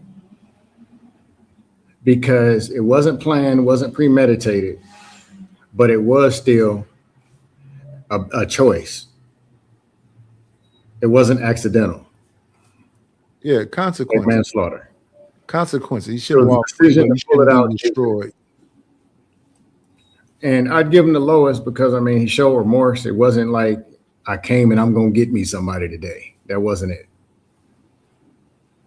But also, I never agreed with trying people as adults that aren't adults. That's some old bullshit. You can't have it both ways. When a crime happens, they're adults. But then if they say, all right, well, we want to adopt kids at 15. No, you ain't an adult. I want to get in 21 and older club. You ain't an adult. When something bad's happened, now they all of a sudden they adults. That's not cool. We here now. I believe, but I don't never think it's gonna happen. I believe whoever can find community, find your community and make sure you support your community. And everybody else into this individualism and don't believe in the nuclear family or extended family, bless your heart. I'm an individualist, but I'm individualist initially because you got to take care of yourself. There is not a whole group of people that you can get on board and pick a side with. That's a lie. But take care of yourself first, then get around the best people possible, which is a network, which eventually is community. Oh, well, me and you always disagree about that part. About what? About you can't be with a whole group of people. I don't think we're gonna be a monolith, but I think you can get around a group of people. No, I agree with a group of people, but what the community is, it'd be 8 people on a panel that agree on something, just to go blame it on women or something, or say something wrong with every white person, and then somehow you're supposed to just jump up there and be a follower, and now we a community. 10 minutes later, they arguing with each other, proving that it ain't. You ain't gonna get no disagreement with me there, sir. So that's something like, look, every other panel, we're gonna hear somebody say, drop your load, nigga. Yeah, that ain't no community. So we're supposed to get on board to go fight the cause, but we're gonna beat the shit out of each other on the way. Yeah. Arguing about directions. What you standing on, nickel? Pick a side. Yeah. Nah, I'll pass. I'm not with the war hawks. I thought the whole purpose was to avoid the war in the first place. We should be able to have this discussion so we can avoid the war in the first place. We having the discussions and still going to end up in a fucking war. What is the point there? When it comes to conflict, where is the education for young people to make the best decision possible? Yeah, conflict resolution. That's the best conversation. And I talk to both of my sons about forever. But then, it's that whole thing. I don't want to feel like a punk. That's a you thing. You're not a punk. Listen, I want to prepare you to be able to destroy some shit. However, try your best not to destroy some shit. There's a time to stand up. There's a time to swing. There's a time to take the L. There's time to live to see another day. But everything can't be all this extra where you got to look a certain way for the very people who aren't going to do anything for you anyway. What's going on, Chris M? Not an accident if you have the knife. The knife that he had is a fucking what's the comment? Army knife. And that shit is this right here. This is a Swiss Army knife. This is a Swiss Army knife. This shit got a corkscrew on it. The blade is less than 3 inches. I don't know why they said 3.5 inches. The blade on here, I look at your finger is 3 inches. Let me pull out the blade right quick. Give me 1 second, y'all. So this is a Swiss Army knife. Here's my finger. My finger is 3 inches. Here's the blade. It's not even the extent of my finger. This is the blade of a Swiss Army knife. If this hit the chest, Carmelo is one of the strongest little 135, 30-pound people ever. I think it was the big guys over him. He's sitting down. He's coming up. He's coming down. The impact of the body and him pushing up is the two things that came together. It's just a sad state of events. But to destroy, listen, and I understand the loss of life. I understand that the shit is horrible. Hey, Miss Bridget M. Hey, y'all, go over there to Bridget channel and listen to some of that music she got going on over there. Look at some of them I seen somebody who has something she called, what is it that those thing called? She has it's a fucking, it's bakery shit, but it's all AI shit. It's not no, she don't sell no food. I'm like, how do you sell that? Hey, it's all like baked goods, but it's AI images of baked goods.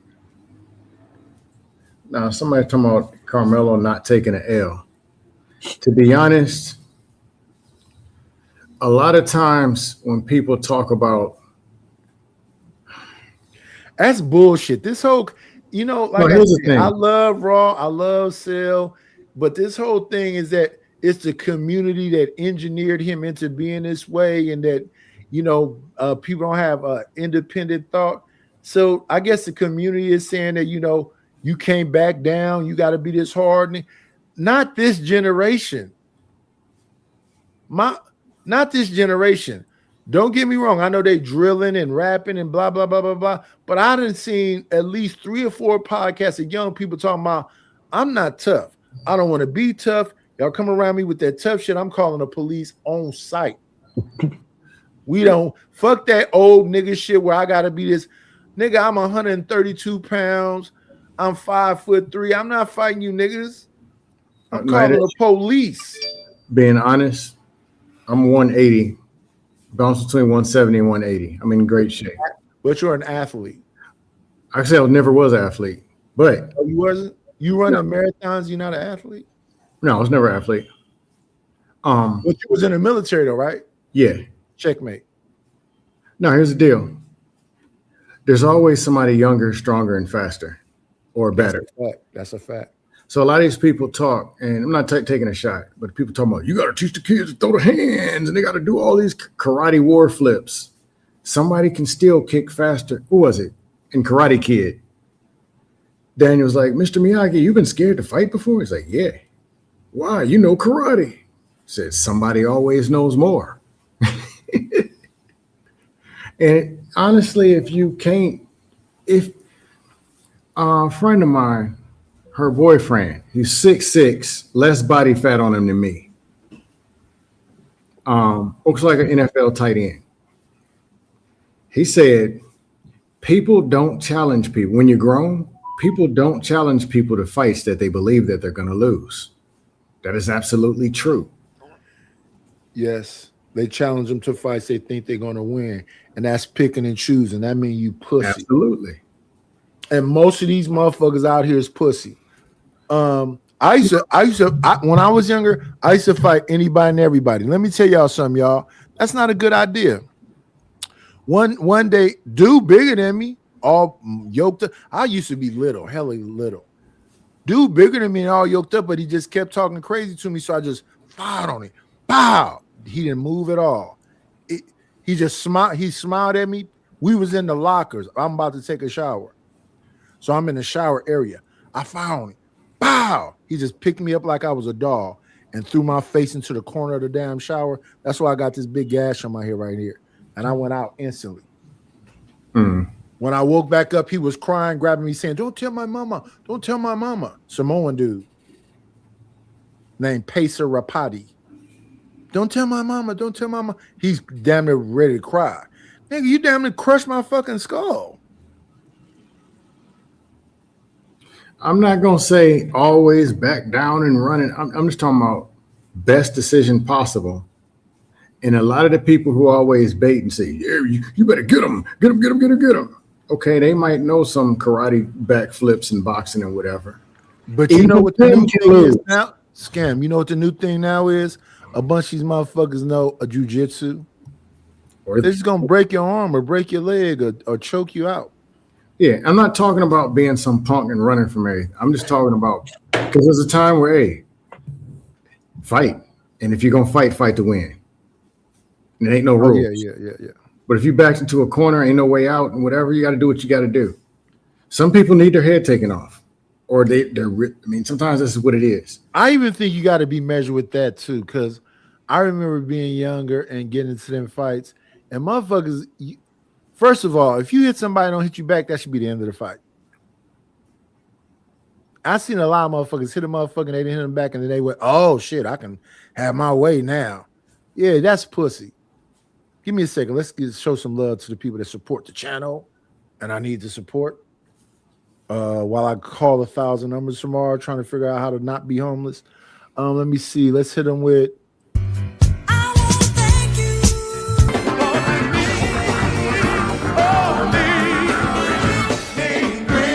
Got me a couple of dollars. Guess what I'm gonna do? Thank you to the brother Maurice Jones for the Cash App. I appreciate you. I hope you're doing well out there on the road, brother, because I know you be driving all night and you got that other service. Yeah, shout out to Maurice. Yeah, man, all this gung-ho old shit, I hope my son is not into that. When I was younger, I thought that tough shit was stupid too. I'm going to the party to dance. I didn't, but see, he went up under a tent. I used to go to other people's like barbecues and shit and fix a plate and like what Tupac did in Poetic Justice. Say Poetic Justice. Yeah, like that. I go in there and because I'm living in Section 8 housing. At the end of the month, it ain't no motherfucker. We probably have some fucking pancake mix and some potatoes. I ate many a mayonnaise sandwiches. I just ate a mayonnaise sandwich yesterday. But reminiscing. It's not bad. If you ain't got no meat, you ain't got no meat. Pause. No, I mean, I'm for conflict resolution. I'm not for beating kids and all that other stuff. None of the above. And if it's going to be about it, self-defense or whatever, there's a right way to do things. And I'm more talking like for the kids. Boxing, martial arts, and whatever is supposed to also teach the conflict resolution and the discipline. There's not many martial artists that are bullies because they know they don't want to go all the way there because it can get nasty. Yeah, that used to be the thing, to teach you the skill and you're supposed to avoid shit. But then you got to be disciplined and you can't learn it. Like you can't be undisciplined in Brazilian Jiu-Jitsu, boxing. Starting with boxing. I learned the hard way about not listening to the coach. Hey, make sure you do that. Yeah, whatever. I get in there. What? Oh, I might want to listen. I might want to judge distance and not be lazy. Oh, okay. That's how this works. But that also becomes like a reality. Like, okay, let me size this scene up. There's a dude over here barking, but I don't see the other dude in the corners looking at me funny too. He might have something on him. And he might have that section. It might not be 1-on-1. It might be 1-on-6. Excuse me. Like it can run together. But I don't know many martial artists that are bullies or they get out there and put themselves in the dumber situations. Yeah, when I was younger, I found that fascinating too. All the guys I knew that could fuck you up was the nicest, calmest. I used to be like, why don't you just beat that? They'd be like, nah, brother. And they don't have nothing to prove. Yeah, because they already know what they can do. Yeah, like Jay Speed, 60-something. I already know if I saw him in real life, I got to shoot him. I ain't fighting that. What he knows? Mandrell, I'm not fighting that. Oh, yeah, Mandrell is dangerous. No, you got it, bro. I got to wait the next day and run him over with a car. I ain't fighting that. If I had to, like no choice, I mean, if you ain't got no choice, yeah. But yeah, it's going to be a problem.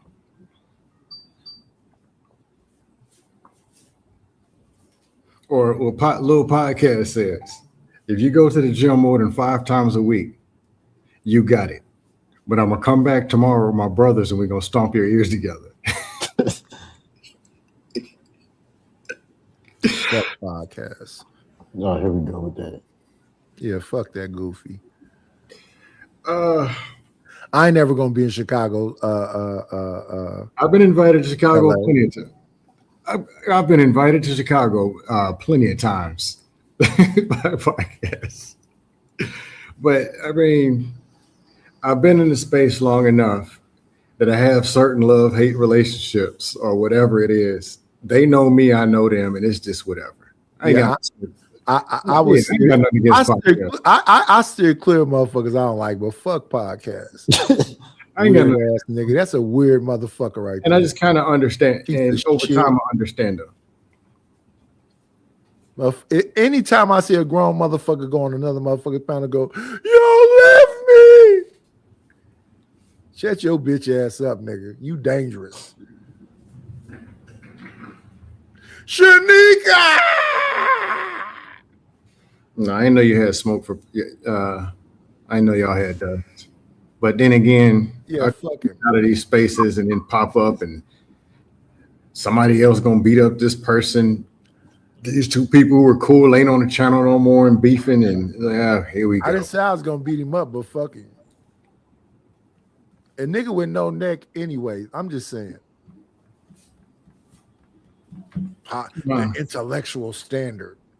No, nigga, you just go over people's channel and won't shut the fuck up and share the mic. Oh my God, you on one today. Am I lying? Hey, listen, if I lie, drop me, y'all. The bounties, let me help y'all. I know what to do. Y'all understand how this works. Give me 1.277. I just got different grace when I understand people. Yeah. Let me let y'all know. Agree with everything now. The bounty is now in effect. The bounty is now in effect. If I'm saying something out of pocket, y'all can drop it. Who's gonna take over the show? I'm running from behind. Why would you try to stop me from getting that motherfucking money, LA? You fucking eye midget. Who gonna run the show? Why do you care? Who runs the show when night is asleep? You the gods. The gods. Hey, where Granville at? He all right? I ain't seen him. Granville is over there on This Might Be Risky. He got tired of night and shit too. Just like everybody. I apologize. You know what happened? He was talking about what happened in because he's from New Orleans, right?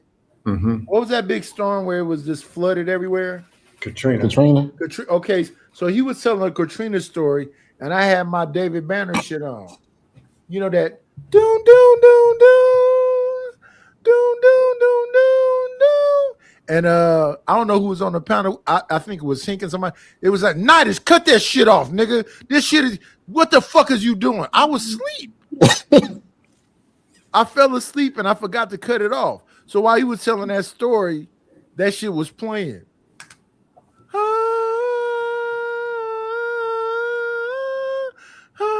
He said, and you know, so there was some bodies floating around in the water, and that fucking music was in the background. So listen, I apologize, and I was not woke while that shit was playing, while he was telling those horrific stories about what he lived through during Katrina. But hey, man, what can you do? I can't take it back. And then Granville said it was funny to him. I even thought, oh shit, that's horrible. So he was telling like a real like heartfelt story about what he was going through in Katrina, and that fucking Incredible Hulk shit was playing in the background. No, like Granville's cool. He even admitted it was you, Fatty, and Granville. I can't even remember what panel was on.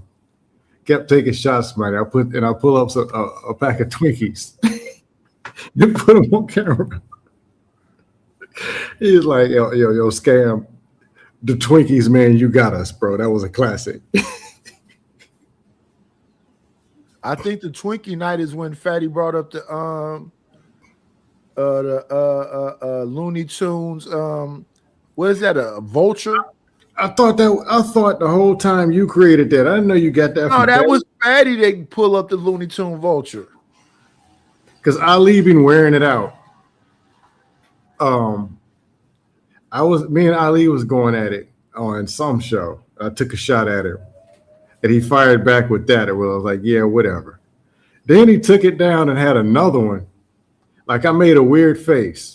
Somehow he found one with the weird face that I made, and then put the caption up there that said dust.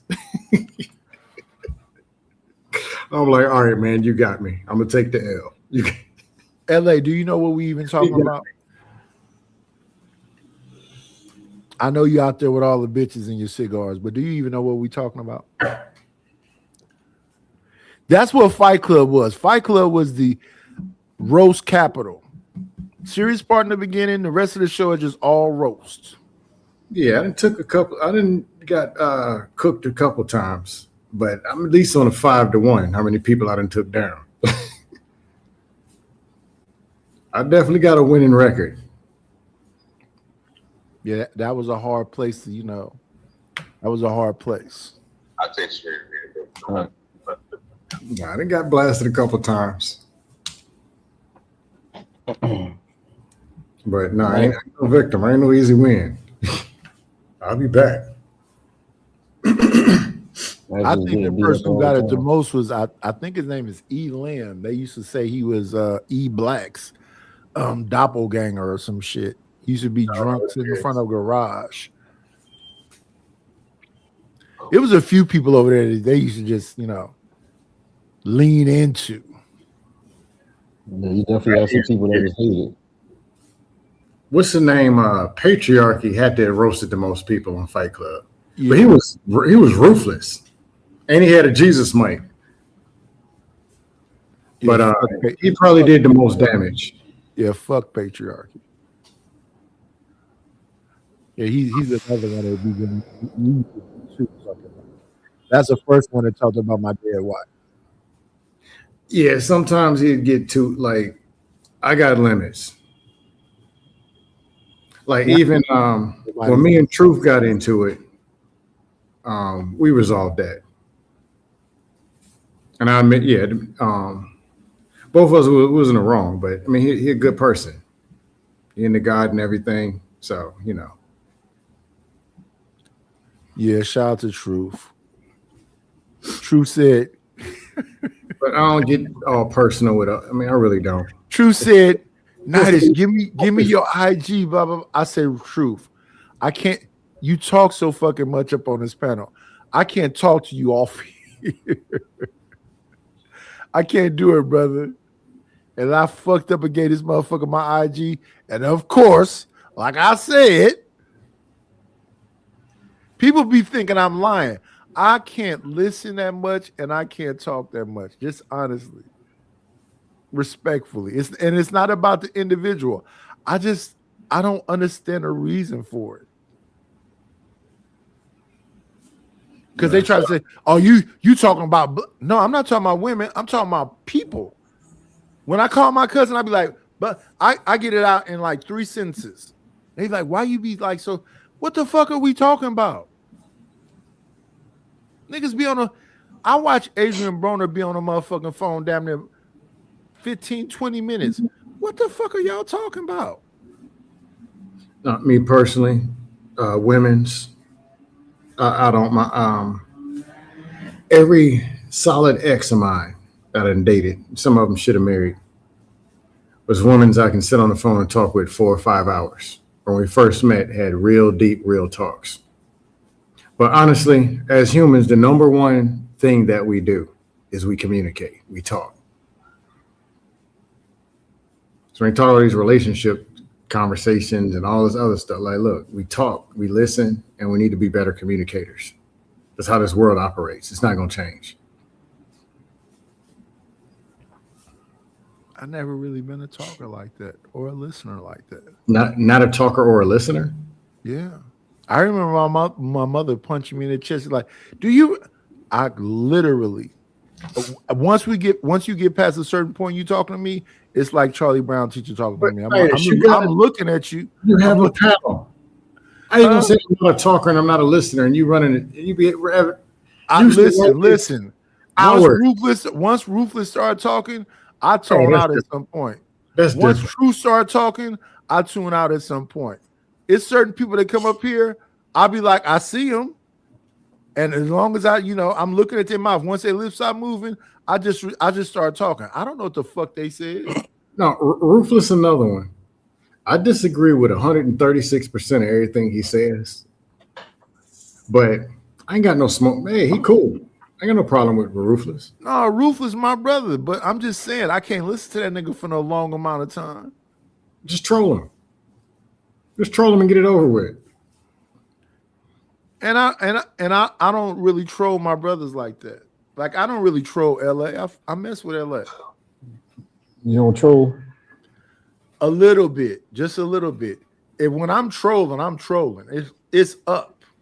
Like Stanshi, it's up. Period.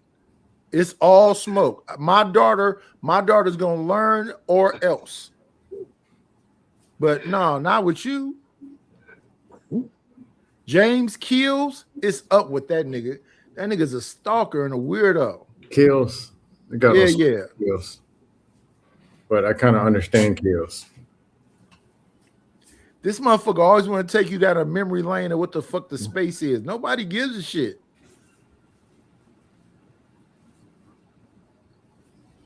Yeah, I don't know. I don't agree with a lot of stuff that's being said or foundationally what a lot of stuff is. I got no problem vocalizing it on real conversations. Kills came over here to say, Nightish, whatever it was that you had, it's over with. You're not funny. He went through a whole soliloquy. So I said, go ahead, Kills. Go say all that shit. I'll send you $5 on Cash App right now if you read 2 pages out of a Harry Potter book, pussy. he would not read a fucking Harry Potter book. That was him in Granville, I thought. No, Granville and Jalen was the first one that told him. Was that this panel? Huh? That was this panel, wasn't it? Yeah, it was this panel, yeah. Okay, I remember that. It's about a year and a half ago, maybe. Yeah. I remember that. So then he want to come over here and attack me because they attacked him.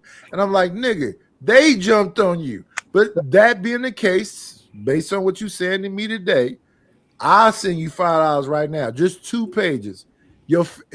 Any childhood book, Dr. Seuss, Cat in the Hat, whatever. The worst thing about it, he was roasting Granville. He was beating him down. It was round 12, and Granville fired back. And it was a wrap. Took that dust off to a total 180. Then everybody was roasting Kills. I remember that. Yeah. Because the first time I met Kills, he was like, what's up, Prop Joe? And I said, listen, I know who Prop Joe is. That's from The Wire. They shot him and deleted him. So what are you saying right now? I think he's from somewhere in Buffalo, New York or some shit. Rochester. Yeah, Kills. It's up with you forever. It's up with fucking Beans forever. It's up with fucking Fighter Complex. Fighter Complex 7. Yeah, fuck him too. Yeah, Patriarchy is fuck him too. What did Patriarchy do? He said something about my wife. What about JP? I don't really dislike JP like that.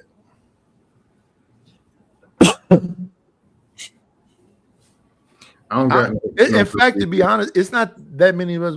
It's Patriarchy, it's Beans, it's Kills, and it's not really a whole lot of people, to be honest with you. Hey, I need to walk to the grocery store and I cannot remember what I need to get. It's one thing. And I can't remember what it was. Yeah. Is it pepper jack cheese? Nah. Sardines. And I'm gonna remember it at 9 o'clock when they close. Smoke oysters.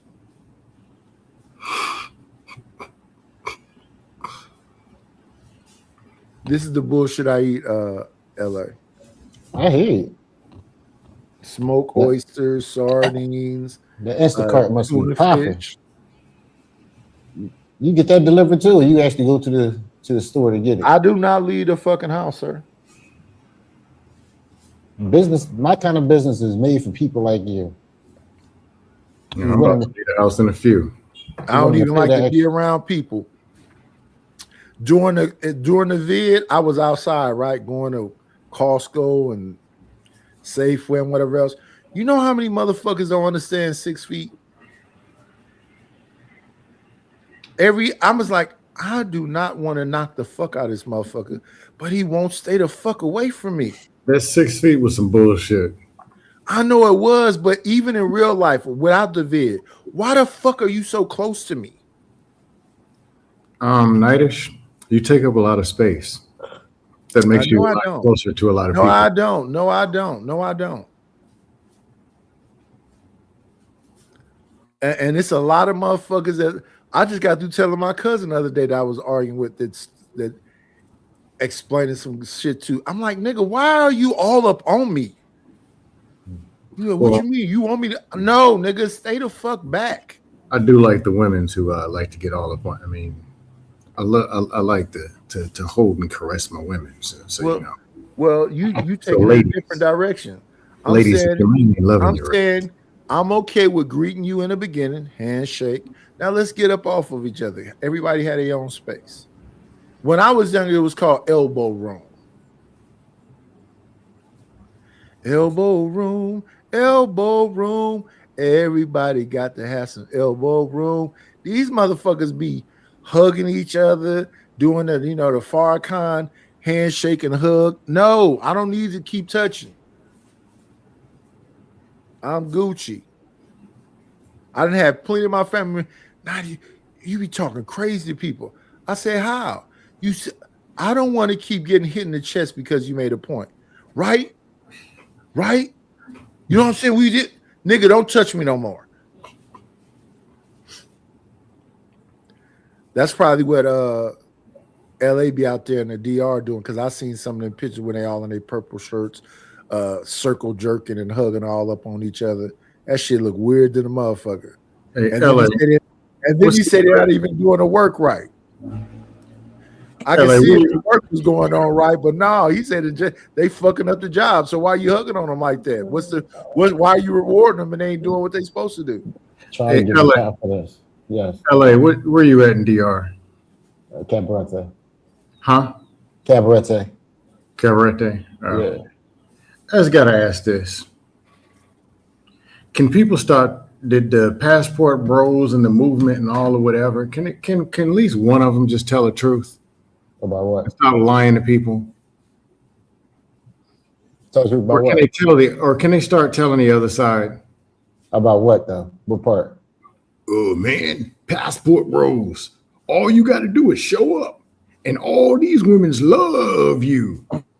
That's partly true, as long as you got the money. Do they love these men or they want their money? And do they do them worse?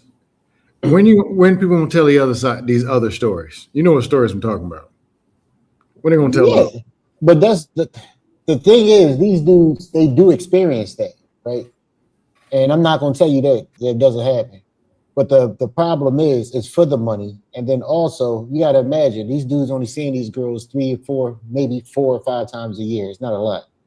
So of course, when they come in here, they're giving them an amazing experience.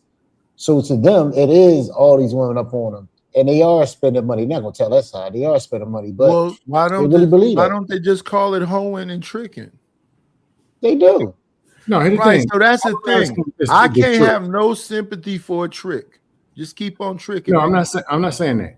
If you paid $37.2 for some rental buns and you got a receipt for it, hey, that's whatever. I'm more talking about the people who get up here, grabbing the mic, talking about, man, they hate they own me. All you got to do, dudes is having 58 problems in the U.S. with women.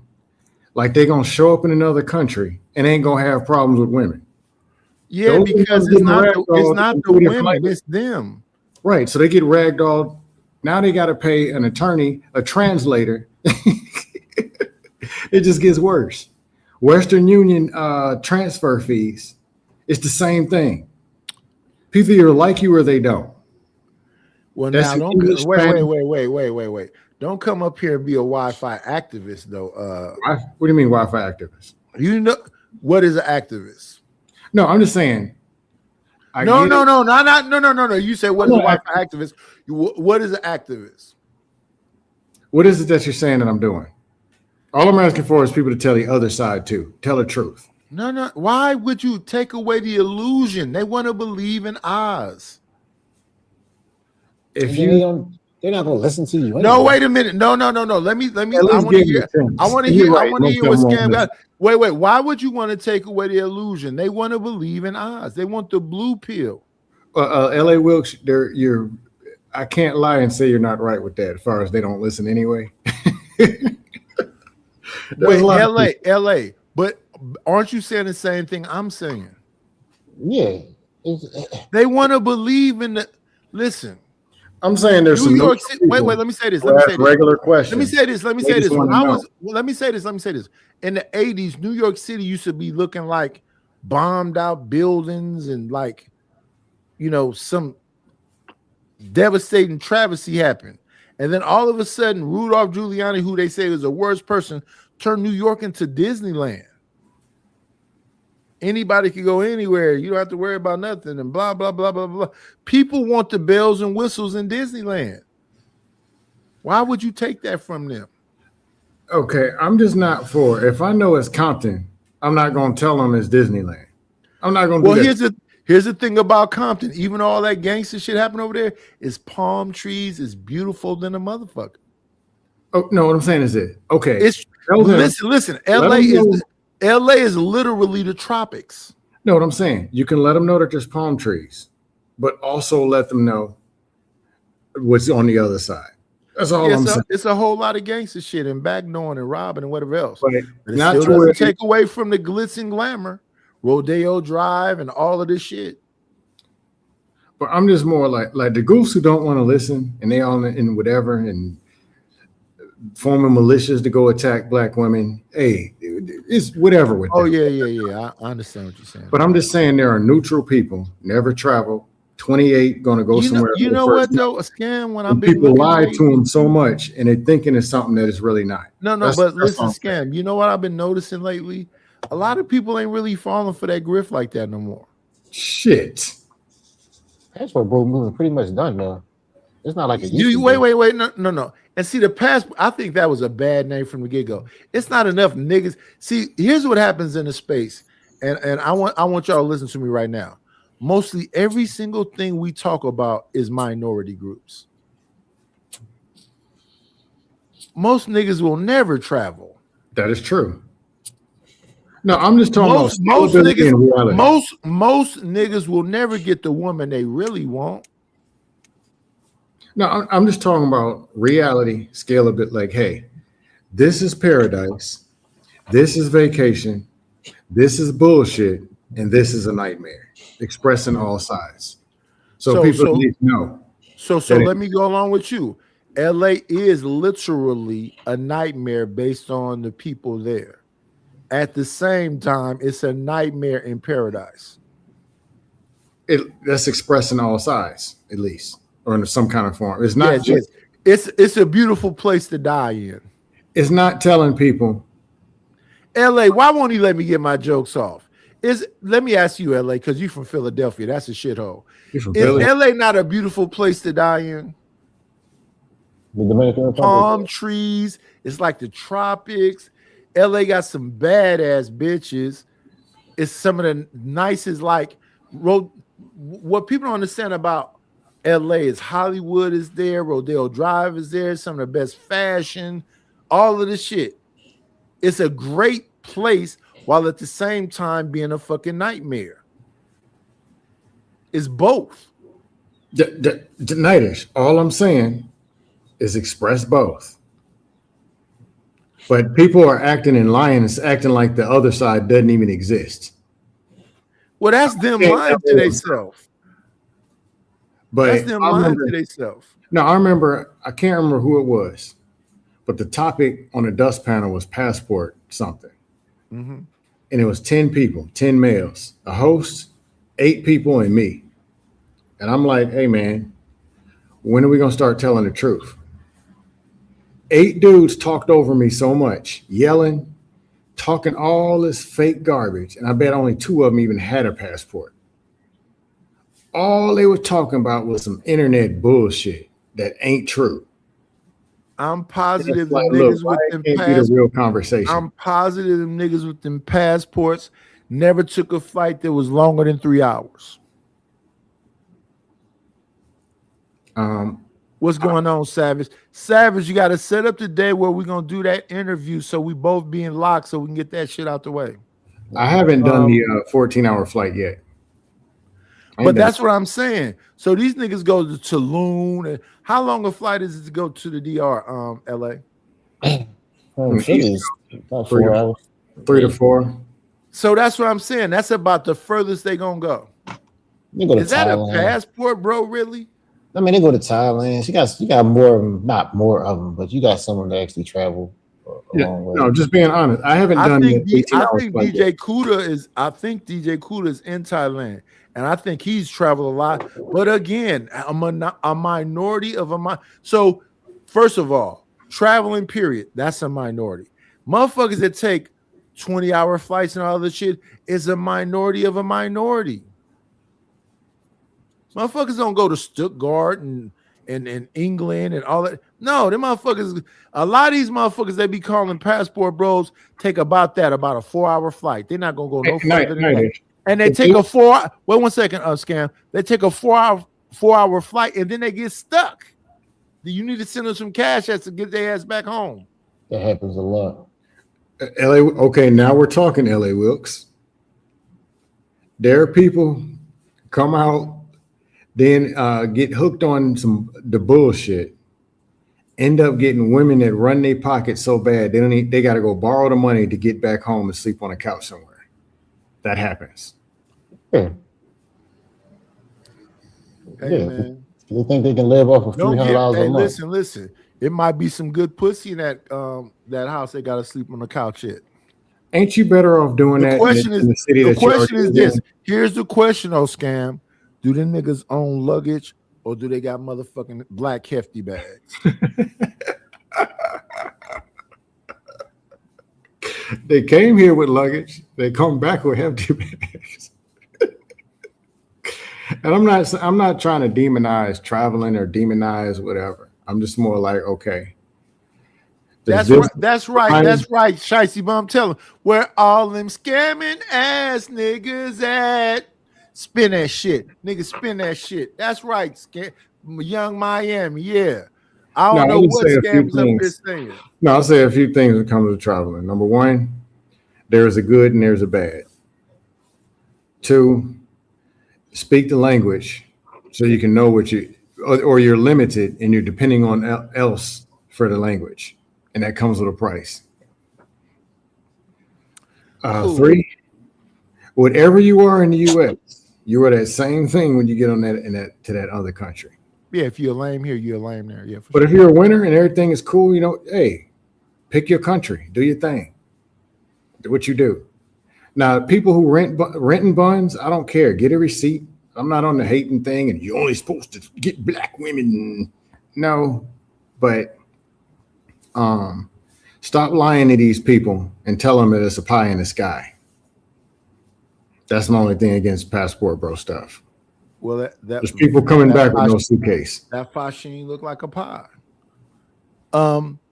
Shicey Bum, do you think Diddy wrote that song? Do you think Diddy wrote that song and gave it to Young Miami? Never heard of a Young Miami.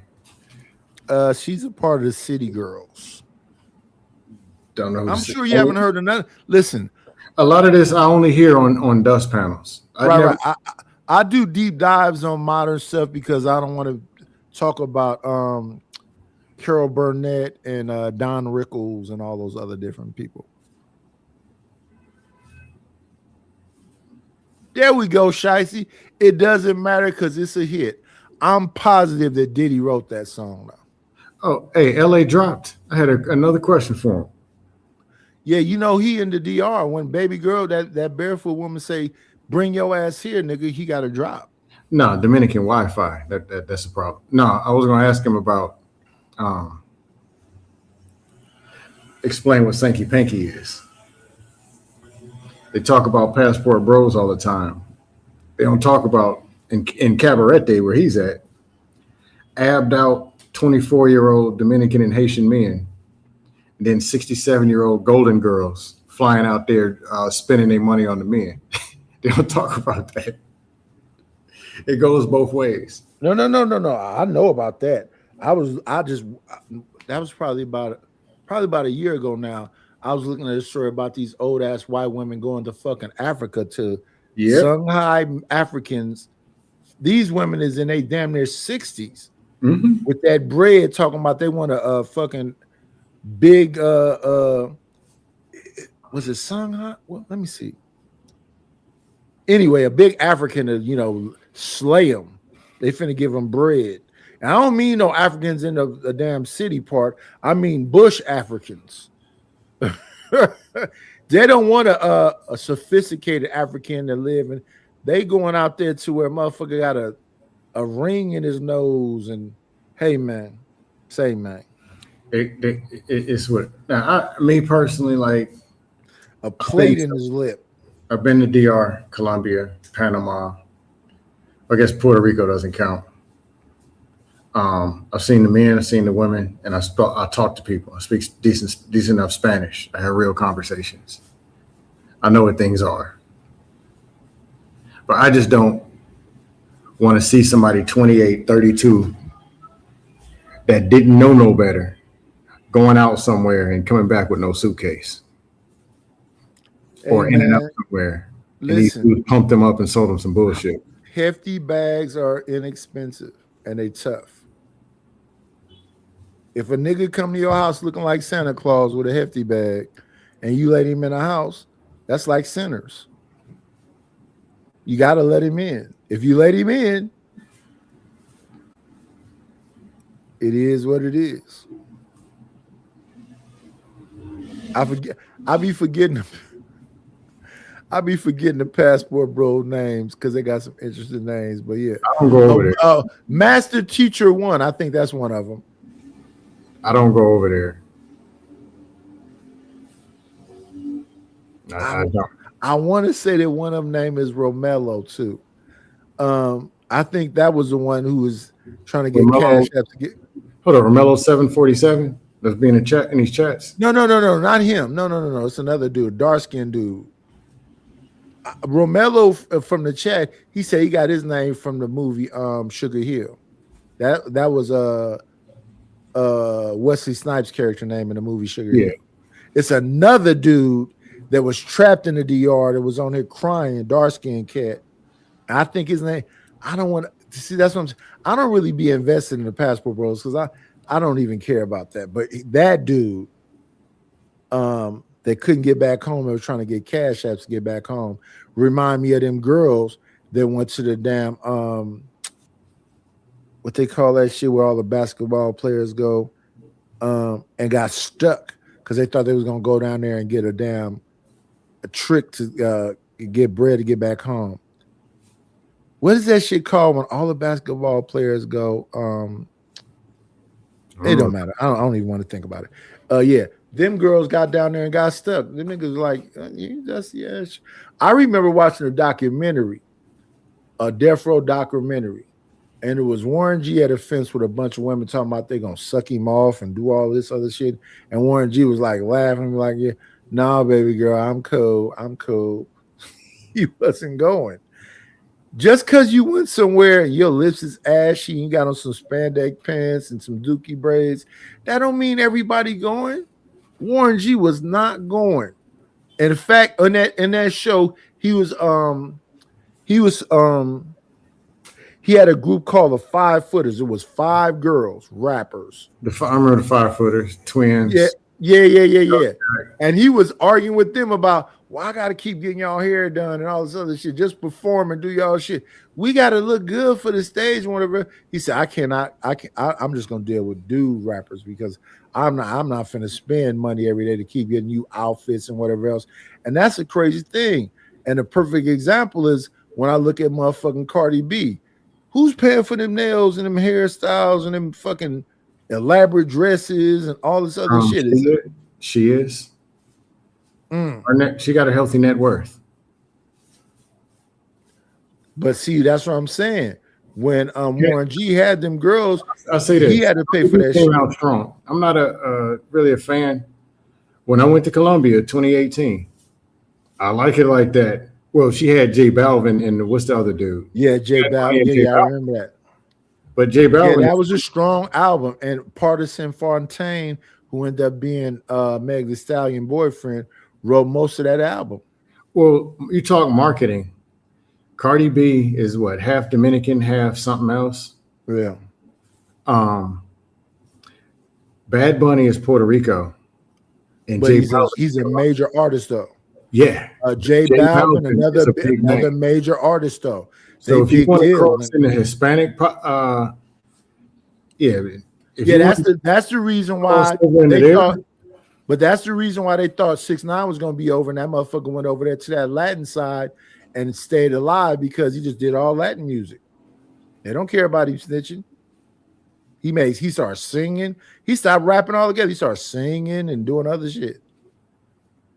But J Balvin, what's the other dude?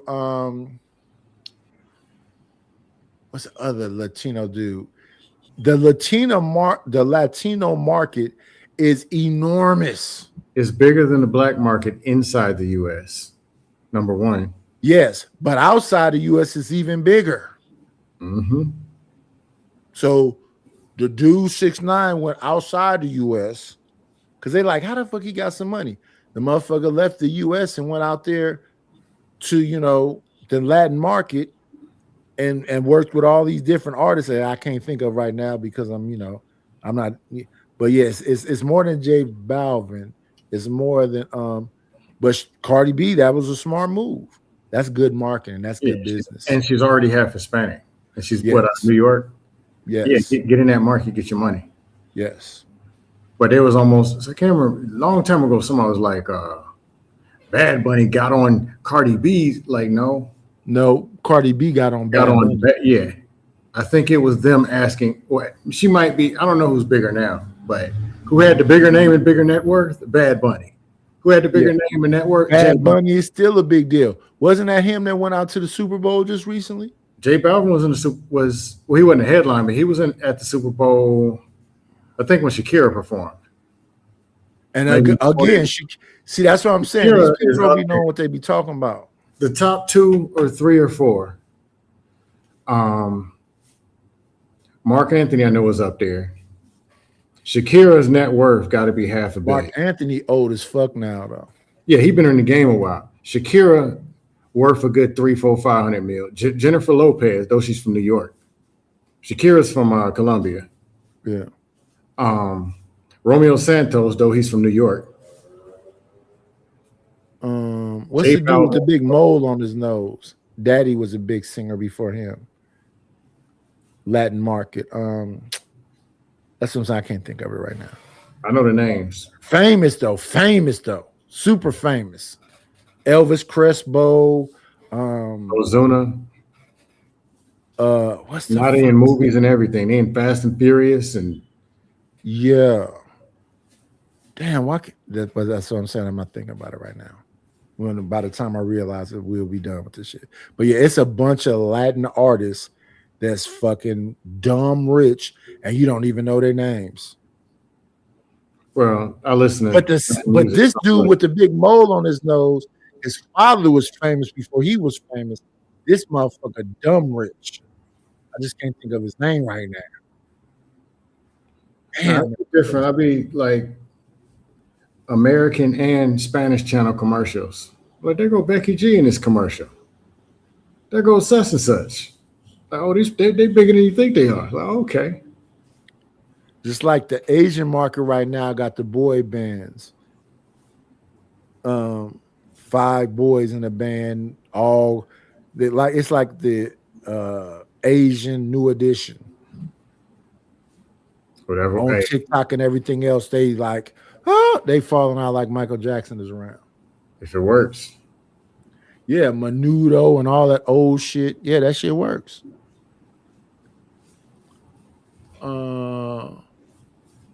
Nobody in the chat know who the father-son combo, the son got the big mole on his nose, Latin artist. They sing all that love song shit. And the son been in movies too.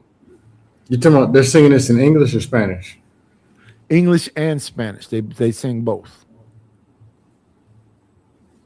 Super big in the late 90s. Oh, you talking about some old people. I'm more into the new but stuff. they still big now though. Santana? No, Santana's a guitar player. I'm talking about singer. Oh, okay. No, Santana. I didn't know that was Mexican. And if we figure out the name, you're gonna be like, who I think his daddy had a song called "The One I Love" in English, and then he sang it in Spanish too. I don't know who you're talking about. Damn. Yeah. Generations of wealth. Just like Robin Thicke, father is Alan Thicke. Robin Thicke. Santana goes generations deep. Yeah, Santana been around since the fucking 70s. I didn't know. And that's my point about this. The dude I'm talking about with the mole on his nose, if I can think of his name, his daddy was famous in the 70s and been around all the way up until the early 2000s. Then his son took over from the early 2000s. And but I can't think of his fucking name. I didn't know Santana was The One I Love. I didn't know Santana was the same family that did Maria in 2000. Yeah. Carlos Santana is the one. Yeah. I didn't know he was connected to the band. I didn't know he was connected with the band Santana. I didn't know that. Yeah. Nope. Yeah, Carlos Santana. Yeah, for sure. Didn't know. Damn, I don't know why I can't think of this motherfucker's name. Let me see. I can look it up right quick. The motherfucking Latin artist that sings The One I Love. Let me look right quick. Nah, but who's on the top of the game in the Latin market as far as dudes? Romeo Santos is damn near Michael Jackson. Damn near Michael Jackson and Thriller. And Prince Royce too.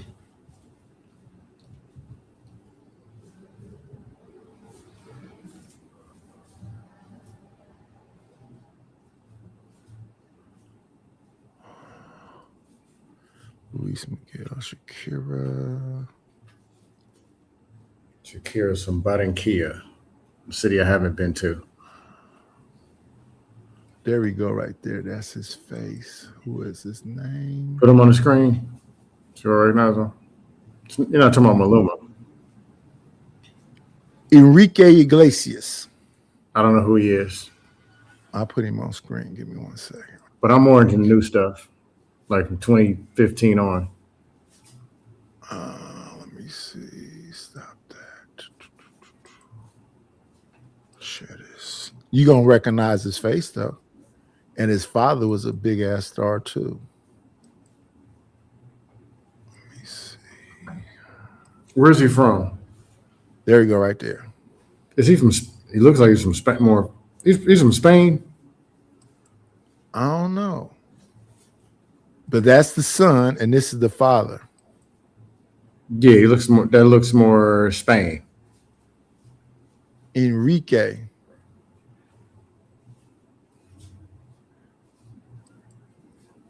That motherfucker right there, though. Nah, running the show now is Romeo Santos.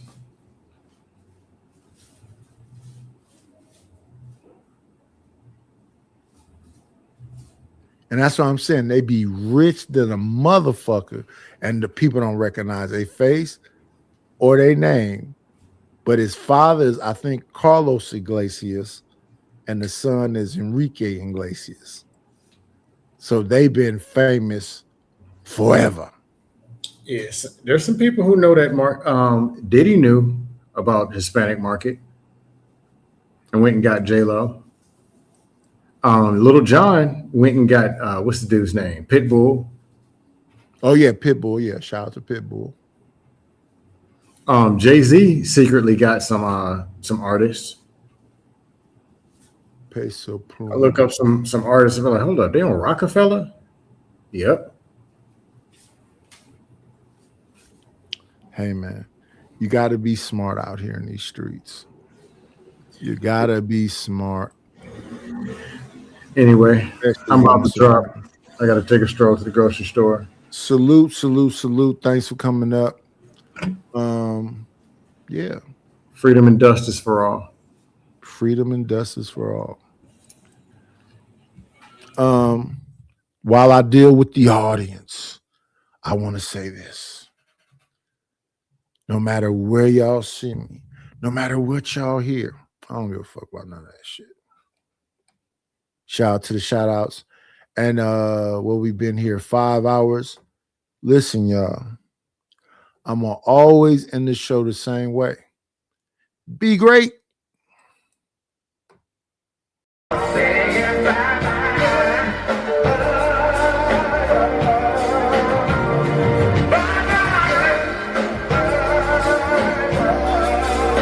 We'll shut this motherfucker down. That's all, folks.